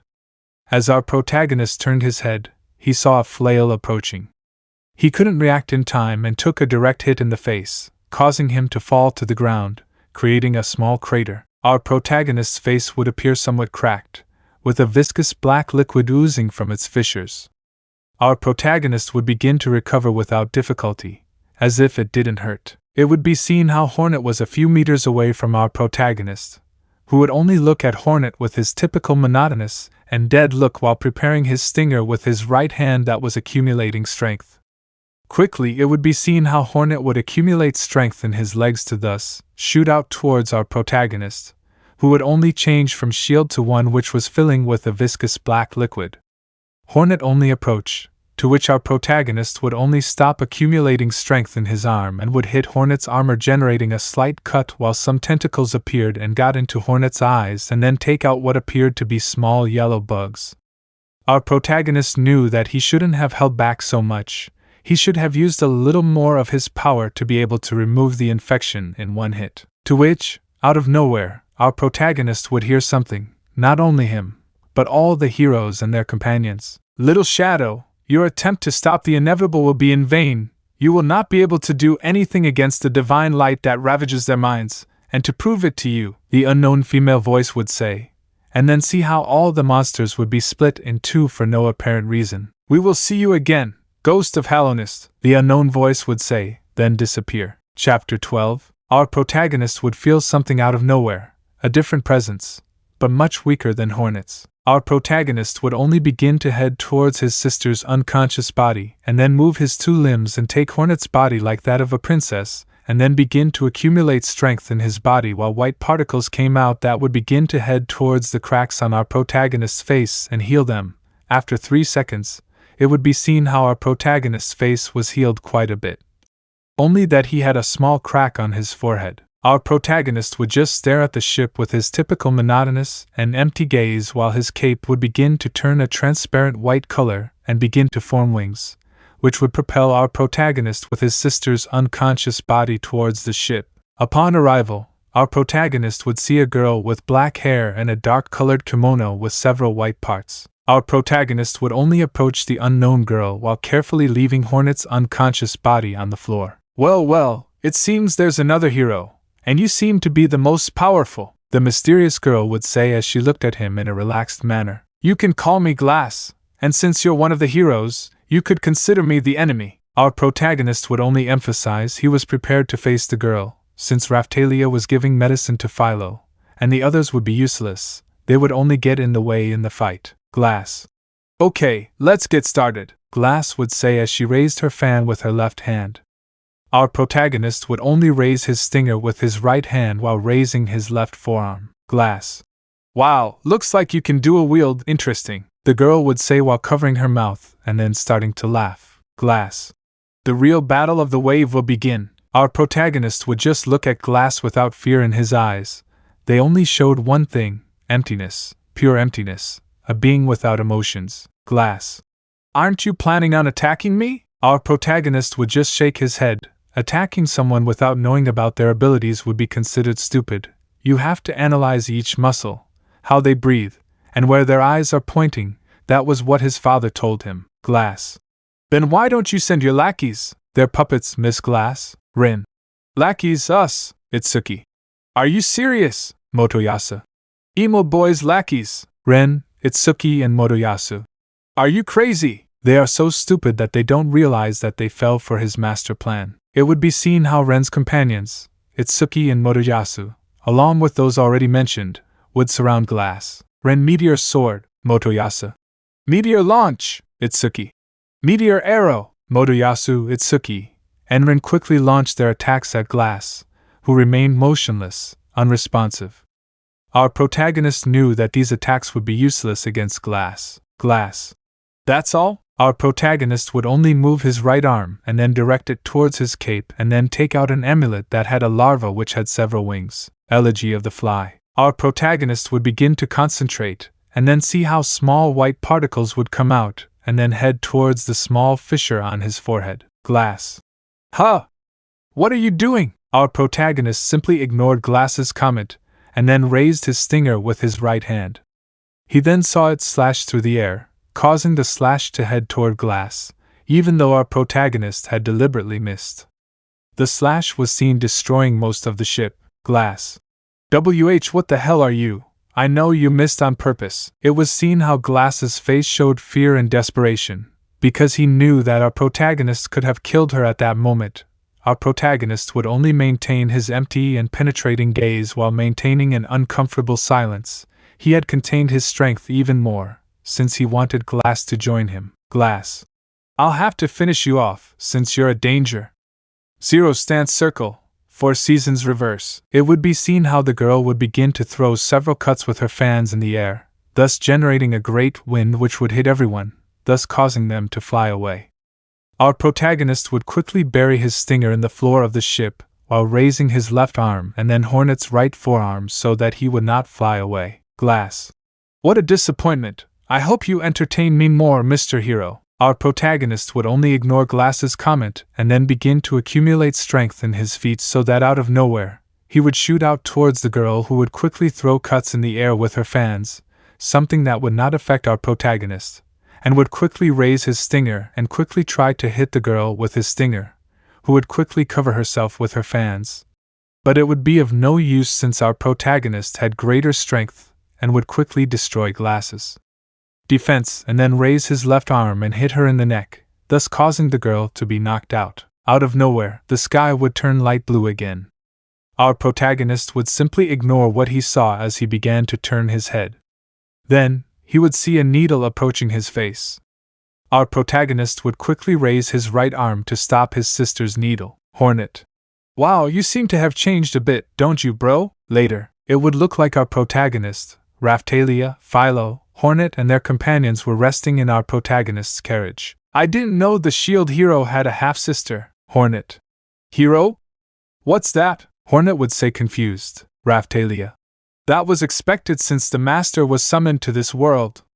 The 4 heroes of the legendary weapons are undefeated heroes to stop the waves of calamity and save the kingdom of Melromark. The Hollow Master is the hero of the shield. Hornet. Hollow? Raphtalia. That's the nickname I give to the master, but I'm sure you know his name. Could you tell us? Raphtalia would say, gaining everyone's interest, while Glass was still unconscious, and Philo was sleeping due to exhaustion. Hornet. I'm sorry, but he doesn't have a name. Our father didn't give him a name you could call him. Raphtalia. I see, but what do you call it? Hornet. I call him Ghost. Raphtalia. Why? Hornet. I don't want to say it. Raphtalia.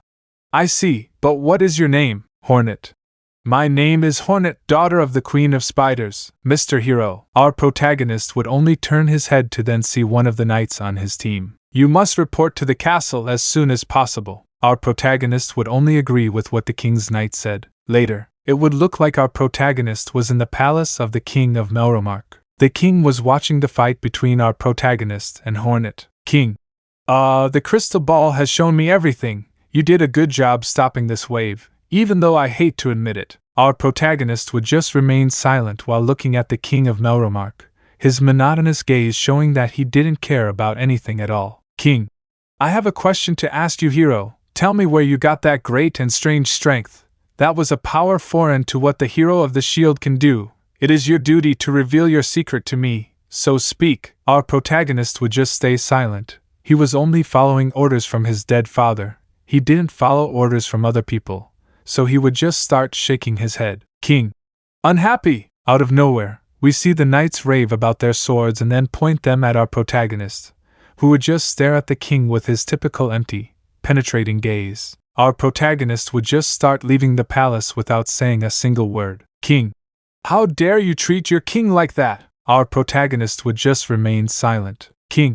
In that case, it will be your two slaves who will pay for your incredible insolence. Our protagonist would only turn his head to then see the king with a look that demonstrated something: emptiness, eyes that saw death, eyes that not even the devil himself would dare to see, eyes of the darkest darkness of all. Our protagonist didn't care if the king attacked or blamed his puppets. He just unleashed some of his murderous aura so the king would stop bothering him. Our protagonist would begin to leave the palace while maintaining his murderous but at the same time, dead and empty gaze, and then change his gaze to the one he normally showed. You're doing a splendid job, I dare say. Congratulations. All the efforts you've put in are now impossible to ignore. Everyone knows what you've achieved, although there are forces that don't appreciate what you do. Our protagonist would only remain silent, and then see how the mysterious girl raised her left arm, and then saw a kind of necklace that seemed to be made of iron with some spikes and a red gem, presumably a ruby in the center of the jewel. Publicly friendly. Conspiracies behind their backs. Our protagonist would understand the abstract message that the girl was giving him. I consider his conduct to be the most appropriate in each case. Our protagonist would only accentuate and then leave the palace. Later, it would look like in a kind of meadow. Our protagonist, Hornet, Raphtalia, Philo, Glass, who was still unconscious. Hornet. Looks like you still had trouble with the royalty, didn't you? Our protagonist would only agree with what his sister said. Raphtalia. Well, the king made up several rumors, but I'm still surprised that the Hollow Master hasn't changed his expression. Philo. Yes, Miss Hornet, what is your world like? Our protagonist and Hornet would only remain silent because of Philo's sudden question. Hornet. I'm not going to talk about it. Our protagonist would only emphasize, implying that he was not going to tell them anything either. As if you could talk. Malty. There they are. Our protagonist, Hornet, Raphtalia, and Philo saw a carriage with several knights around it approaching our team. Our protagonist recognized Main's voice instantly. Philo. It's Mel. Hello, Mel. Our protagonist would only begin to get up from the grass and then see how Malty got off the carriage and came towards our protagonist, who would only remain watching the knights. Something didn't fit. Malty. Shield hero, return to the capital and meet my father King Alt-Cray, Malty would say while putting on a tone as if our protagonist was forced to do what she says. Hornet. Who is she? Raphtalia. The king's second daughter and future heir to the throne, Hornet would only emphasize while slowly moving her arm. She and our protagonist did not have a good feeling about the knights. Our protagonist would simply deny Malty's request. Talking to the king would be like trying to convince a chimpanzee. Malty. You should apologize for your boldness and you will reconcile. Our protagonist would shake his head again. The queen's plan had several flaws, and the king would never accept it. Malty.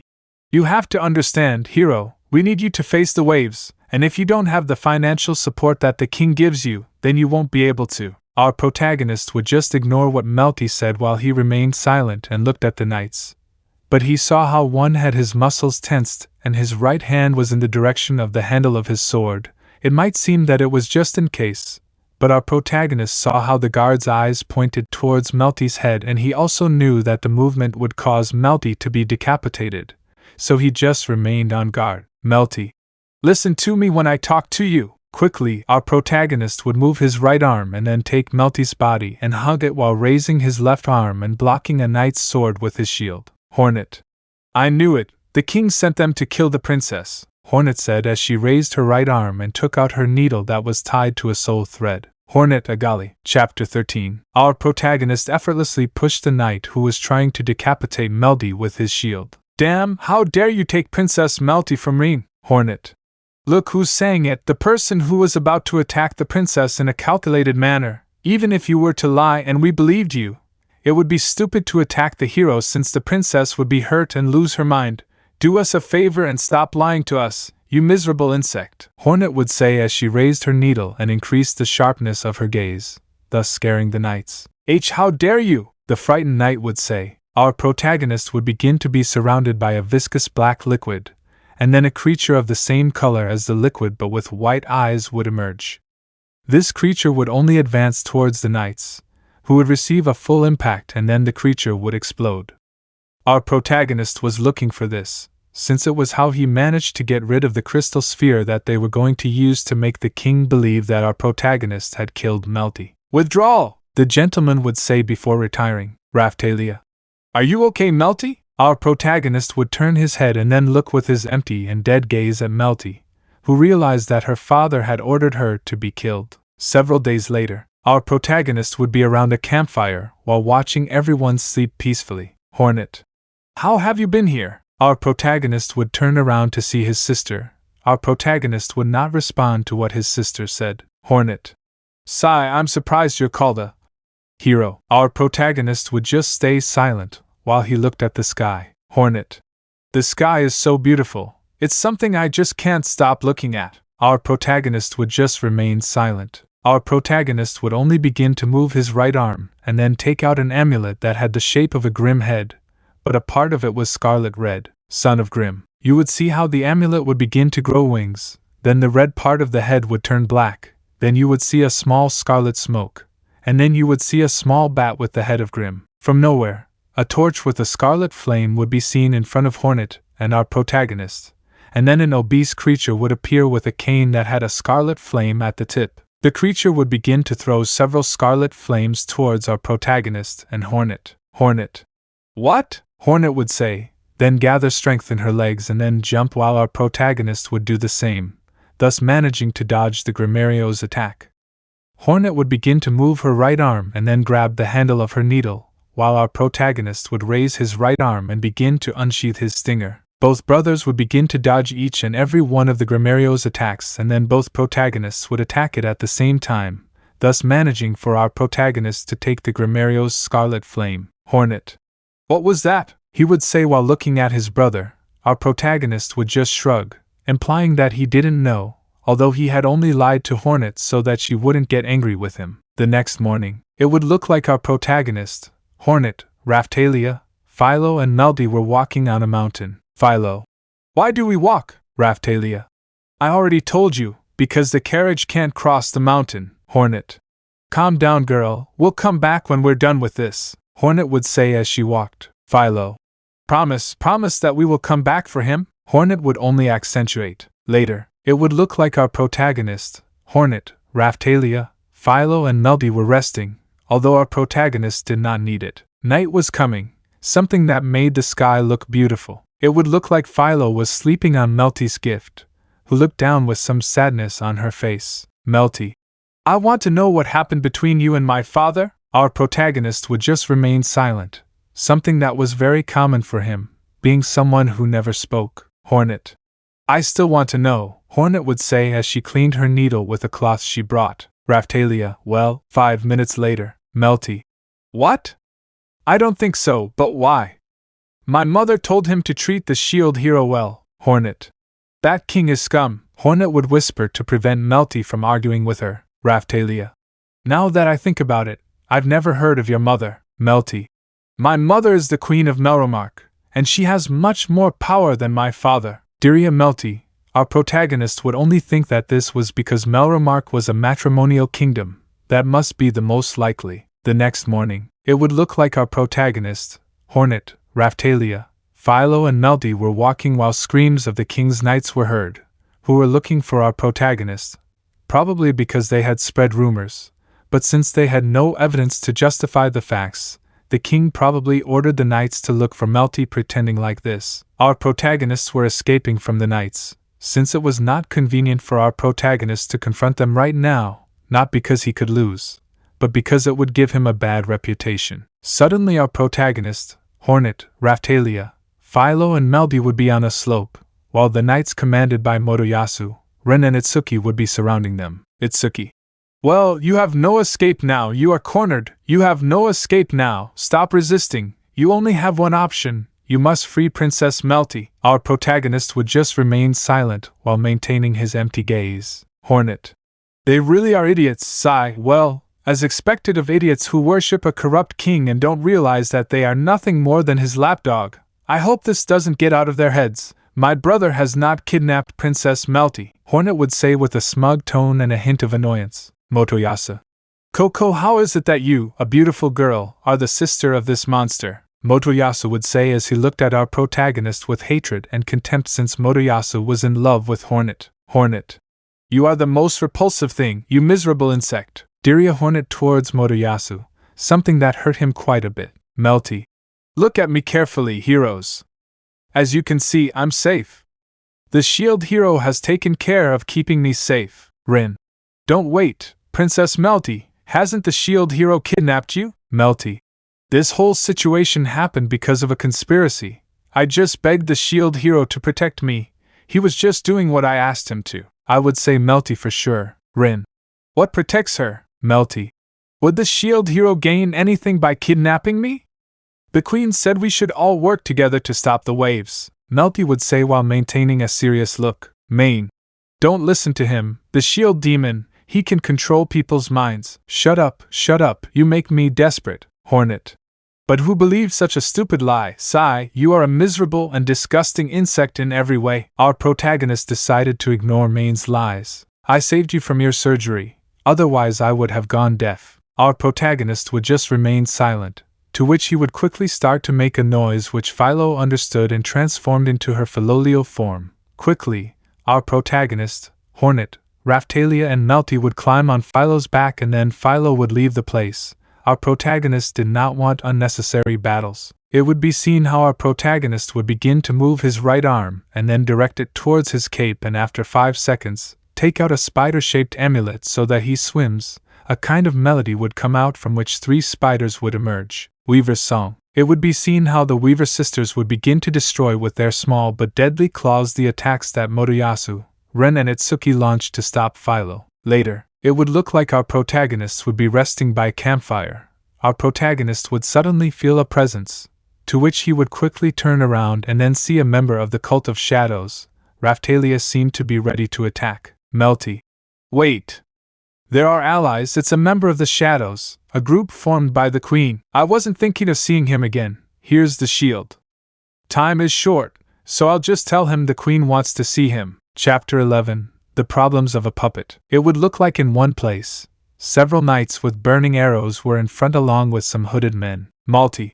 Now, it would be seen how Malty would raise her right hand to imply that they would attack the mountain, something that was understood since the knights and the hooded subjects would begin to throw their arrows and spells to generate a fire, although, in a tree, it would be seen how our protagonist and his sister were hiding. Hornet cursed, she would say to herself while our protagonist only maintained his empty and penetrating gaze while only silence came out of his mouth, although in his right hand he had something that would give Malty away, a crystal sphere. The next morning, it would show our protagonist leaving a town while wearing the hood the blacksmith had given him so no one would recognize him. You might wonder why, but it simply revealed everything Malty did to the mountain. Our protagonist would continue walking to later meet up with Hornet, Raphtalia, Philo, Malty and an unconscious Glass. Philo. Ah, the master has returned, Philo would say and then go to where our protagonist was along with Raphtalia, Malty and Hornet, although the latter was just walking calmly. Raphtalia. How did Hollow Master do? Hornet. Can we go to Siltveld? Hornet's question would be answered with a denial because the border was being covered with knights, and he also wanted to communicate with the Queen of Melromark. Malty. Mr. Hollow, what shall we do? The princess would say, then look at our protagonist with worried eyes. Our protagonist would simply remain silent, and then raise his right arm, and then point in a certain direction. Malty. So we'll go to my mom's? Our protagonist would only emphasize. Later, it would look like our protagonist, Hornet, Raphtalia, Philo, Malty, and an unconscious Glass were hiding behind a tree watching demi-humans farming. Raphtalia. It seems there are quite a few demi-humans in this region. Our protagonist would only accentuate while maintaining his typical empty and penetrating gaze. Malty. Here it is, there it is, clear. Philo. Malty, is something wrong? Malty. A loyal nobleman I know is the master of this region. If we go see him, he's sure to be able to help us. Our protagonist would only notice while still observing the agriculture that the semi-humans were doing. Out of nowhere, our protagonist would be seen secretly raising his right arm, then directing it toward the handle of a sword, then unsheathing it and activating it. A blade that cuts across the fine line between the dream world and the real world. Our protagonist would then secretly direct it toward Raphtalia to see her thoughts, and thus, her memories. Suddenly, our protagonist would turn his head along with Hornet, who had also noticed the presence of the stranger. Well, it seems they noticed my presence even though I hid myself well. Our protagonist would simply remain silent as he watched the boy with his typical empty and penetrating gaze while lowering his guard along with Hornet. This because they did not feel a hint of hostility. Malty. I haven't seen him in a while, right, Reiknot? Reiknot. Miss Malty, it's a pleasure to see you again. You would see how the person known as Reiknot turned his head to then see our protagonist, Hornet, Raphtalia, and Philo. Reiknot. It's a pleasure to meet you.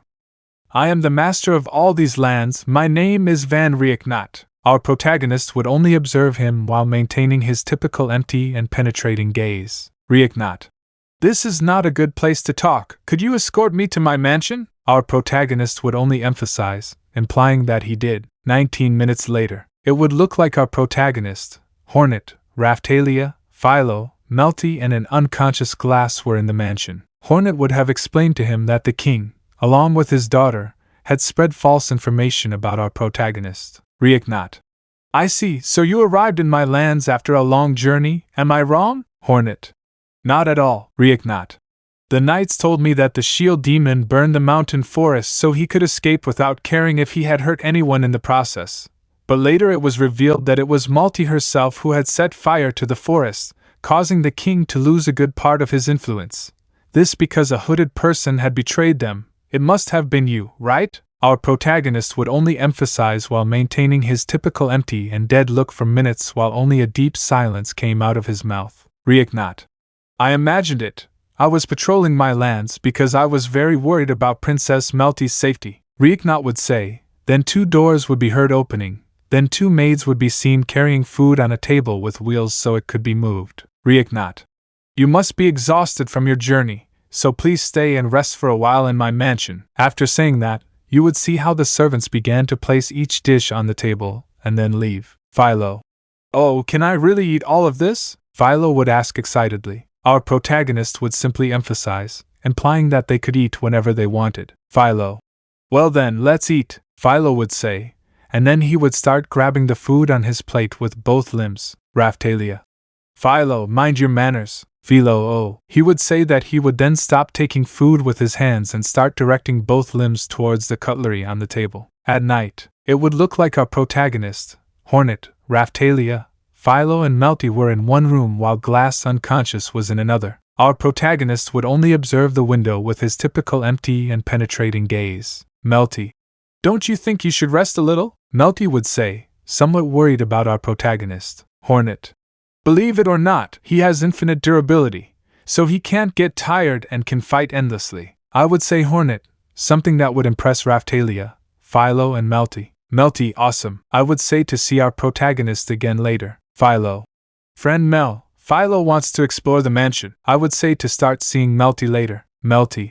Okay, let's go. Malty would say and then start walking with Philo towards the door, then raise her right hand on the doorknob, then turn it, and then start leaving the room. At night, it would be seen as our protagonist was looking out the window, to which out of nowhere, our protagonist would hear a sob, to which he would quickly begin to head towards Raphtalia and then begin to move his right arm towards a handle that he had at his waist and begin to take it out, to which out of nowhere, it would be seen as the sword handle began to generate an intense glow, or rather, an edge that could cut the dream world from the real one. Our protagonist would start directing it towards Raphtalia's head and then see what was happening in her dreams. In the mind of Raphtalia, our protagonist would appear in what appeared to be the slave shop, to which he would suddenly see a girl being taken by a slaver who was carrying her with a chain around her neck, to which our protagonist would suddenly see how the girl would stop in front of a cage, Raphtalia's cage, to which suddenly, our protagonist would begin to see how her body turned into bright yellow particles and then completely turned into essence particles. In the real world, you would see how some particles of essence began to accumulate,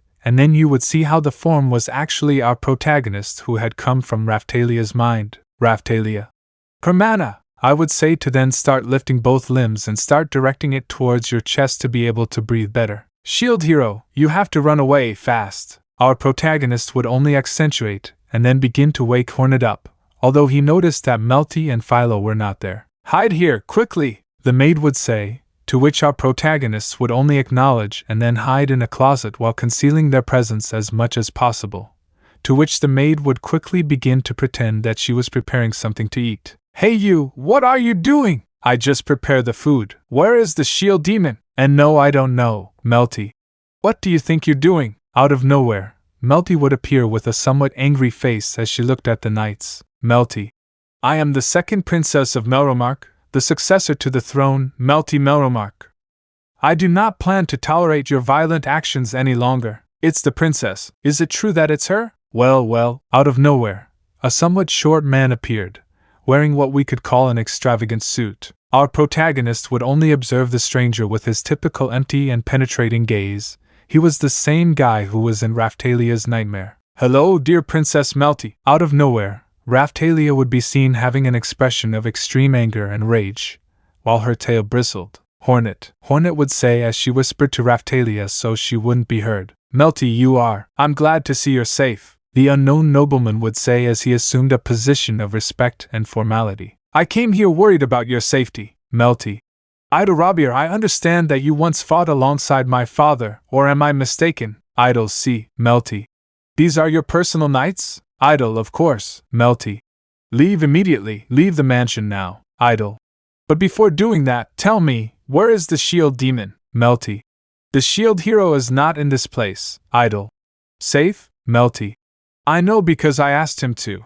I myself told him to flee from this place and leave me here. Our protagonist would just stare with his typical blank, penetrating gaze, while Hornet just kept a serious look and Raphtalia an angry one. Malty. I'm planning to talk directly to my father. I'll only talk to him so I can clear the good name of the shield hero. Then, you will take me as soon as you can to the capital, Idol. Understood, Princess. With your permission we will prepare everything necessary for the trip to my mansion. Take the princess. Would go to see the gentleman leaving the kitchen. Raphtalia could barely contain all her anger, to which our protagonist would only raise his right arm and then start shaking his head, implying that he shouldn't do anything stupid. 5 hours later, it would be seen as our protagonist, Hornet, Raphtalia and the maid were looking for Philo, something that would not be difficult for our protagonist since he would begin to direct his right arm towards his cape and after 5 seconds, take out Philo's favorite sweet, to which suddenly, footsteps would begin to be heard from the attic of the mansion which were made by Philo who had smelled the scent of her favorite sweet. Quickly, our protagonist would run to the attic to then grab them from the body and then start going down to the 2nd floor and throw her to the floor. Philo. Oh. That's really bad, Master. Why did you do that to Philo? Raphtalia. That's what you get for not coming when we called you. And by the way, what were you doing up there? Raphtalia would say in a curious and slightly annoyed way. Philo. Oh? I was playing hide and seek with Mel. He told me that to play I had to hide really well and that I shouldn't show him anything, but I hid so well that he never found me. By the way, where is Mel? Our protagonist would just remain silent while maintaining his empty and penetrating gaze. Hornet, you see. 5 minutes later. Philo. I'll save my friend Mel, she would say and then start running, to which Raphtalia would quickly start following her and then stop her. Raphtalia. Philo's Aspera. Philo. But if we don't hurry, then Mel is going to dash. Hornet. Leaving the princess and going away may be an option, but it's only an option. What are you saying, Ghost? Let's go find her. Our protagonist would only remain silent and then begin to insist, implying that they were going to look for her, although he only did it because it was convenient for him, since being part of the royalty would give him great influence, something that suited him, to which suddenly something would be heard in his head. Pale King. Remember, son, every person you meet, destroy them, abandon them, repair them and manipulate them. That's what you must do. That's what the Hollow Knight must do. At night, it would look like our protagonists were on a rooftop, watching Idol's mansion. Hornet. Answer me one thing, girl. Do you know that Idol? Raphtalia asks. Hornet. You can stay here if you want, I would say while looking at the Idol mansion with a serious look. Raphtalia. I won't, I'm stronger now, and I have this sword, Raphtalia would say, then look straight ahead. Our protagonist would only look at her with his typical blank, dead stare. From now on, Raphtalia would go through the phase of being emotionally destroyed, then abandoned, and finally, repaired like a puppet at his complete mercy. Raphtalia. I want to face my past. Our protagonist would just stay silent. From now on, she will be destroyed not by her past, but by the person who helped him. Out of nowhere, a lot of screams would be heard, while our protagonist, Hornet, Raphtalia and Philo were watching what was happening. The screams came from quite annoyed demi-humans who had shovels, rakes and hoes while trying to break down the gate that separated the town from Idol's mansion. Hornet. This will be perfect. We have to take advantage of the noise they generate to get into the mansion, Hornet would say, and then begin to raise his right arm, and then begin to unsheath his needle, and then begin to accumulate strength in his right arm, and then proceed to throw his needle with a great amount of force with which the needle was embedded in one of the walls of the mansion. Hornet. Let's go, I would say, to then go at a superhuman speed towards the mansion. Our protagonist would begin to charge strength in his legs, and then we would see how some pink-colored crystals appeared on the ground while his body began to glow purple, to which suddenly, we would see how our protagonist would go out at a superhuman speed, thus managing to reach the roof of the mansion, while Philo distracted the guards and Raphtalia reached the entrance of an underground place. Hornet. I'll go where the brat is, you go save Malty. Our protagonist would only accentuate, and then both jump from the roof of the mansion. Our protagonist would quickly begin to climb the walls of the mansion until he reached the window of a room where he saw Malty being cornered by Idol. Our protagonist would begin to raise his right arm, which had a crystal ball recording everything, to which suddenly, we would see how Philo, Hornet, and Raphtalia would appear, destroying the roof of the mansion. Idol. Don't move, if you move one more step, I swear I'll slit your throat, he would say as he pulled out a sword and pointed it at Malty's neck. Something that our protagonist continued to record with his crystal sphere and then begin to be covered in a black liquid while his eyes filled with pure white and then begin to turn into particles that would begin to pass through the wall, and then these same particles would begin to mold our protagonist, who would quickly raise his stinger to cut off the hand with which he held the sword that threatened Malty. Of course, this being recorded with the crystal sphere that was now in his left hand. Idol. The pain he felt was too much, and it would quickly be seen how Philo would engulf him, causing Idol's body to crash into the wall, while a white thread, white as the soul, appeared and then began to entangle the subject. Raphtalia would begin to slowly approach the slaver, and then raise the edge of her sword and direct it towards the guy's neck. Raphtalia. How many demi-humans cried like you did just now? And yet, our protagonist would only observe this situation with his typical empty and dead look. Raphtalia was breaking down little by little, something he wanted, something that was always planned. Chapter 12. Breakup. Idol.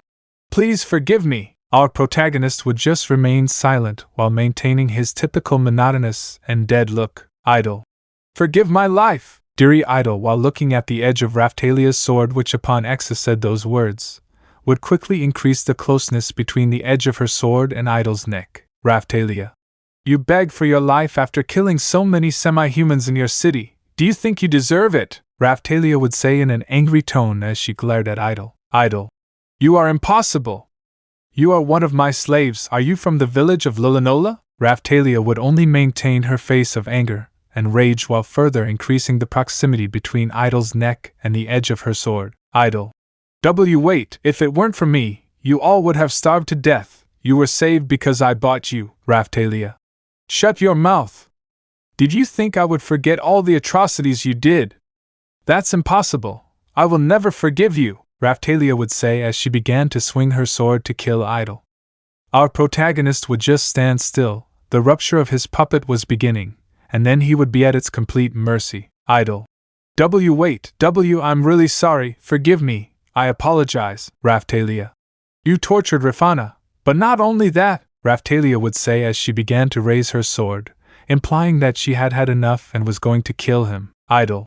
Stop. Please don't do it. Raphtalia would simply ignore him, and then something would be heard, Idol's head popping out of its socket, and his eyes pale.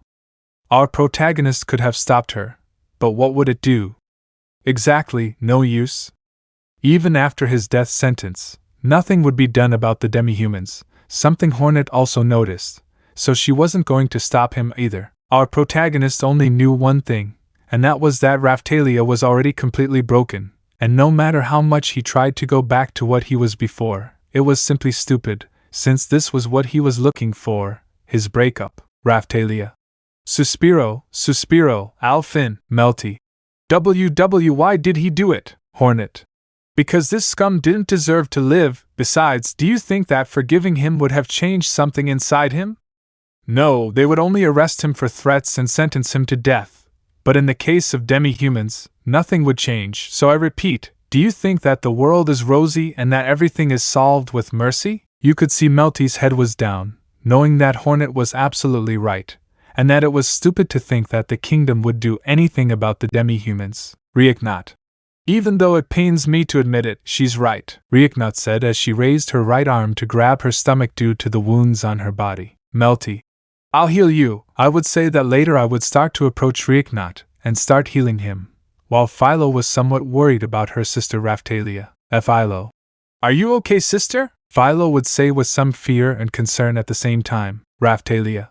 Yes, let's save the other demi-humans, Raphtalia would say as she stood up and began to move her right arm and then began to wipe her tears with her right forearm. Raphtalia, vamos, I would say in a somewhat sad but happy way. Our protagonist would only notice as he headed towards Idol's decapitated body and then begin to direct his right arm towards Idol's head and then throw Idol's body along with his head so that the evidence against him would completely disappear, since the body would only become a club of meat due to the impact. Reiknat.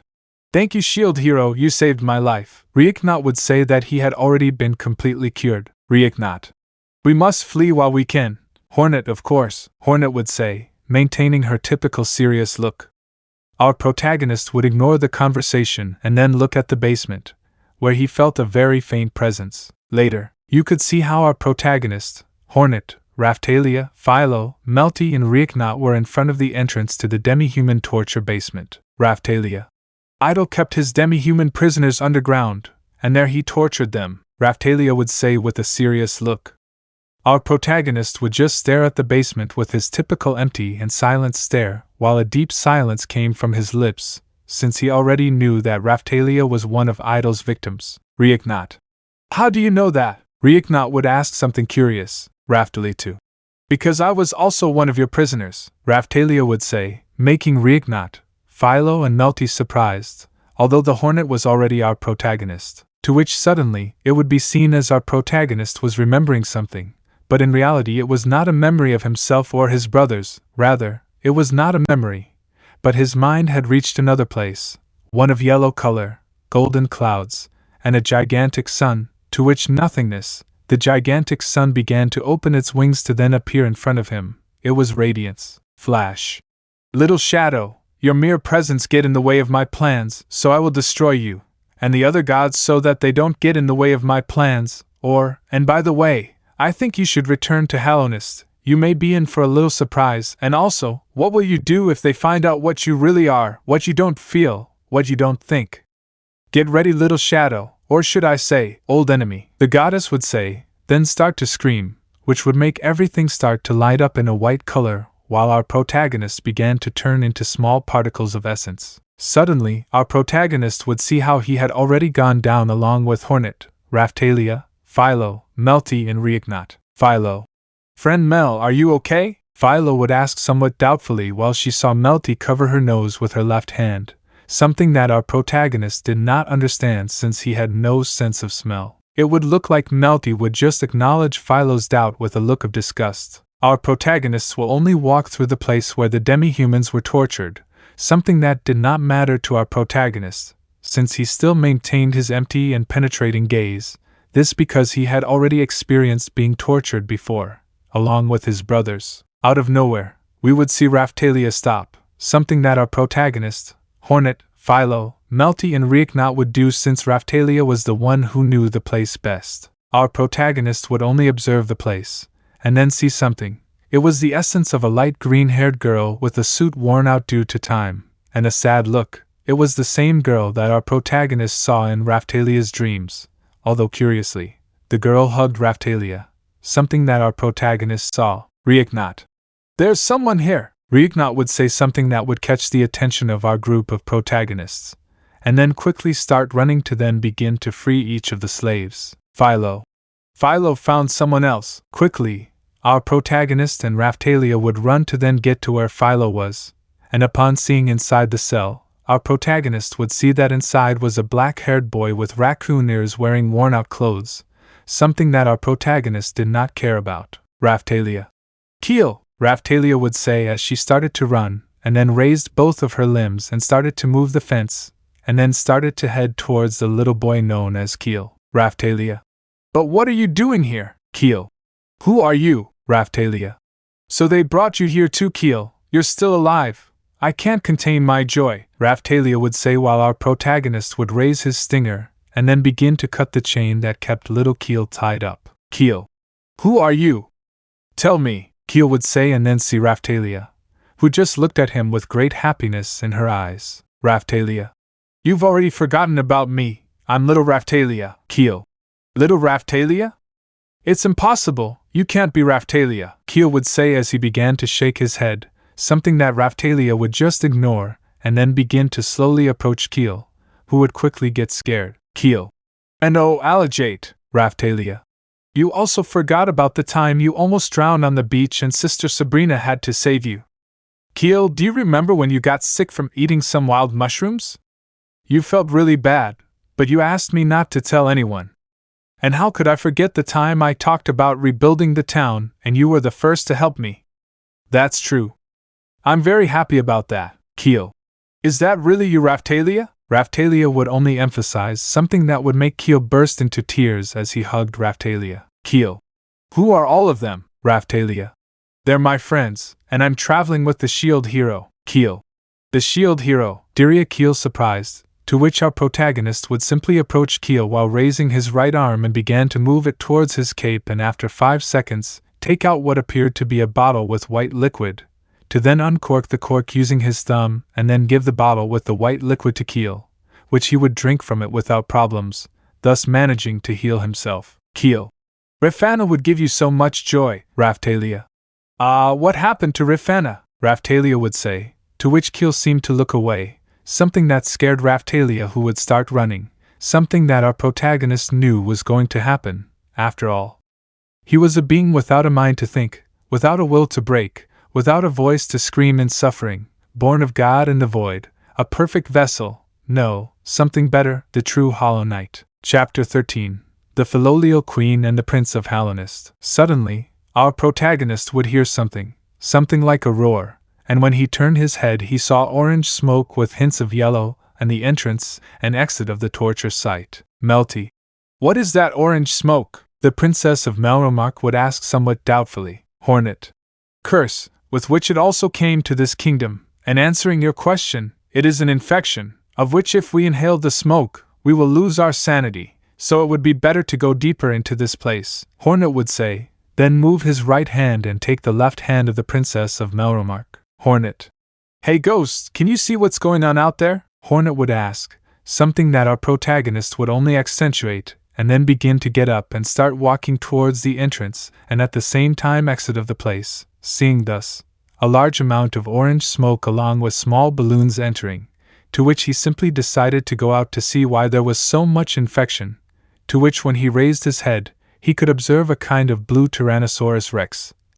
and what appeared to be a deformed body due to the infection that inhabited its body, along with small yellow and orange balloons coming out of it which began to infect the plants in order to spread. Our protagonist would simply raise his right arm and then take the handle of his stinger, and then begin to unsheath it, seeing the edge of his weapon like this, implying that he was challenging the T-Rex, which would only give a scream, implying that his challenge was accepted. P.S. I had to delete and repost the drawing due to a problem that occurred to me, to which, out of nowhere, our protagonist would see that something had appeared out of nowhere in his field of vision. Tyrant Dragon Rex, Nivelle 900, ATK 456.778, HP 1.000.000, Def 569.000, EXP 674.000. Our protagonist would simply observe the T-Rex and then quickly accumulate strength in his legs and then shoot out against the T-Rex, which would quickly open its jaws,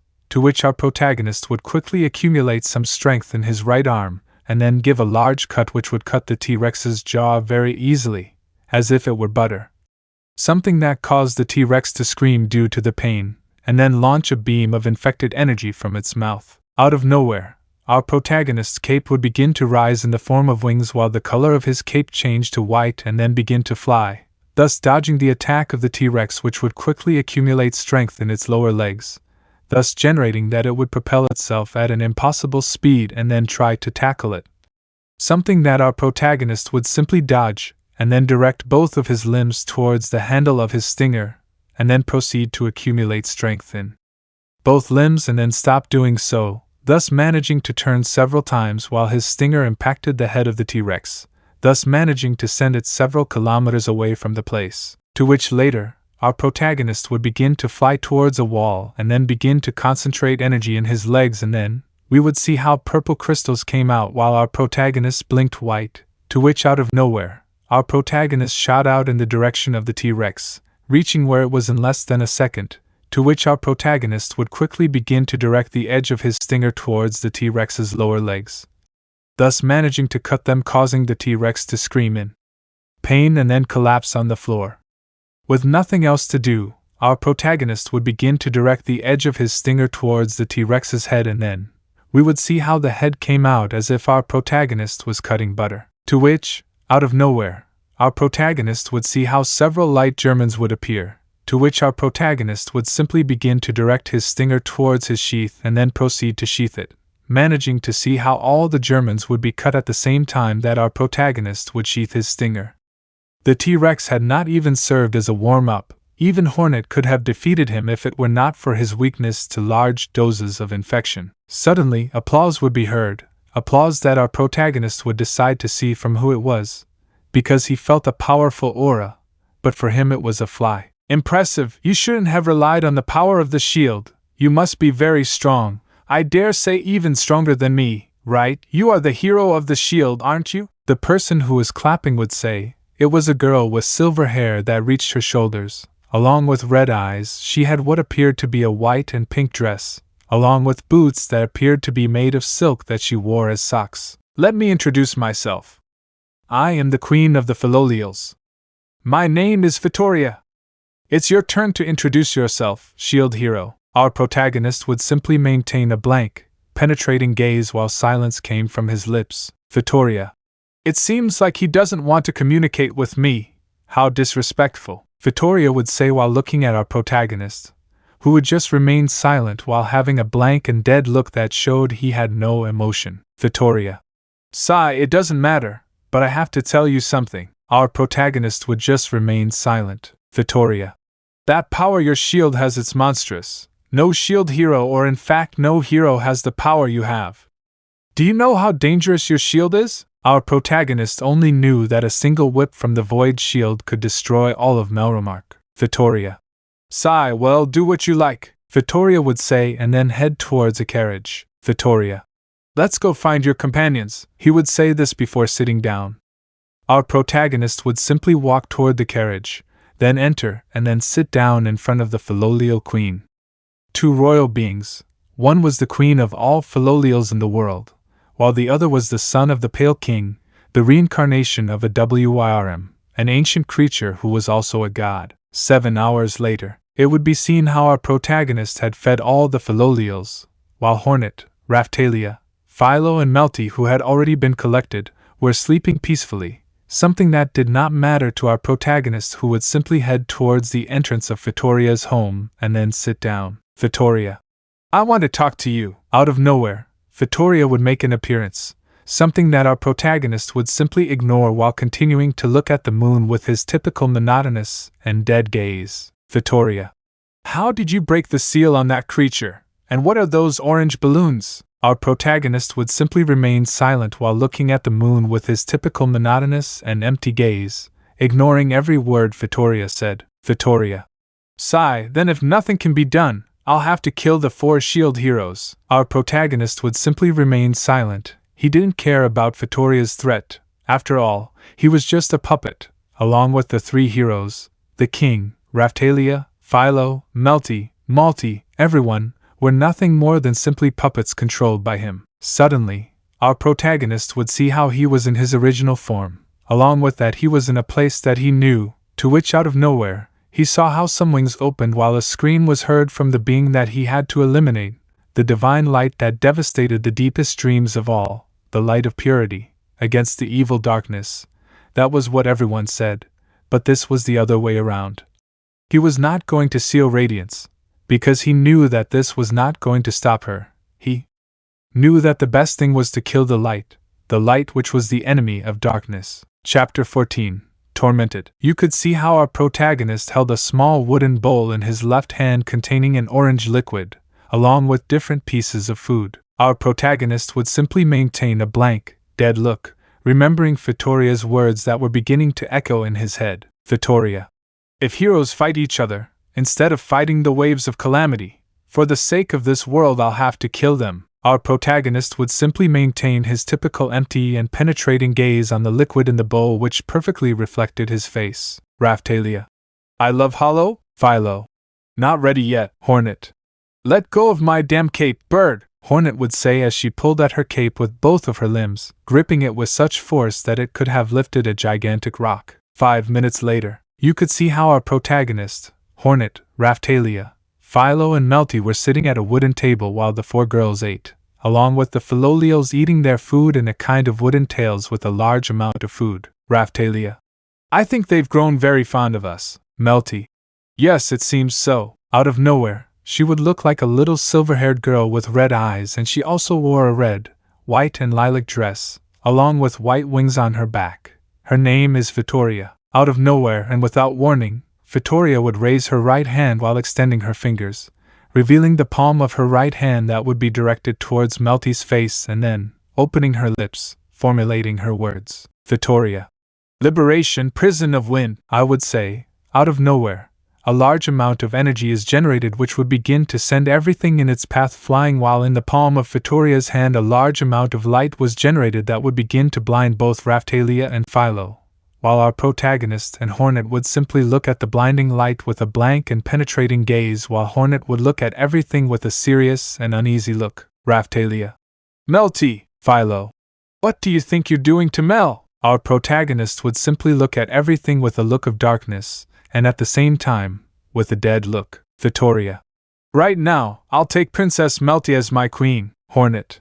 Damn, I knew we shouldn't trust you, Hornet would say as she quickly moved her right arm towards the handle of her giant sewing needle to, in turn, begin to provide a firm grip on her needle and then begin to unsheath it. Hornet. Urine? What the hell do you think you're doing? Vittoria. Shield hero, promise me you'll reconcile with the other heroes, promise me. Philo. Release Mel this instant. Our protagonist, without saying a single word, would calmly walk toward Vittoria.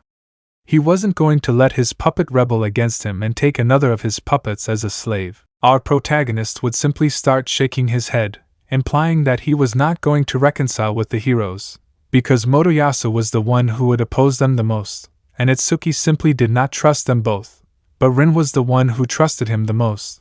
This because he was the smartest and the one who was realizing what the church really was, but he still was not an ally. Vittoria. You think you can stop me? Ha, you idiots. Besides, Vittoria's asking you to. I would say the latter with an angry and authoritarian tone, as if I were talking to a dog that did something wrong. Hornet, do you really think he'll listen to you? Well, then shove that idea up your throat, because he doesn't follow orders from anyone, Hornet would say with a somewhat mocking tone, something unnatural for her, due to her cold demeanor and strong character. Victoria. In that case, you'll have to name 4 new heroes, Victoria would say as she raised her right hand and then saw a small sphere of energy cover her hand, thus generating that in our protagonist's field of vision it appeared that his shields were cancelled. But out of nowhere, you could see how one was not blocked. This was the void shield, one that would activate automatically, thus generating that the shield automatically began to be surrounded by a black liquid while its gem was fragmented little by little until it broke completely, while small black particles came out of the shield, black as the void itself. Victoria. What are you doing? I would say while watching how our protagonist's shield would begin to deform little by little, causing the void to take the form of another stinger, but one that seemed to be sharper than our protagonist's original weapon, in addition to the fact that it had white fissures where the dark weapon was, along with releasing black particles, so black that not even a black hole can compare to its darkness. Victoria. Sigh, even though it's something impressive, I'm not the least bit interested in facing you. I just want to face her, Victoria would say as she extended her right hand while extending her index finger which pointed at Philo. Philo. What? And why me? The little girl would say as she watched the queen of the Philolials lower her right arm until it rested peacefully. Victoria. If you can convince me with your strength, then I will release Maltan, he would say in a monotonous manner, and without any expression, while his voice had a serious tone. Our protagonist would only see the white-haired girl with a blank, penetrating look without emotions while only silence came out of her lips. Victoria. Quiet as always, Hornet. You can't even say it, Philo. I don't quite understand, but if Philo wins then you won't kill the master, and you'll free Mel, or not? The girl would ask hesitantly because she had not understood everything the Philolial queen meant. Philo. Well, then I accept, the girl would say confidently as she placed her hand in a fist on her chest. Victoria. In that case, we'll both have to fight in human forms, Queen Philolial would say seriously, to which Philo would simply begin to move her right arm towards one of the pockets of her dress and after a few seconds, take out 2 fingerless gloves. The first one would be carefully put on her left hand and after 3 seconds see how her glove was already on. So she decided to put the right glove on her left hand with a firm grip, to which after that, the little girl would quickly squeeze her hands while a small green glow was generated which surrounded both gloves. Our protagonist would simply see everything calmly and penetratingly, knowing that Philo would be humiliated in the worst ways, this because Philo was just a fly in Victoria's way. Victoria would simply accumulate a little strength in her legs and then stop accumulating strength in her legs, thus generating a jump forward and then falling to the ground without any injury. Victoria. Okay, follow me, I would say to then head towards the center of the destroyed place that seemed to be a city from hundreds of years ago, to which out of nowhere, a force field of purple and green colors would be created, thus generating that neither our protagonist, nor Hornet, and nor Raphtalia could enter to interrupt the fight, although 2 brothers already knew the final result. Philo. Okay, let's get started, the girl would say confident that she could win. Victoria. Whenever you want, I would say calmly. Out of nowhere, you could see how Philo's strength would accumulate in his legs and then jump forward with great force, and then extend his foot to be able to kick Victoria, who would simply watch the attack calmly, as if she knew what the result would be. Hornet. You idiot brat, don't do that, Hornet would whisper while keeping her gaze serious, knowing Philo's stupid move. Out of nowhere, a smoke screen would appear due to Philo's kick, to which Raphtalia would quickly think that Philo had already won. But her hopes collapsed when she saw Victoria in a perfect state, not seeing any stains or scratches, while Philo was behind Victoria. Victoria. You are very slow, I would say it calmly, as if I were walking through a park, to which, without letting Philo react, she would extend her right arm while extending all her fingers and then take the back of the beast with an extremely strong grip and then accumulate strength in her right arm and then throw Philo with enough force to send her flying as if she were a baseball, while she stopped providing her firm grip. Philo would turn to look at Victoria in a bewildered manner, but he would see that Victoria was no longer in the crater that Philo had made. Philo. Where? Raphtalia. Philo, up! Raphtalia would say, seeing how Vittoria was on top of Philo while extending her left arm and then hitting Philo's back, causing her to be thrown towards the ground, thus generating a great impact which would create a large crater. While on the ground there were several feathers that belonged to Philo's wings. Philo would begin to get up with difficulty, and then give a serious look to Vittoria, who had a monotonous look, to which, out of nowhere, Philo would raise both of his hands and then open his lips to be able to pronounce a few words. Philo. As the source of your power, Philo commands you, decipher the natural laws and make a fierce wind that will take her away. Tornado. Philo would say that he would lower both of his limbs while concentrating a large amount of energy which would be expelled in the form of a tornado. Vittoria. I'm going to have to cancel your tornado, the queen of the Philolials would say as she raised her left arm while extending all her fingers, leaving the palm of her hand exposed while a great glow was generated which would take on celestial tones. Vittoria, tornado unification. It would be seen as if out of nowhere, the tornado, upon making direct contact with the energy aura, the tornado would completely dissolve, thus generating a smoke screen, smoke which the queen of the Philolials would take advantage of to then appear out of nowhere in front of Philo, something that would surprise her, and then she would be sent flying towards some rubble. Our protagonist was just analyzing everything. He knew that Philo could barely resist, but if he saw that Vittoria was going to kill, then he would intervene in the fight so as not to lose his puppet. Hornet just looked at everything seriously, knowing that Philo didn't have the slightest chance. Even in her bird form she would barely manage to land a hit, one that wouldn't even have any effect on Queen Philolial. Vittoria. Philo, I have a question. Why are you confronting me? Philo. Isn't it obvious? I fight for my little master. Philo would say that she would barely try to hit Vittoria in the face, but she would simply dodge it. Vittoria. You don't stand a chance against me, she would say seriously, while Philo could barely stand. Vittoria would see this and launch an energy blast at her, which would generate a huge explosion along with a large amount of smoke. Anyone would be worried, but he wouldn't. Besides, why would he be? If she's no longer useful to him, he'd throw her away. If she dies, he'd only let her die if it wasn't convenient for him. But she did suit him. Out of nowhere, Vittoria would see how some claws would go towards her, so she would quickly raise her right hand, which would generate an energy field around her to protect her, thus generating a clash between the two. But in the end, Vittoria's defense would be destroyed by Philo, who would quickly graze Vittoria's cheek, drawing a large amount of blood and then being thrown to the ground, creating a large crater that would destroy the sleeves of her dress. Philo. I can't lose, sigh. Queen Philolial would only raise her right hand to her cut cheek and then, with her index and middle fingers, touch the scratch from which a large amount of blood was coming out, which upon contact with her fingers, would begin to stain them, while Vittoria's expression was one of surprise.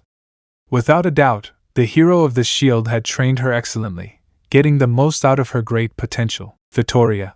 That's enough, Philo, you're the winner, he would say as the corner of his lips moved, creating a smile. He would say as he knelt down to be at the level of the exhausted Philo. Vittoria. Little Philo, you did a great job, I would say calmly. Our protagonist and Hornet only watched the scene, knowing that Philo only resisted for one thing. The teachings of our protagonist had made his strength increase greatly. Raphtalia and Philo are much stronger than their original versions due to being trained by the current Hollow Knight, to which out of nowhere, Malty would wrap her arms around Philo, generating a hug, one which included tears of worry, while at the same time, both Philolials felt how they were healed, so both when raising their eyes, they would see a white-haired boy with a dead look raise one of his hands that generated a white aura that healed both of their wounds. Hornet.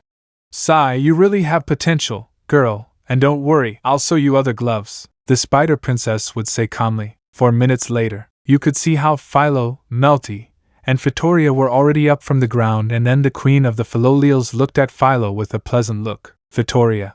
You passed my test, Hornet. Well, now you owe us 20 gold coins, Hornet and our protagonist would say as they raised their right hands and then saw how the queen of the Philolials extended her right hand and then opened it, dropping 20 gold coins into each hand, which would close and then go into their capes. Vittoria.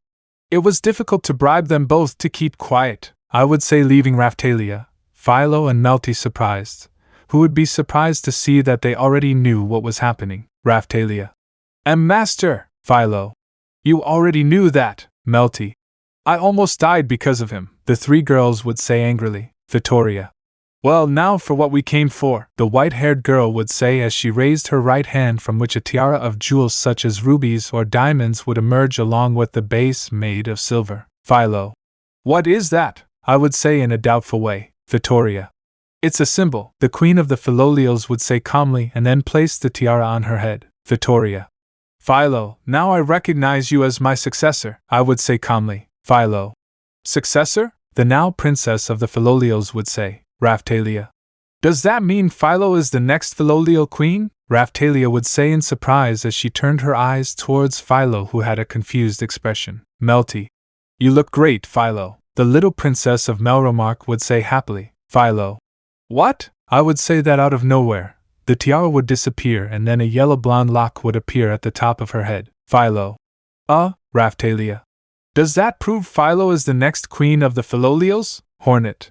She's just badly combed, Hornet said as she looked at Queen Philolial doubtfully. Malty. Philo, you look so pretty, Philo. Og. Something very strange came out of me. No, he would say as he raised his right hand to then provide a firm grip on the newly wavy lock of hair and then pull it out. But after that, you would see another yellow blonde lock of hair coming out again from the previous one which was removed. Malty. You got it again, Akage, Victoria. You'd better get used to it, because you keep getting them, and even more, Queen Philolial would say calmly. Philo. So I'll look just like you, he would say in an annoyed and doubtful way, while our protagonist would only see Philo's lock which had exponentially increased her stats up to level 40, thus making her his strongest puppet to date. Victoria. Well, as promised, he would say as he raised his right hand to then provide a firm grip to his lock of hair and then pull it, thus managing to take out the lock of hair and then place the lock on the shield, thus generating a large number of shields in our protagonist's field of vision. Victoria. Well, we also have to talk about something that can only be with the shield hero, Queen Philolial would say seriously, causing our protagonist to only accept, although still maintaining his dead and emotionless look. Malty. By the way, were you just using us to test Philo? The girl would say a little nervously. Victoria. Yes, and sorry for what I did to you, Meltan. Do you want a reward? Queen Philolial would say doubtfully. Malty. Well, no, 10 minutes later, you could see how a Philolial the size of a mountain walked calmly while in the small abyss of its head was Princess Malty, who was very excited. Malty. Wow, this is so high, I would say as I excitedly looked down at the whole place. Philo. I want to grow up much faster, so I can be bigger than her, Philo would say in a jealous way. 30 minutes later, Malty.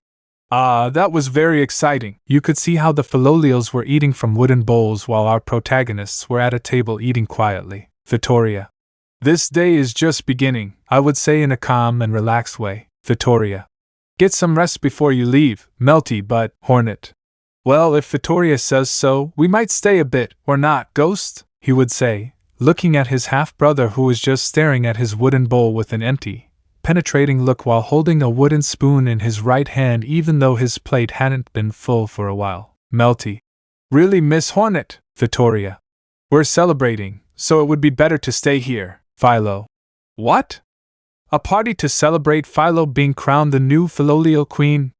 Why did they decide that for me? The little princess of the Philolials would say in an annoying way. Malty. Congratulations, Philo, Malty would say happily, to which he would suddenly see himself as a Philolial would use his beak to bite the back of the dress, and then pull it, and put it on his back. In turn, you could see how Raphtalia and Hornet were taken from the back of their paw suits, and then placed on the backs of the giant birds, before leaving the place. Our protagonist would only see everything in a dead way, as if he didn't care in the least, and then turn his gaze to be able to see Victoria's eyes. 5 hours later, you could see how all the Philolials in the place were sitting on the floor along with Raphtalia and Malty, while our protagonist and Hornet were on the wall watching everything, one with a dead look and the other with a calm and relaxed look, while Philo would be sitting on a kind of throne while Victoria was standing next to her. Later, you could see how all the Philolials including Philo were sleeping along with Hornet, Raphtalia and Malty, while our protagonist would be watching the moon quietly, Without making any noise, he had already heard Victoria, and now he saw the whole place, knowing that in the end, Hallownest and Melromark were now in his hands, the fate of both kingdoms, in a single individual, the weight of two universes were on him. And he knew he had to find a way to return to Hallownest no matter the cost. Out of nowhere, our protagonist would see himself in his original form and, in turn, in a strange space, so when he looked up, he could see something. He could see a WYRM that was watching him. WYRM. My son, son of the last WYRM, son of a god, your ability will be awakened. You will see what comes next, what you will do, and your shield will understand it. The being would say, then, devour to decorate our protagonist, thus causing him to return to the same place where he was while a message came out of his field of vision. WYRM eyes, an ability that allows the wielder to see moments, or even days into the future. The inherited power of the WYRM gods remains. WYRM Shield allows you to see moments before a fight happens, and also grants the user infinite soul every second. Out of nowhere, our protagonist would see something. He was seeing how everything was raining, until he saw Raphtalia's corpse without her heart, something that would make our protagonist take a step back. But out of nowhere, he would feel like something was stopping him, to which later, when he turned his head, he saw Philo's corpse without a head, causing our protagonist's chest to start beating desperately while something sounded, to which later, when he turned his head, he saw Malty and Hornet without their lower body, something that caused him to remember something that tortured him, something he had forgotten. Ghost.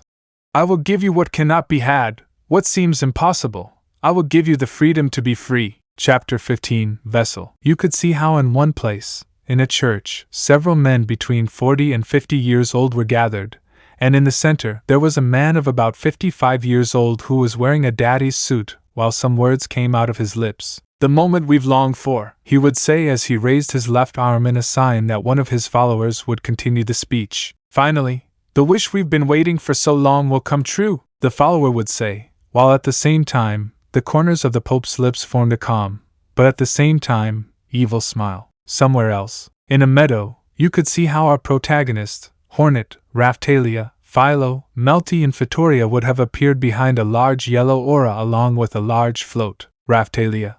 We are so grateful that you brought us here, the half-human would say as she bowed in gratitude, while on the other hand, our protagonist remained silent as always, but at the same time, something different could be seen in his gaze, although it could not be said what, it was something that everyone had noticed. Malty.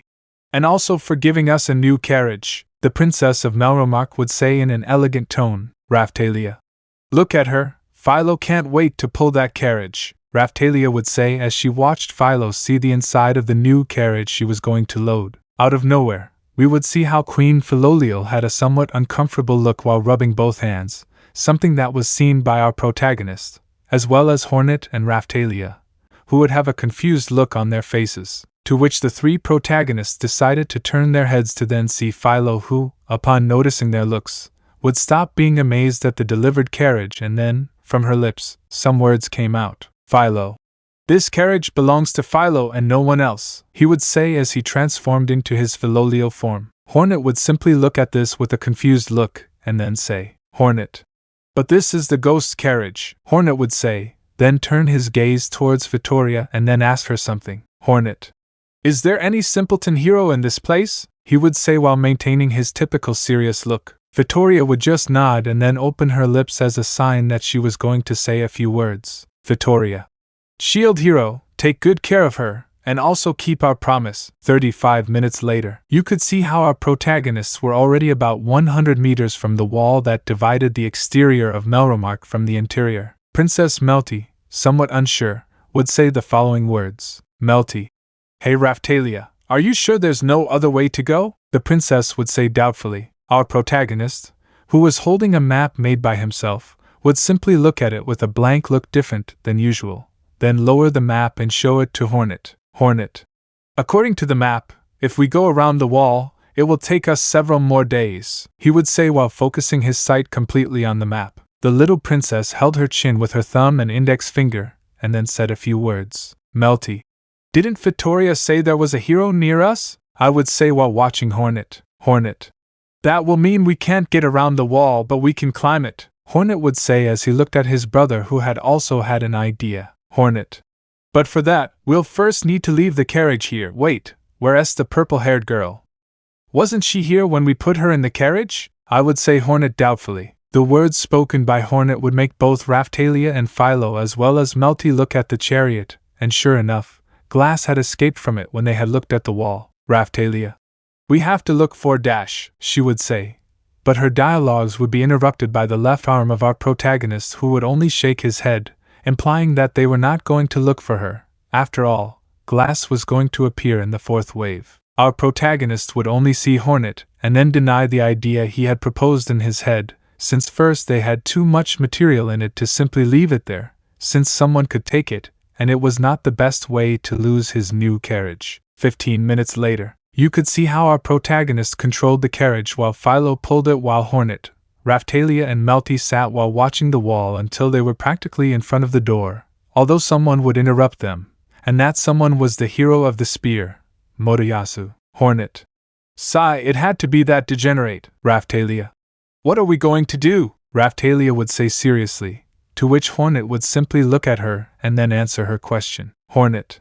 Fight if necessary. 5 minutes later, you could see how our protagonist was standing calmly in front of the spear hero Motoyasu. Our protagonist just kept a blank and emotionless expression on his face as he always had, while Motoyasu's expression showed annoyance. Motoyasu.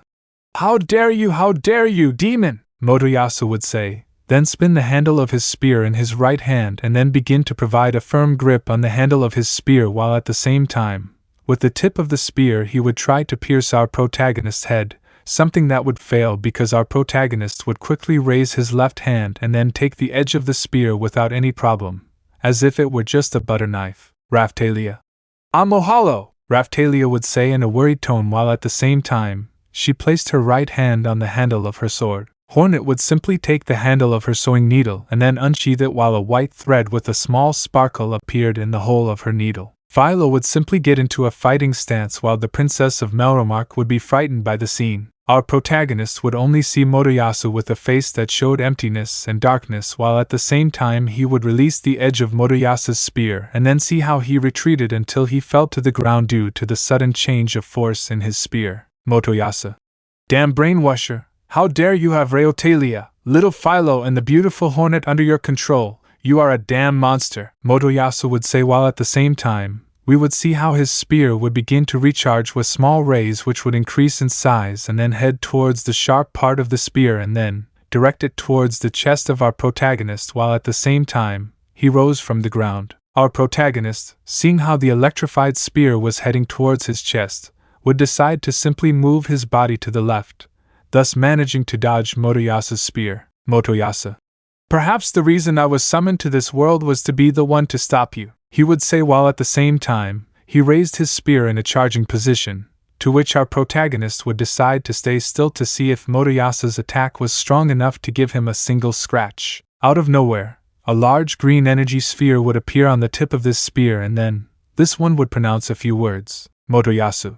It's Meteoro! Out of nowhere, a blue ray would head towards our protagonist, who would only stay still and then receive the attack, which would generate a huge explosion. Raphtalia.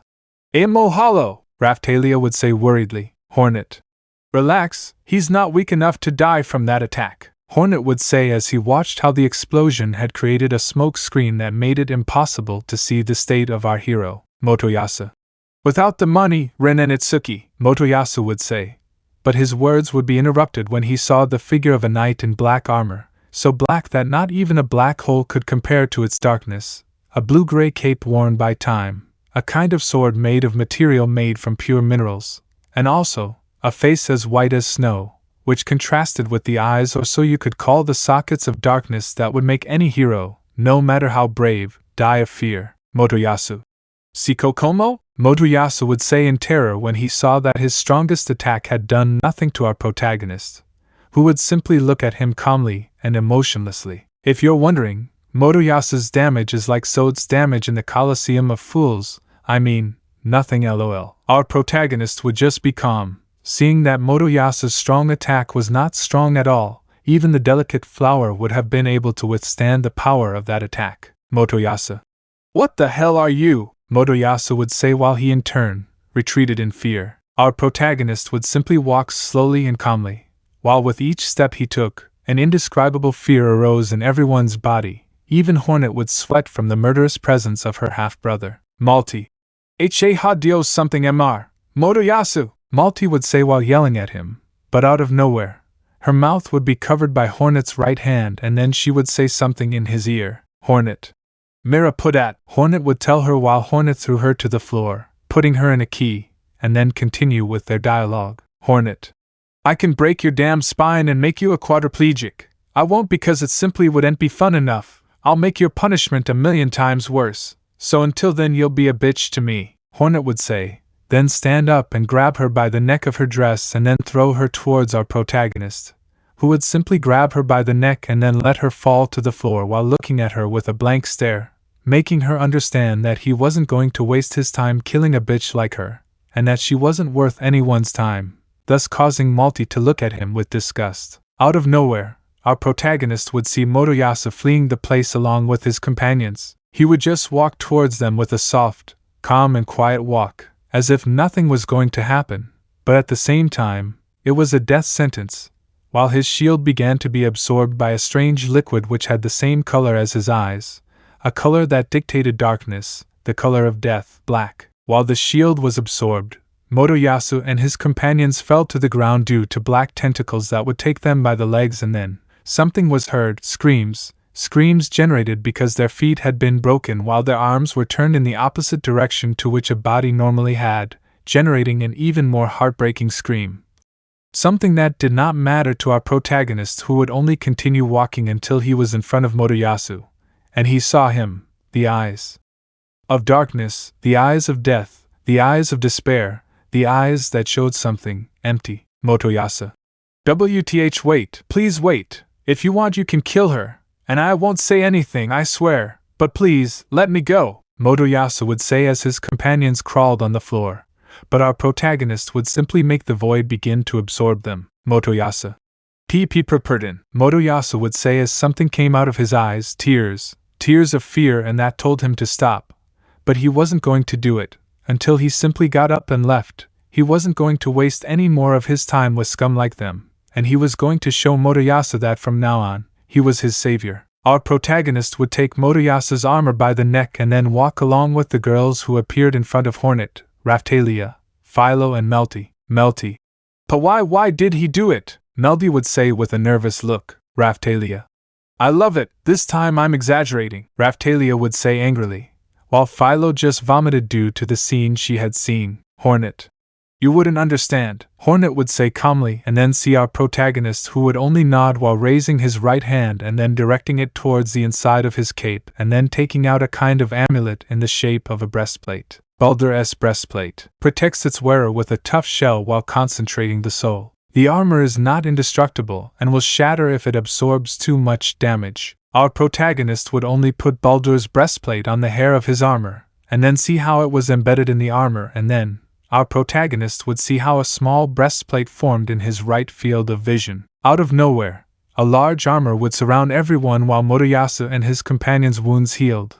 After that you could see how the armor was reinforced by a kind of prison made of different black shields, while at the same time, you could see how 2 floating black shields would appear. Malty. Who do you think you are, shield demon? Malty would say in an annoyed manner, but her sister would answer, Malty. Shut up, Malty, the future heir to the throne would say in an annoyed tone. Ouch, it's coming. Thread, I would say seriously while seeing how a large beam of energy approached the shields created by our protagonist. Hornet.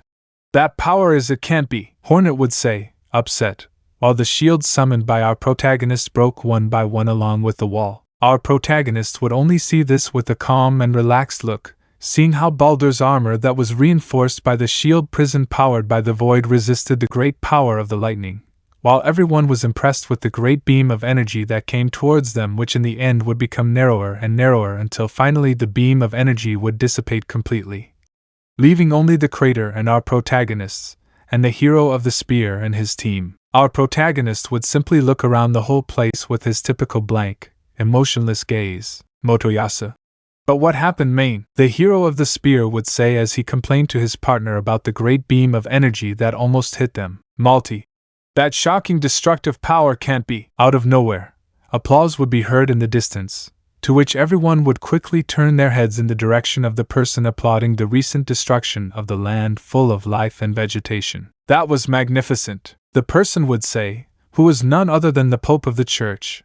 But something was different. He had a yellow balloon with orange tones on the right side of his head, as if something had taken over him, while his eyes shone in the same yellow and orange tone as the balloon. Papa.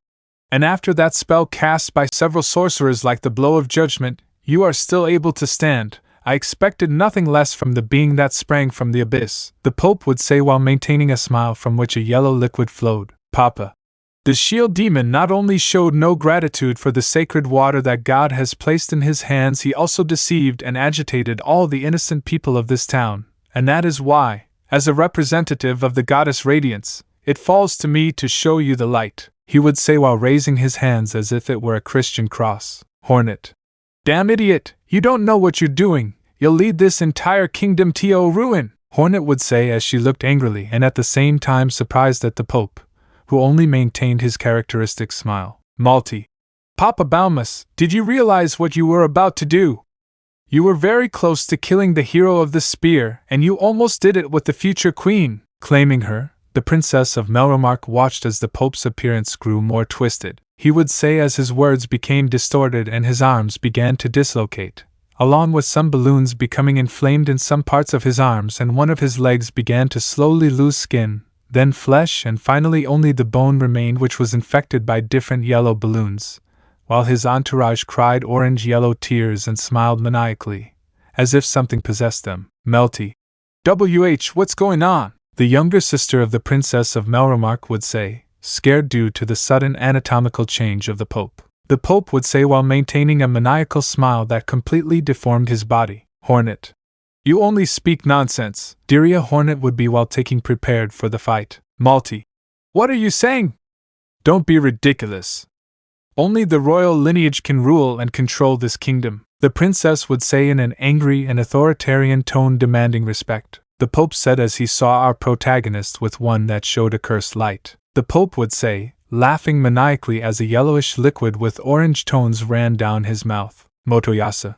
Wait a minute, didn't the emo boy kill you? Motoyasu would say while changing the direction of his gaze towards our protagonist, who would only continue looking at the Pope with a blank and dark look. The Pope would say as one of his followers began to walk towards him while holding in both hands what appeared to be a sword that appeared to be made of gold and silver. The Pope would only take the handle of the sword with his deformed right hand while still maintaining his murderous gaze. The Pope would say as out of nowhere, the sword began to be imbued with a large amount of yellow and orange light. Hollow Knight. I would say while after saying that, the father of the church would start to laugh and then move the blade of the sword he carried in his right hand, thus generating a large ray of yellow energy with orange tones to appear in order to finish off our protagonist, who will quickly position himself in a defensive pose and then raise his shield which, when making direct contact with the ray of energy, would begin to repel the light attack. Although something felt strange, and that is that the attack was powered by divine energy, which would make our protagonist step back a few meters, although he would quickly move his right leg and then move his left leg and then move his left arm with force, thus managing to repel the energy attack. The Pope would only move the sword to the point where the blade was just short of touching his recently deformed face. The Pope would say while our protagonist would only observe the events with an empty gaze, lost in the darkness of the abyss. The Pope would say as the sword he held in his hands began to mold into the shape of a spear due to the light from it. Motoyasu. Oh hey, that sword turned into a spear, Motoyasu would say as he watched the recent event. Malty.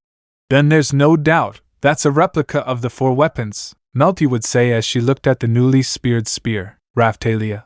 Is it an imitation of the sacred weapons? Raphtalia would ask with doubt. Malty. In the past, an attempt was made to replicate the four sacred weapons, to create a single ultimate weapon. That special weapon could change form, and utilize the abilities of the other four, but it was said to have been lost hundreds of years ago, Malty would say, answering everyone's questions while observing the Pope who was deformed. Motoyasu. Using a weapon like that can't be fair, Motoyasu would say, then turn his gaze towards his fellow princess, who was astonished at the information given by her older sister, while Hornet simply saw this with a serious look. Motoyasu. Hey main, is that true? The hero of the spear would say his doubt to his red-haired companion, who would only turn to look at him due to his mention by her companion, and then open her mouth to answer his doubt. Malty. Oh? How would I know that? The Princess of Melromark would say while looking nervously at the one who had asked her to answer her questions, to which Malty would decide to compliment the information already given by herself. Malty. It's so famous that anyone who investigates the history of Melromark will know about this legendary weapon. If it were known that it exists, Malty would say as she looked at the Pope, who just smiled. Hornet. So, I'm hiding that damn fake church, Hornet would say as she stood on guard in case something happened. Malty. Surely his straying was also a lie from the church, Malty would say nervously and at the same time, annoyed. Hornet. So why summon the 4 heroes? This wouldn't have happened if they hadn't summoned Ghost. Now she has control over them, Hornet would say while knowing this was bad. Malty. She's very powerful, but she has a big weakness, and that is that she needs large amounts of mana. That first attack must have drained the mana of dozens of her sorcerers and nuns, but it's impossible for the attack to be that powerful, Malty would say, to which Ghost would realize Radiance provided them with exorbitant amounts of mana so they could use the weapon freely. The Pope would say while his body became even more deformed than before. The Pope would say as he watched our heroes in the group of the hero of the spear with a macabre smile, while in turn, several believers would begin to kneel and then join their hands and begin to pray, while in turn, a yellow and orange aura appeared in the believers who began to decompose, and then, those decomposed parts were occupied by orange and yellow balloons. Hornet. I hope it works, Hornet would say, while at the same time, he concentrated strength in his right hand and then, at great speed, threw several blades that would hit the heads of the Pope's followers, thus causing them to fall to the ground. This is a skill from the Hollow Knight Silk Song trailer. Motoyasu. Lightning strike, Motoyasu would say as a beam of energy came out of his spear, to which our protagonist would have a vision of the future, in which he saw that the attack was returned but multiplied by 100,000, something that would kill almost everyone in the place. So he would quickly change from shield to air shield to then prevent the attack from hitting the Pope. Motoyasu. What do you think you're doing? Motoyasu would say angrily, to which only a laugh would be heard from the Pope. Dad. Haha, really? Are you stupid enough to attack me without stopping to think that would be the end of you? The Pope would say, and he would just laugh out loud. Our protagonist knew that the light was not invincible, and he knew that only he could harm it, so a black, woody liquid quickly surrounded him, while his eyes were now white as snow. The Pope would say, while our protagonist would quickly release a kind of black creature with sharp, snow-white eyes. The creature would only head in the direction of the Pope, who would quickly be surrounded by his shield, but that would be something of no use because the spirit would only begin to cross the shield of light and then charge at the Pope, who would receive a huge explosion due to the bubbles of light that contained his body. The Pope would say that he would quickly continue concentrating his attack and then move the spear, which would expel a large amount of fire, to which our protagonist would just watch everything calmly while receiving the attack, although it would not affect him in the slightest. The Pope would say as he watched the flames, suffocating with time. The Pope would say while smiling in a macabre way, Hornet.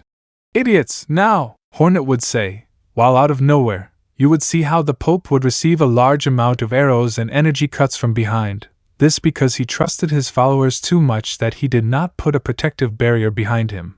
So when the Pope turned around, he would see the hero of the bow and sword, Itsuki and Rin. Itsuki.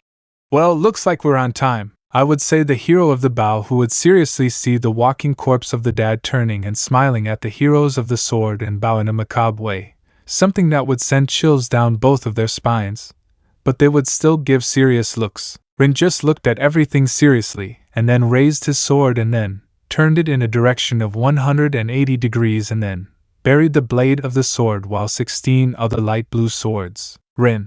100 swords! He would say this while the swords were directed towards the Pope, to which he would quickly raise his left hand from which a shield of light would emerge which would reflect his attacks, and with the difference that 1,600,000 were coming, This because the barrier had multiplied the number of swords by 100,000. Rin curse, he would say while quickly gathering a large amount of his strength into the handle of the sword and then unearthing it, and then opening his mouth to say the attack. Rin. Meteor sword! Diria while quickly moving the edge of his sword blade, which would cause the slashing attack to collide with the 1,600,000 swords. Motoyasu. How about this? I would say this while watching the heroes. Hornet. Simple, Ghost and I saved their weak asses and they owed us. Hornet said as she looked at Motoyasu, who was looking at Hornet's body. The powder tea, Hornet, he would tell him while raising his right hand and then slapping him, sending him towards the crater wall. Dad. At H0RA, the Pope would say while launching a flame from his spear, to which our protagonist and Hornet would only turn their gazes, and then Hornet would say, Hornet, die. He would interrupt the Pope's sentence as they both gathered strength in their legs and then shout out towards the Pope and his followers. Our protagonist would see how several light barriers were created, so he would quickly be wrapped in a viscous black liquid which would only leave his eyes white. Our protagonist, as if he were a shadow, would pierce through the Pope's shields and then unsheath his stinger and then clash his blade with the Pope's spear, and due to the great difference in strength, our protagonist achieved something impossible for someone in Melromark. He managed to break the weapon in two, something that would shock the Pope, who would hear a voice in his mind. Radiance. You are of no use to me. Out of nowhere, his corpse, along with that of his followers, would begin to explode, a last resort to finish off our protagonist. Hornet / Raphtalia Philo Malty. Damn / I love Hollow / I love Night, the girls in their group would say as they watched our protagonist being engulfed by the explosion, but the void shield would act and quickly absorb the light and then destroy it. Our protagonist would just get up, seeing the large curtain of smoke that was generated due to the explosion. Our protagonist only saw everything, and he would simply remember something thanks to one of the explosions, something blurry, but a memory nonetheless. Pale Court. Our protagonist would only see how a message would be generated in his right hand and then see a message in his field of vision. Son of the WYRM. Now you must awaken the legendary King's Court. Awaken it, and unite it. Awaken the Pale Court. Elsewhere, you could see a camp in which there were a large number of knights holding purple banners, with symbols of royalty in the center. In one of the camps, you could see two maids putting armor on a purple-haired girl who had one arm raised, while behind her, there was a black-haired girl with a dark purple hood and a black suit with gray details, and a gray mask. Your Majesty, one observation. You don't need to go in person, the anti-fascist girl would say while looking at the purple-haired woman who would speak. The kingdom, no, the world is in danger, and I'm not old enough to wait for news, the purple-haired girl would say, then turn her head and see the girl with a mask. I understand. Sorry for the inconvenience, the purple-haired girl would say with a sad expression on her face. Don't worry, I couldn't serve a better mistress, the girl would say while they put the armor on the queen, and then she would come out and shout a few words. We will punish Pope Biscotti, Barmas and the other traitors, she would say as the soldiers got into position and shouted. Yes, implying that they obeyed their queen. Soldiers, let's march, the queen would say as she extended her right arm in a signal for them to advance. Later, you could see how the soldiers arrived at the exact moment when all the followers and the Pope had exploded into thousands of pieces. But you also saw how tentacles of darkness absorbed the explosion of light. This battle is over, the queen would say with happiness, seeing how the followers and the Pope had died, although for a reason she did not understand. Itsuki. They are the queen's forces, Itsuki said as Rin sheathed his sword in the scabbard at his waist. Rin, see, they would say, and suddenly, our protagonist would emerge from the smokescreen without any injuries. Raphtalia. Amohalo, Raphtalia would say as she ran towards our protagonist and then began to surround our protagonist in her arms, thus generating a hug. Our protagonist would only see Raphtalia and then turn around and see the Queen of Melromark. Nice to meet you, shield hero. I finally meet you. Let me introduce myself. I am the current Queen of Melromark, Morelia Q. Melromark. Our protagonist would only see the purple-haired girl known as Morelia with an empty and emotionless look. The next morning, you could see how our protagonist was seeing the entire Queen's mansion. Although that mansion was nothing compared to his father's palace, that did not mean that the palace was precisely small. Out of nowhere, our protagonist would see a purple-haired girl approaching walking. It was the Queen of Melromark, Morelia Q. Melromark. Morelia. Wow, apparently he never takes off his armor, the queen would say as she saw that our protagonist just looked at her with his typical empty and dead look. Morelia. I came to introduce myself again in your room, but well, I am the current queen of Melromark. I am Morelia Q. Melromark. I would like to speak with you in a private place, the queen would say while our protagonist would only agree to the request. Later, you could see how our protagonist and the queen of Melromark were on a balcony while the sun set making a sunset. Morelia. I was part of a special international congress to decide how to face the next waves, and that's why I had been away from Melromark for some time.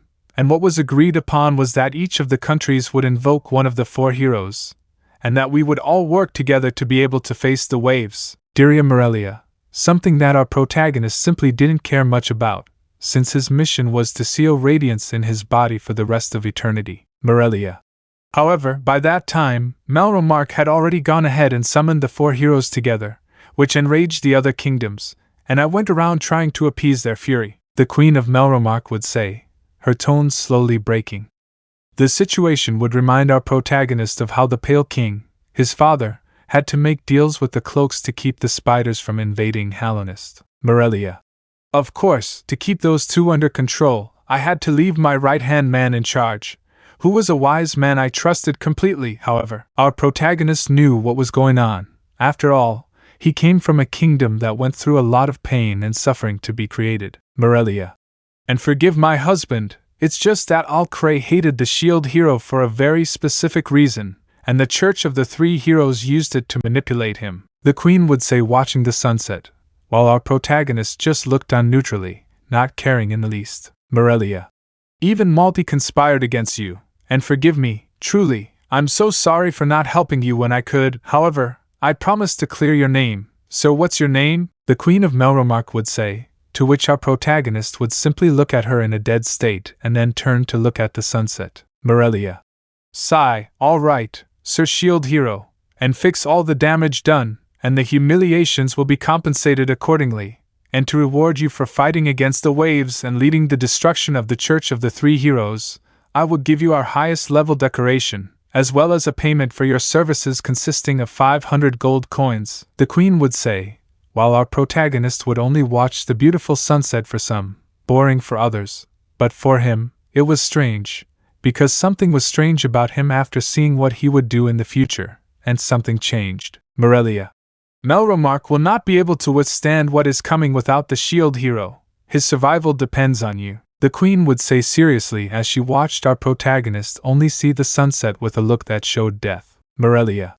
By the way, I want you to come with me tomorrow, because I have an audience that day, because I will publicly clear the name of the Lord Hero of the Shield of all the falsehoods attributed to him, and I will also see to it that all Cray and Malty have to die, Morelia would say while looking seriously at our protagonist, who would only turn his gaze and then position himself comfortably on the balcony railing. Turning his head, our protagonist would only see how the hand of the Queen of Melromark would tremble, to which for some reason he would raise his right hand to take it, seeking that the Queen would stop trembling, to which the Queen would look at him and realize that although it was a difficult decision, it was the only way to stop the king and the eldest princess. Thus, she would only see our protagonist and then nod and then tell him, Morelia. Thank you, Shield Hero, thank you for trying to calm me down. I know that even though I shouldn't doubt, but even so, I can't help but hesitate to kill my own daughter and husband, the Queen would say, while our protagonist would just look at her and then withdraw. Thus, he had managed to make the Queen calm down and think clearly. Although this was strange, why did he do it? It wasn't out of love at first sight, that was obvious. He was just trying to calm her down. But why? Our protagonist wouldn't know why he wanted to help her. It wasn't something typical of him. Besides that, he saw Hornet as his sister. He saw Raphtalia with different eyes. Philo had already treated her in a more paternal way, something he didn't understand, but he decided to ignore it. Later, you could see how our protagonist was holding a withered flower with silvery white petals, while the stem was dark green. Our protagonist would only carefully place the withered flower on the green gem of the shield, and out of nowhere, the green stone would shine and then absorb the flower, and out of nowhere, a message would appear in our protagonist's field of vision. Delicate shield. A shield with the ability to generate delicate flowers on the ground. The flower helps calm the person's feelings and emotions because it represents maximum purity. I would say the message in his field of vision, something he simply wouldn't understand, to which out of nowhere, Raphtalia would enter the door of our protagonist's room, who would simply sit on the bed next to our protagonist. Raphtalia. How have you been, love? Raphtalia would say while our protagonist would just nod his head, implying that he was fine, while at the same time, our protagonist's shield would take the form of a flower with silver-white petals which had white seeds in the center. Our protagonist would only stare at the shield which would create something, a flower, to which our protagonist would only extend his right hand and then place it in Raphtalia's hair, who would blush due to the proximity of our protagonist, who would only raise the thumb of his right hand and then turn his head and look at the ground again. The next morning, you could see how in the royal palace, our protagonists walked calmly. Philo. Where's Mel? Philo would ask because she hadn't found her best friend, Hornet. She left with some of the knights as soon as we arrived at the castle, Hornet would say as she continued walking calmly. Out of nowhere, our protagonist would meet the three heroes. Itsuki. I'm glad you're okay, Itsuki would say in a friendly way. Rin. The wounds from the explosion didn't affect you, no wonder you're the strongest of us, Rin would say while Motoyasu was looking at some places in a somewhat worried manner. Motoyasu. By the way, have any of you seen Maine? Motoyasu would say impatiently. Excuse me, heroes. Out of nowhere, the king and queen's assistant would appear and then our protagonists, and the heroes of the weapons would turn around and then look at him from above. 10 minutes later, you could see how everyone summoned by the queen was calm as they watched the nobles. Morelia. I am very grateful for your presence, the queen would say, sitting on her throne while she watched our protagonist's group and the heroes of the bow, sword and spear. Motoyasu. What is this? Motoyasu would ask nervously while at the same time, the throne on the right side was not all Cray Melromark. Morelia. Bring them on, he would say as he turned his gaze towards the gigantic doors and then saw Malty S. Melromark and all Cray Melromark XXXI being escorted by two knights. Motoyasu.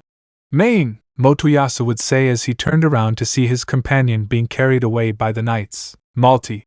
Mr. Motoyasu, save me! Malty said as she looked at Motoyasu with a look of undeniable despair. Rin.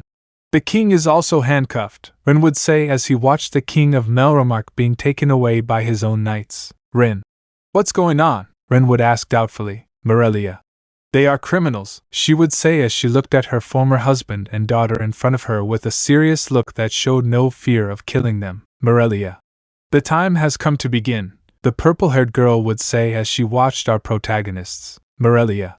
The trial of the clumsy and foolish king, and also of the first princess. You could see how many people were surprised, except for our protagonist who just watched everything with a blank, emotionless look. Malty.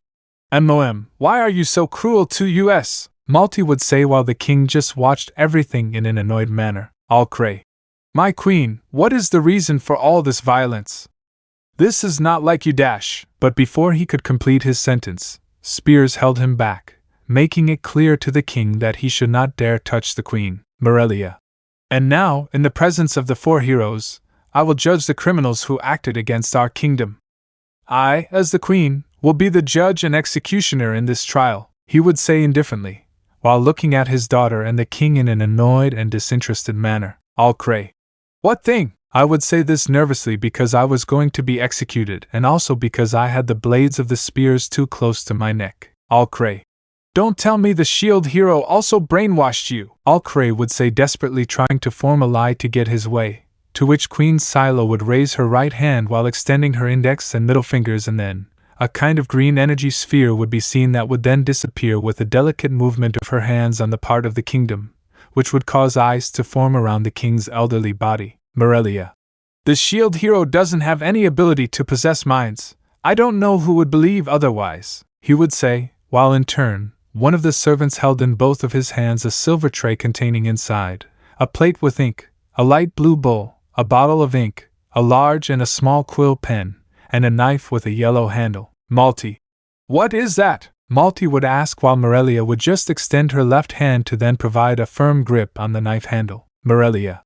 To make a fair judgment, I will give you a temporary mark of slavery, Morelia would say while two of Morelia's knights would take Malty by the forearms and then subdue her so that she does not resist. Mortars. Mama, Motoyasu. How can he be doing this to his daughter? Motoyasu would say as he looked angrily at the Queen of Melromark, who would respond calmly, Morelia. Malty has a horrible habit of lying all the time. Malty. Lie, you know that I am a good and honest daughter, Malty would say desperately. Meanwhile, the Queen's servant would hold the part of Malty's chest armor with his right hand, then lower it, and use the brush with black ink and begin to paint a symbol of slavery, thus generating a scream from the girl and after a while, returning to normal. Morelia. We will officially begin the trial. Although their crimes are so clear that they will not be able to deny them, the entire kingdom will know and everyone will be able to see them, the Queen of Melromark would say seriously. Motoyasu. You still haven't given them a chance to defend themselves. May we know what they re-accused of? Morelia. Let's first talk about recent events, and before he could speak, the spear hero would open his mouth and then shout at him. Motoyasu. And what's the point of knowing that now? Morelia. Don't interrupt me, the Queen would say in an annoyed manner, and then continue talking. Morelia. To begin with, it was discovered that the church collaborated with a person we believe comes from the kingdom called Radiance, and both have also collaborated with the king and princess of Melromark, Morelia would say, while our protagonist only saw her and was wrong about something. Radiance is not from this realm or this universe, and is not human, he is a higher being, a god. Morelia. Do you have any objection to that charge? Morelia would say while looking at her own daughter in an annoyed manner, to which Malty would quickly hit the place where she was with her hands and then look at her mother, and then open her mouth. Malty. I would never collaborate with that church of. But before she could continue speaking, the slaver's mark would begin to electrocute Malty's chest, causing a heart-rending scream to come out of her mouth. Morelia. It's unheard of for the first princess to try to overthrow the state, the princess's mother would say in a disappointed manner as she looked at her daughter with a serious look. Malty. It's not true, forget about the shield hero, they tried to kill all the heroes, even our royal family. I would never be part of something as abhorrent as that, Malty would say as she looked at our Queen of Melromark seriously. Motoyasu. See, Maine didn't do anything wrong, Motoyasu would say as he looked at the Queen of Melromark in an excited manner. Morelia. Now, what about that time you tried to murder my heiress Malty and tried to frame the shield hero for that murder? Morelia would say as she looked at her daughter in an annoyed manner. Malty. I didn't do anything dash, but she would be interrupted by a beam of energy which would electrocute Malty's chest, causing her to change her expression to one of pain as she writhed from the beam of energy. Malty, but sister, Malty would say, scared of her own sister when she saw how her sister tried to kill her. All cray. But Malty! Is that true? He would nervously ask his daughter. Malty. That's a lie, Dad, I don't dash, he would say. But before he could continue speaking, his chest would be electrocuted again because he had lied again. Morelia. You were conspiring with the church, and you tried to keep the crown by getting rid of Malty, and to achieve this, you framed the shield hero of having kidnapped your sister, and then you set fire to the mountain where she was. True or false? The Queen would ask while looking at her daughter in an annoyed manner, while one of the knights would turn his head to see a mustachioed knight who had dented the former princess's ideals. Malty. Malty is my dear and sweet little sister, I couldn't. Out of nowhere, another electric shock would be generated in the chest of the red-haired girl who would scream in pain. Rin. It's true, she really seemed to want to kill her sister at that moment, Rin would say as he watched Motoyasu have a surprised expression. Itsuki. Yes, I saw that with my own eyes, Itsuki would say while Motoyasu would quickly turn his head to see the spear hero. Motoyasu. But what? He would say he was surprised at how his partner had done such horrible things. All cray.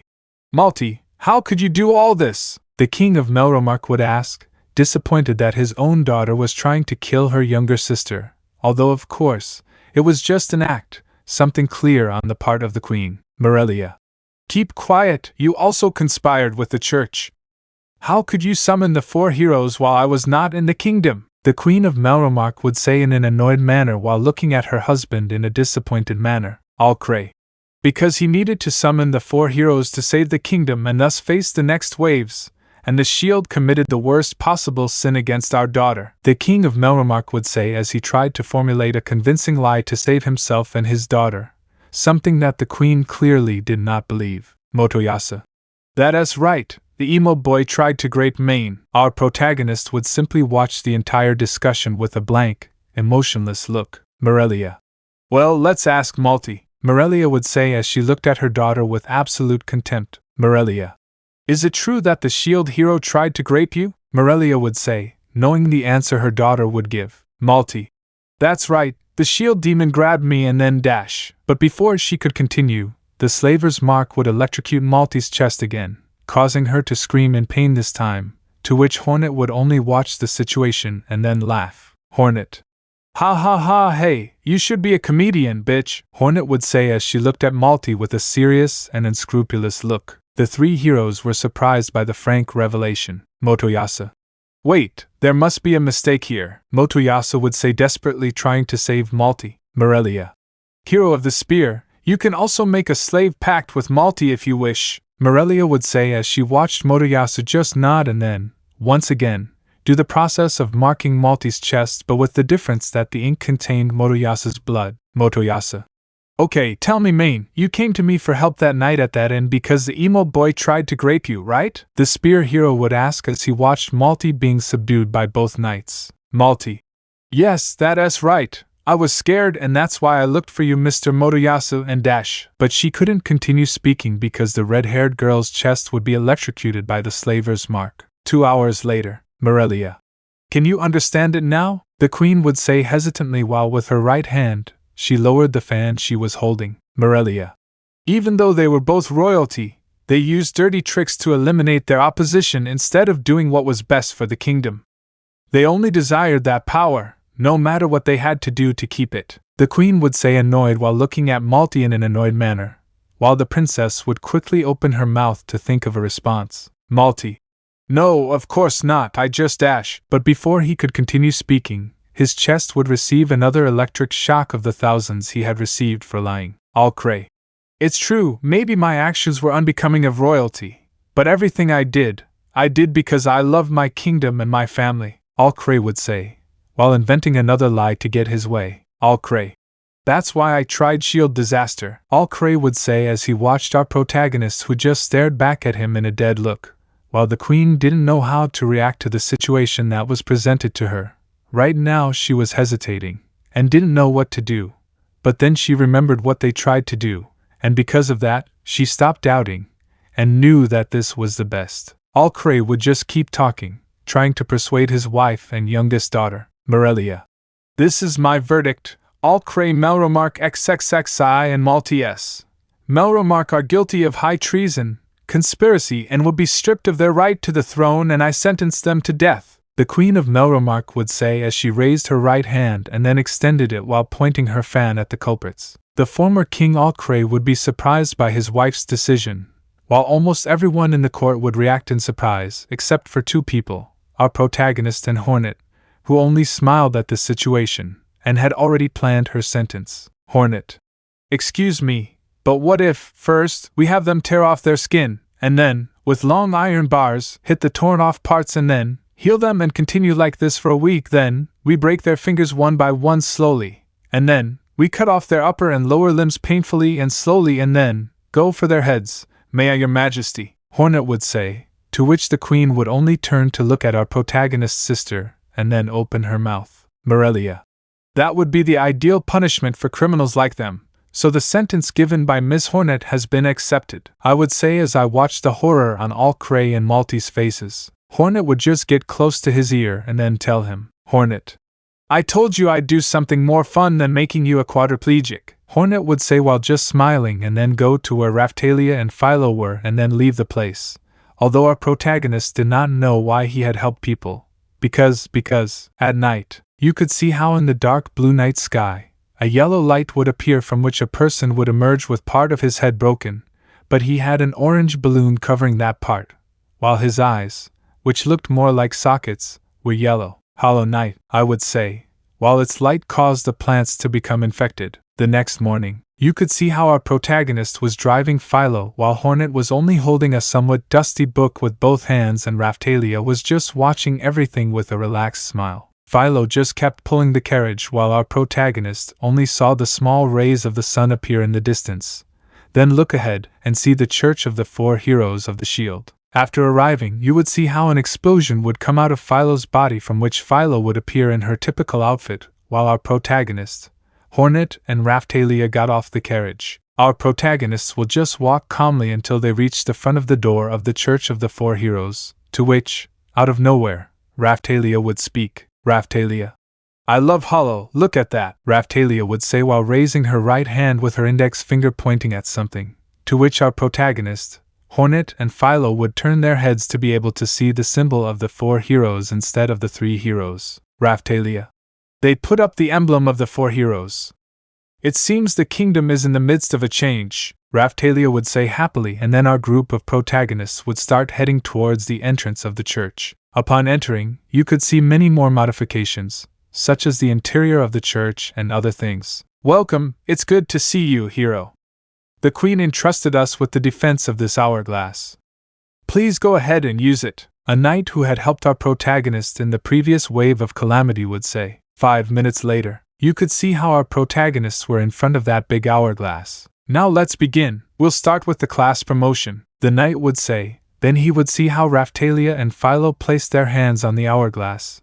Then he would see how it shone in a yellowish tone.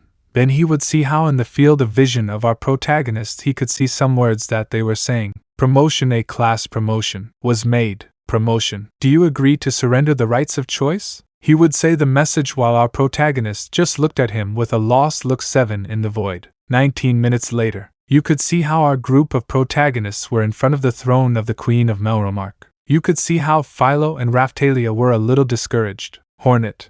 Well, his class promotion simply didn't work out. Hornet would say that she is not interested in the subject. Morelia.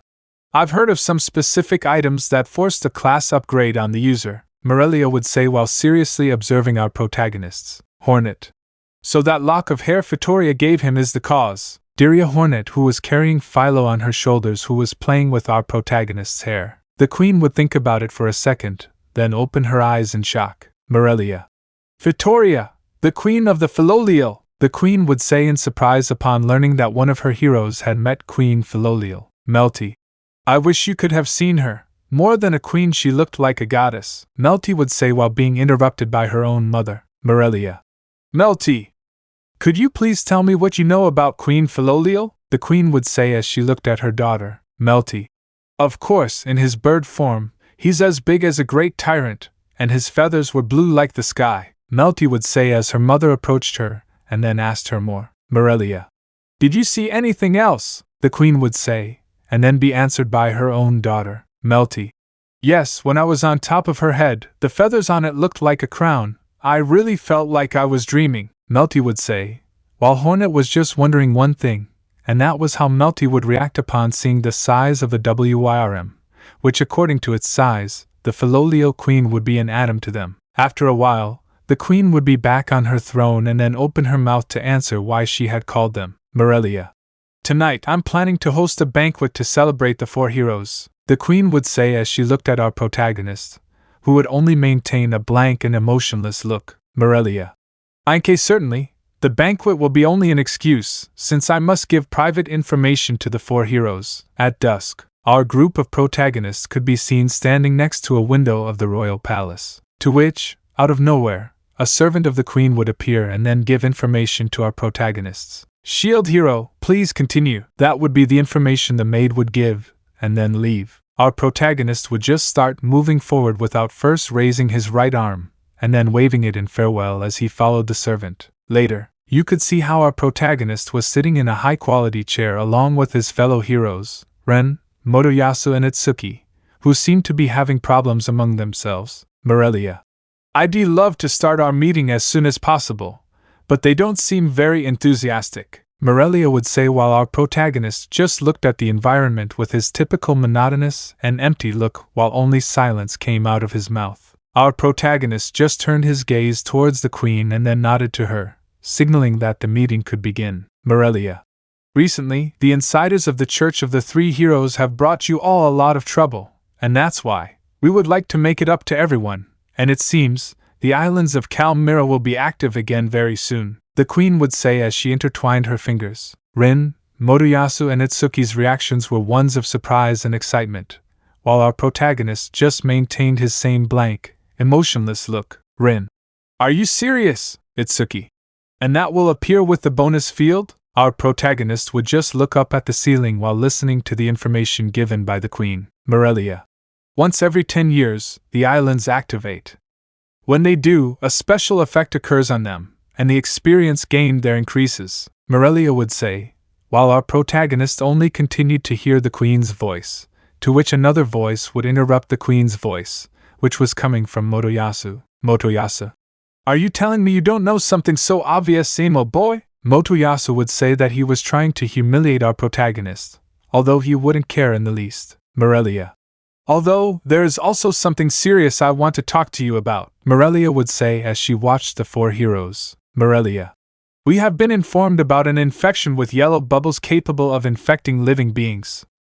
The infection acts as an enhancer and at the same time as something that manipulates people's minds, and also the symptoms are enhanced statistics, yellow bubbles on body parts, and putrefaction of these. We also learn that the more time passes, the body rots more, and when it dies, it releases an explosion of spores to infect the next host.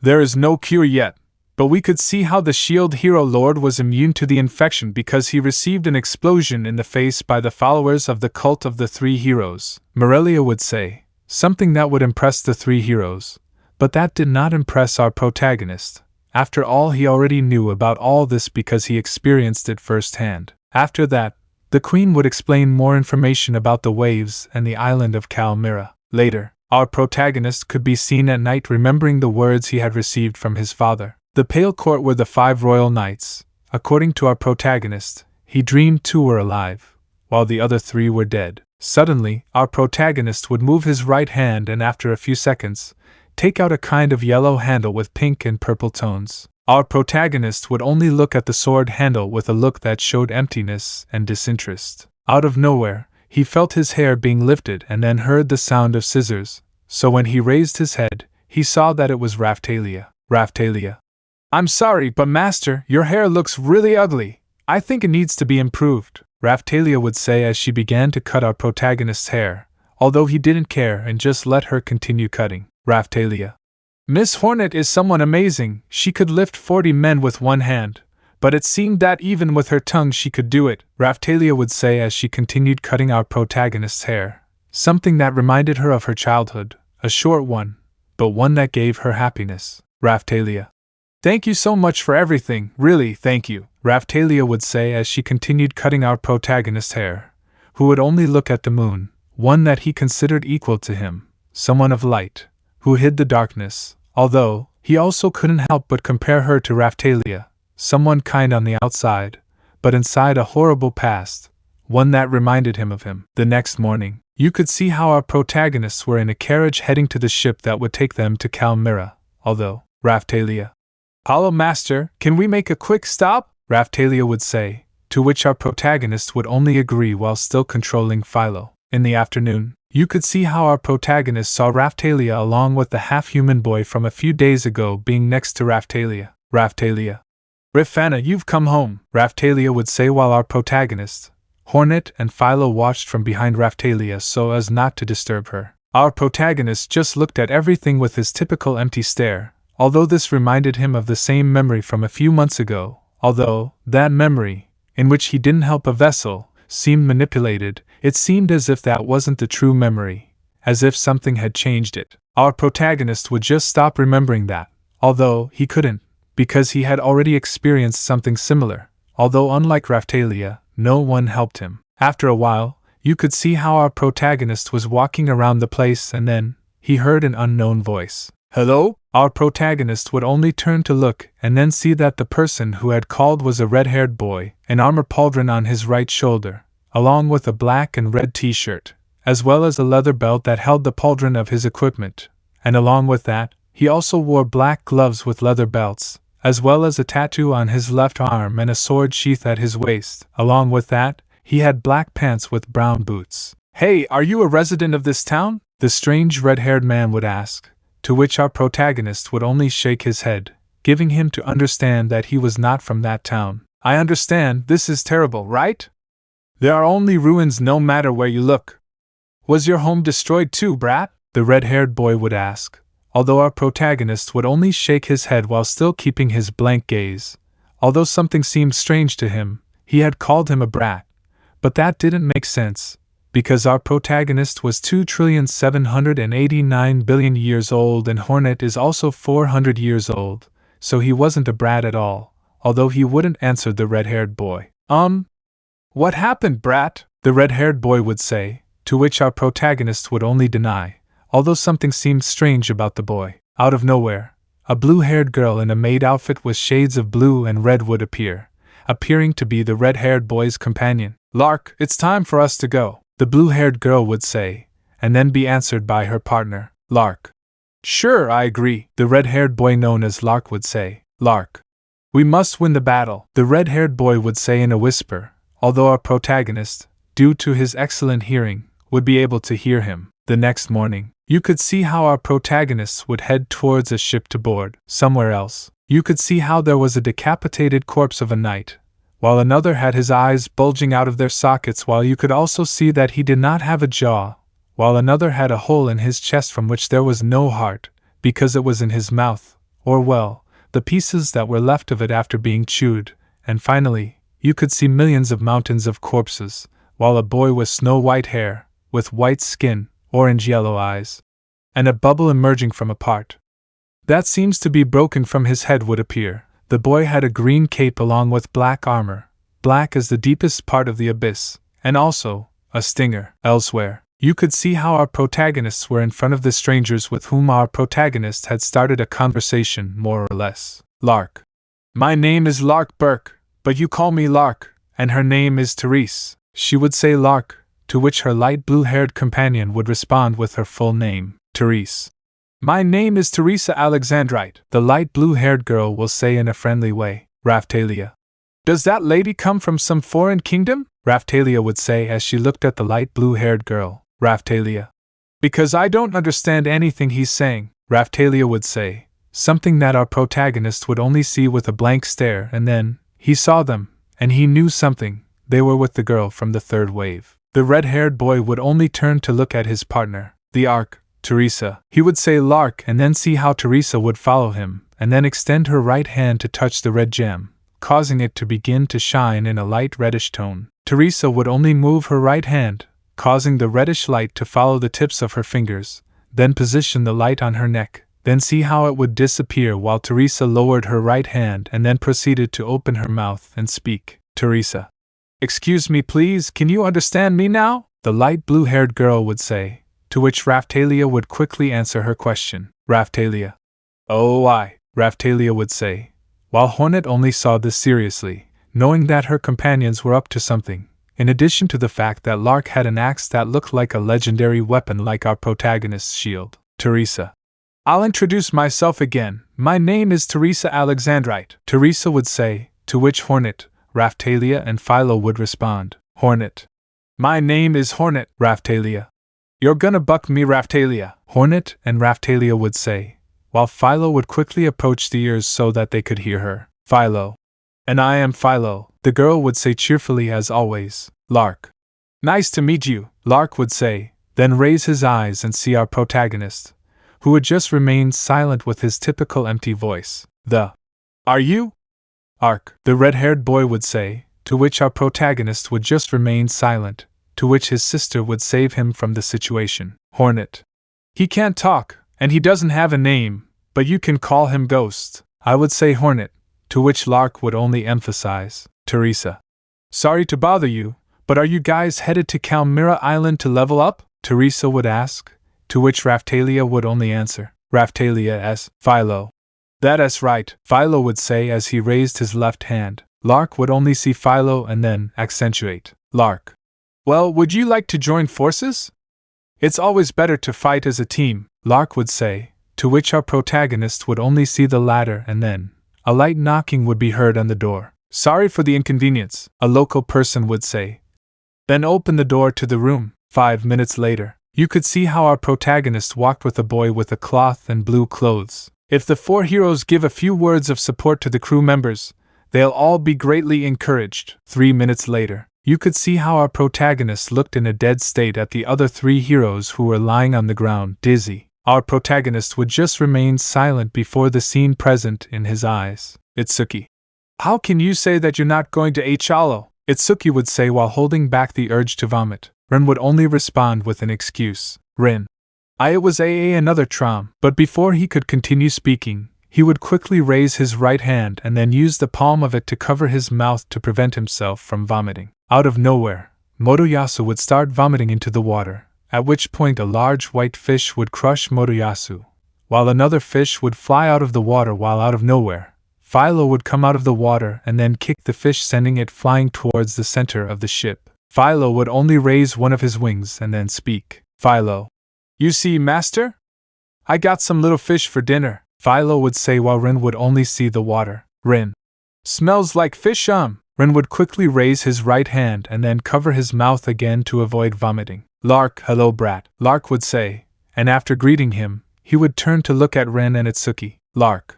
And what's wrong with them? I would say in a hesitant way, to what Teresa would say after that. Teresa. Raphtalia told me you're a very good jeweler, and I was wondering if you could make a specific piece.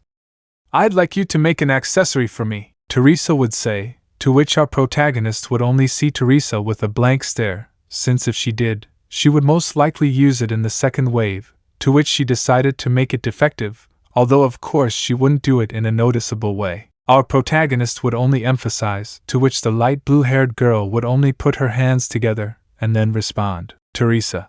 Thank you very much, Teresa would say, to which the red-haired boy would speak. Lark. I'm happy for you, Teresa, I would say Lark calmly, to which Teresa would only laugh at what her partner had said. Out of nowhere, our protagonist would just turn to look at Lark, who would extend his right hand and then take our protagonist's shoulder. Lark. We're counting on you, brat, Lark would say, to which our protagonist would only agree with what Lark said. Lark. The waves are rising, we're sure to have bad weather, Lark would say, to which our protagonist would only see the sea, and he was right, but that didn't affect him, so he would simply ignore the bad weather. Some time later, you could see how our protagonist had already gotten off the boat. Raphtalia. So this is the island of Mira, Hornet. Yes, very cute, I would say Hornet, bored and not at all impressed. But later, you could see how Raphtalia would use the edge of her sword to cut a kind of purple slime with red eyes. Philo would close his right hand, forming a fist with which he would punch a slime, to which our protagonist would see that Philo received 190 experience.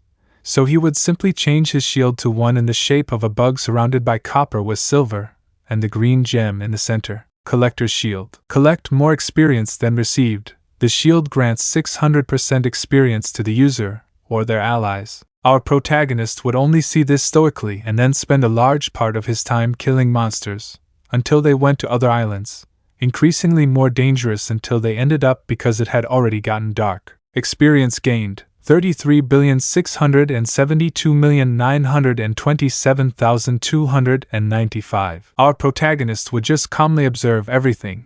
Although his level didn't increase, it was normal, because that guy's experience didn't manage to fill his experience bar at all due to all his training. Our protagonist would be improving Raphtalia and Philo's weapons, although Hornet did not let him touch her weapon. After a long time, our protagonist would only watch the campfire as it slowly went out, to which our protagonist would only get up and then head towards some bushes to later see Lark and Teresa. Lark. Finally, you don't know how long we've been looking for you. Our protagonist would only deny while he felt Hornet, Raphtalia and Philo get up from their chairs and then see where our protagonist was looking. Teresa. I know you must be excited to train, but you also need to rest, the light blue-haired girl would say in a worried manner. Raphtalia. I agree with Teresa, Raphtalia would say, to which our protagonist would only look at Raphtalia and then turn his gaze back towards the boys and then nod. Lark. It's decided then. Suddenly, Lark would put his arm on our protagonist's shoulder and then continue talking. Lark. Let's go have a drink. For 1 minute later, you could see how our protagonists were in a tavern. Our protagonist was sitting in a chair far away, while alcohol was poured over his head to get him drunk, although he was simply unaffected by the alcohol. Our protagonist just looked around the place calmly while he watched how everyone in the tavern would entertain themselves, to which when he turned his head, he would see Raphtalia drinking 30 barrels of beer, which caused Raphtalia to get drunk. Our protagonist, out of nowhere, would see how a knight would collide with Raphtalia, causing her to drop the beer barrel, which caused her to turn around only to see the perpetrator, to which, after an argument, a fight of forces would begin, one that Raphtalia would quickly win without any effort, and would also break the knight's right hand in the process. Our protagonist would only see how Motoyasu tried to flirt with Hornet by taking a red fruit from her lips, which upon eating it, Motoyasu would fall unconscious. This would be something that our protagonist would only see and then turn his head and see the fruit, to which he seems to have understood that the fruit contains gigantic amounts of alcohol. Hornet would just keep eating the fruit without any problem. He would even order 4 more dishes, saying that it was delicious. The next morning, you could see how our protagonists were together with Lark and Teresa. Teresa, thank you for accepting us, the light blue-haired girl would say, to which Raphtalia would only respond, Raphtalia, same here, Raphtalia would say cheerfully. Our protagonist would only raise his right hand to then see how he carefully held a bracelet with an orange-red gem. Our protagonist would only pass the earring to Teresa, who would accept with a happy expression. Teresa, thank you very much, Teresa would say, and out of nowhere, tears would start to flow from Teresa's eyes, making her vision crystallized. Teresa, the leaf is overflowing with joy. You've done an incredible job, Teresa would say, and then see Lark talking to her. Lark, so much for crying? I would say Lark while looking at Teresa, to which she would annoyingly look away from him. Teresa, can't you see, Lark? This great accessory is like a whole new world for me. Lark would only respond nervously. The arc. Si claro, I would say Lark fearfully to Teresa. Out of nowhere, Teresa would pull out a bag full of gold coins, possibly around 27,000. Our protagonist would only see the absurd amount of money with a blank and emotionless look. Out of nowhere, Teresa would start demanding that Lark give all his money to our protagonist, to which he would just shake his head, implying that he should be paid later. 10 minutes later, you could see how our protagonist was on a boat while next to him were Hornet, Raphtalia, Lark and Teresa. Lark, you have excellent levels, although yours surpasses ours by far. Tell me, how did you reach those levels? I would say Lark, which would see our protagonist and Hornet because both of them surpassed them by too much. Our protagonist would only remember his father's training, that of the White Palace, and that of the Path of Pain. Hornet would just sigh and then raise her gaze seriously. Hornet, not to be rude, but it's none of your business, I would say Hornet in a somewhat serious way. 10 minutes later, you could see how our protagonists and Lark and Teresa were walking through the forest of the island. Out of nowhere, some penguins would disturb the peaceful walk and then, one would try to pounce on Lark, to which our protagonist would quickly raise his left arm which had the shield in order to block, this to make Lark and Teresa believe that he could only use the shield. Our protagonist would quickly change his shield to an experimental one. Shield of the Sting Master. Shield that summons the 3 brothers Oro, Shio and Mato. Our protagonist would quickly generate the 3 clones of his masters, who would quickly go to attack the penguins, something that would impress Raphtalia, Philo, Lark and Teresa. Hornet. Wow, so the 3 great masters of the stingers, sigh. So Ellis got his fighting style, Hornet would say as she quickly used the blades to kill more monsters. 4 minutes later, Hornet could be seen looking for experience, to which, while walking calmly, turning his head, he would see a penguin about 30 meters long, although it also had some yellow and orange balloons on its body. Hornet would just look at the penguin seriously, and then move his right hand towards the handle of his needle, then completely unsheath it, and then say a few words. Hornet. A golly! Hornet would say, then build up strength in his legs and then launch himself against the giant penguin, and then use the edge of his needle to cut off the penguin's right flipper, something he would successfully achieve. After that, Hornet would quickly build up strength in his right arm, and then throw the needle. The needle would travel so fast that upon direct contact with the penguin's head, it would be completely shattered. Hornet would only fall to the floor as she watched a material familiar to her emerge from the body. Hornet. Pale ore? Later, you could see it like a gigantic hourglass. Next to him was a white-haired boy with white skin and yellow eyes, and he also had a large orange-yellow balloon on the right side of his head, a worn green cape and black armor. The person would just play the hourglass with his right hand while saying a few words. Now there are only 24 hours left. I would say something that would cause the sand in the hourglass to fall more quickly while glowing yellow. On the island, A message could be seen appearing out of nowhere in our protagonist's field of vision. 24 hours until the next wave. The next morning, a large number of boats could be seen, due to the next wave. Our protagonist, Hornet, Raphtalia, Philo, Malty and Morelia were in one of them. Our protagonist would just stare at the whole place in a dead way. Hornet. I'm amazed you can assemble such a large army of ships in just 12 hours, Hornet would say while still looking at the Queen. Malty. Of course, although this is really nothing, fighting the waves is a responsibility of the royal family, Malty would say, while Raphtalia just looked nervously at our protagonist. Raphtalia. By the way, do you think everyone on Mira Island is okay? I would say with some anguish, one that would be relaxed by Morelia's response. Morelia. Of course they'll be fine, since we evacuated them ourselves. Furthermore, everything seems to indicate that this time the wave will occur offshore, the Queen would say as she fixed her gaze on our protagonists. Morelia. I hope this helps you focus on the battle, Morelia would say, to which our protagonist would only nod and then fix his gaze on the sea, one that may be in danger of dying. Out of nowhere, time would pass, while our protagonists were surrounded by a yellow aura. Morelia. We will find the enemy immediately.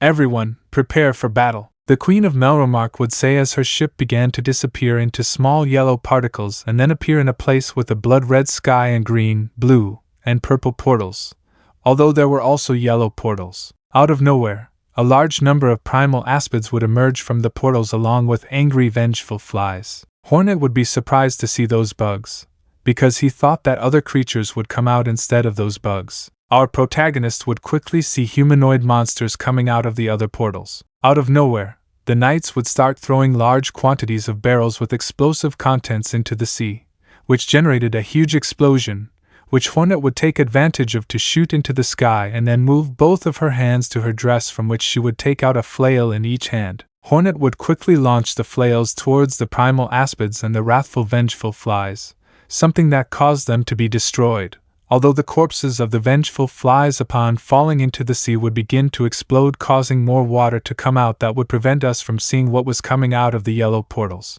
Hornet would fall onto our protagonist's ship while he saw how there was a gigantic gap of yellow and orange. Our protagonist would quickly realize what was happening, and that was that radiance was going to destroy the entire dimension of that wave to get rid of him. Out of nowhere, a kind of shark powered by a swordfish would appear from the sea and then dive. Our protagonist would quickly go out to sea with Philo in his Velolial form. Our protagonist, upon entering the water, would quickly see how his shield changed shape while it was absorbed by a viscous black liquid. Our protagonist would quickly use the shield's whip, which upon making direct contact with the fish, it would begin to disappear molecularly. This because the shield would disappear golden whatever it touched. Our protagonist would quickly get out of the sea along with Philo to then see Lark with his scythe about to bite his neck, and when he was about to do it, our protagonist would quickly kick Lark in the chest, which would send him crashing into the sea while a large wave came out due to the impact. Teresa. The Ark. But before he could continue speaking, a beam of energy would appear, one that would send our protagonist flying.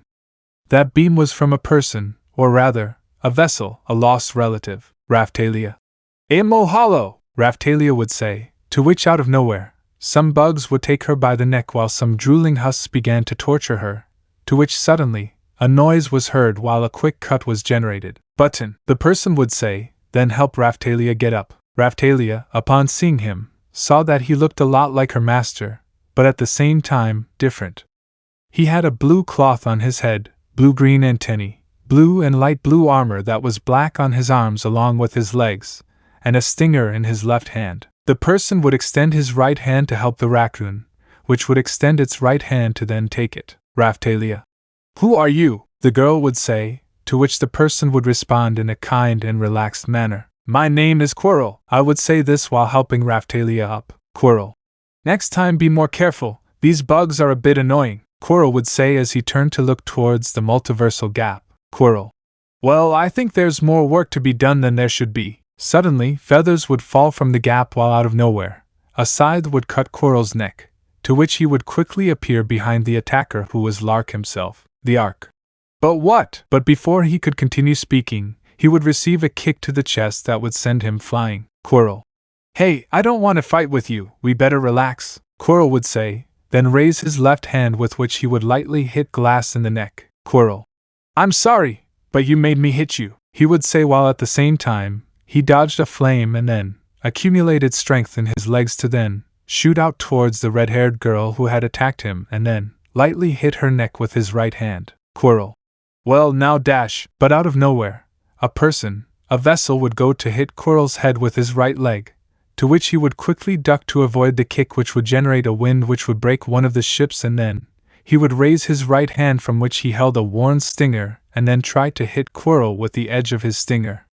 Coral would quickly accumulate strength in his legs and then jump back, managing to dodge the attack, although the stinger, when making direct contact with the ground, would begin to cut the ship where our protagonists were. Coral would quickly build up strength in his legs and then shoot off while taking Raphtalia in princess form and then jump off the ship which would be split in half while the sea was divided, as if recognizing the presence of a divine being. Coral would just watch this as a drop of sweat came out of his cheek, while Raphtalia would look at this in a shocked and scared way, knowing that she could have died if it weren't for Coral. Coral, damn vessel, he would say as he fell to the floor, making sure Raphtalia was okay and then leaving her on the floor while he looked at the infected vessel. Coral.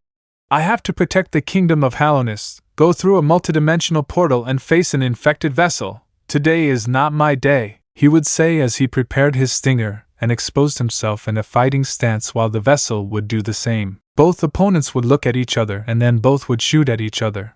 Although Coral had the advantage because he was blessed with enviable speed, Coral would quickly use the edge of his stinger to cut the vessel's chest, something he would achieve and then give it another cut with his stinger diagonally, although this time the vessel would react at the last second by blocking his opponent's weapon with his worn stinger. Coral would quickly raise his stinger and then make a vertical cut which the vessel would barely manage to stop the attack with its stinger, although in doing so, the floor of the ship would be completely destroyed, causing both combatants to fall into the sea, something that did not matter to them since after that attack, both challengers would continue fighting each other. Coral would quickly get into a position where he could take advantage of his speed and then say, Coral.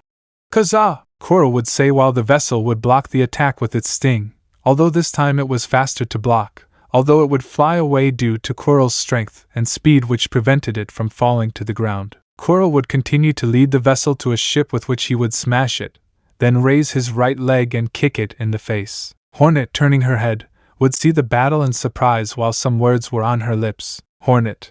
That simpleton is still alive, he would say while seeing how Coral would quickly stick to the ship and then shoot out against the vessel. Although before he could do anything, the vessel would quickly summon light bugs which would go to attack Coral, who would quickly use an experimental attack. Coral. Kazaa! Coral would say as he built up speed in his legs, but this time he was cutting everywhere, covering a radius of 50 meters, something that caused the vessel to receive a large number of cuts and then fall into the ocean. But he would quickly get into position so that upon touching the water, upon making minimal contact, he would quickly shoot out at Coral, who would quickly use the edge of his stinger to block the edge of the vessel's worn stinger, something that would cause Coral to be thrown backwards and then collide with the ocean, causing him to take out a large amount of water. Coral, what the heck? My arms went numb, and this didn't happen before. Don't tell me this guy has the ability to increase his physical power unlimitedly, Coral would say, quickly building up strength in his legs and then shooting out towards the vessel, then using the edge of his stinger to then hit the vessel in its chest and then shooting out towards one of the ships, crashing and breaking completely. Coral would quickly see how the vessel would accumulate strength in its legs and then shoot out towards Coral, who could barely react and managed to block the vessel's attack with the blade of his stinger. Although every time Coral put more force into his stinger, the vessel seemed to increase its strength, as if it had no known limit. Coral would quickly shoot towards one of the ships as he completely smashed it. Coral could barely stand up as he watched the vessel falling towards the ship. Coral, damn, Coral would say as he took quick, deep breaths and then got into a position to gather strength. Coral accumulated strength in all parts of his body and then shot out against the vessel, which upon impact would fly away while Coral would try to cut the neck of the vessel with the edge of his stinger. Although before he could do so, something would attack him, a ray of energy from the multiversal breach that would pierce Coral's stomach. Although before something worse, Coral would learn a skill, the skill of our protagonist, the skill of self-healing, this due to his great potential. Quirrell would fall into the sea tired, due to his previous battles where he protected all of Hallownest in the absence of his hero. But before falling into the sea, Hornet would quickly take him by her shoulders and then gently place him on the floor of a ship. Hornet, I'm surprised you're still alive and that you managed to fight a vessel, Hornet would say as he watched Quirrell, who would look at Hornet in surprise. Quirrell, you're the one who attacked me when I tried to enter Hallownest, Quirrell would say tired, and then see how the vessel would be sent flying while our protagonist appeared from the ocean, which would be wrapped in a viscous black liquid, and then a kind of spirit would come out which would send the vessel flying towards the sky, and then our protagonist would use the vacuum shield and take out several tentacles and then wrap it and then throw it into the sea, while upon making direct contact, water would come out of the impact made by our protagonist, who would begin to fall calmly towards the ground while our protagonist raised his right arm and then took the handle of his stinger, and then he would see how the vessel that had regenerated his neck would come out of the water. This drawing along with Quirrell's were inspired by a YouTuber known as Nokachip. I do this when I can't draw a pose and I'm looking for how to draw it, it's just a fact about me. Our protagonist would quickly shoot out against his brother, and then raise the edge of his stinger, and then hit his brother's body, which upon receiving the blow, he would fly away and then collide with the ocean, causing more water to come out of it, and then raise his stinger and then cut in the air, thus causing the ship to be split in two. Although before it sank, our protagonist would quickly accumulate strength in his legs and then see how, or some pink gems emerging from the ground, while our protagonist would begin to shine pink and white, and then shoot out towards his brother, who would begin to fall to the ground, to which our protagonist would stop, and then see how some particles came out of his left hand, and then our protagonist would be enveloped in a black liquid and then begin to descend and hit his brother's face, which he would quickly use his left arm to explode in our protagonist's face, something that would cause the water to evaporate, while our protagonist and the broken receptacle would fall to the ground. Our protagonist would get up without caring about the pain he didn't even feel. Although something was strange, he saw him as a broken receptacle like a brother, and seeing his state, he felt like his vision was crystallized. He didn't know why, but he would see how his brother, or rather, his corpse would rush towards him, to which our protagonist would quickly dodge his attacks. Although he would realize that his attacks were faster and stronger, as if there was no limit to his power, so our protagonist would quickly go towards his brother, and then use more of his power, causing his level to rise to level 12,400, something that gave him superiority in combat, since he would manage to bury his sword in his brother's heart, or the remains of it. Our protagonist, upon turning his head, would see his brother, but the balloon he had would explode while his eyes would return to normal, and then he would see how his arm would evolve into our protagonist, giving him something he never received from his family, a hug, something that made his gaze crystallize. Don't worry, it wasn't your fault, thanks bro, his brother would say before dying before his eyes. Raphtalia and Philo would be standing in front of our protagonist, looking at him, and then they would start to smile calmly, although a yellow liquid would start to flow from their lips. Our protagonist would only see this, and for the first time, he would not know what to do. His reaction was one of surprise, anger, and sadness. He did not know what to do. What after that? When he turned his head, he saw it. He saw a large amount of yellow explosives in the sky, while the multilateral breach would intensify its light, one of terror, one of despair, a death sentence, destroyer of worlds. Goodbye, Hollow Knight. It was radiance, which would make everything explode, without leaving a single trace, while the bodies of Raphtalia and Philo would slowly disappear due to a yellow aura, while Hornet and Quirrell tried to save everyone they could, while our protagonist only wondered one thing: why did he have to suffer? What had he done? Did he do something wrong? That was what he thought before the explosion of light. Although before receiving it, Quirrell would carry it. Quirrell, vamonos, I would say as I jumped to avoid the blast beam. Our protagonist was just wondering one thing: when did he ask to be a hero? Elsewhere. Grim. Wonderful, the flame will be collected. And don't worry, dear reader, you will witness the scarlet flame of Grim. Let me know in the comments below if you guys want the next part. Also check out my other video that has been shown and left. Thank you for watching. If you enjoyed this video, please like and share this video. And have a fantastic day. Bye.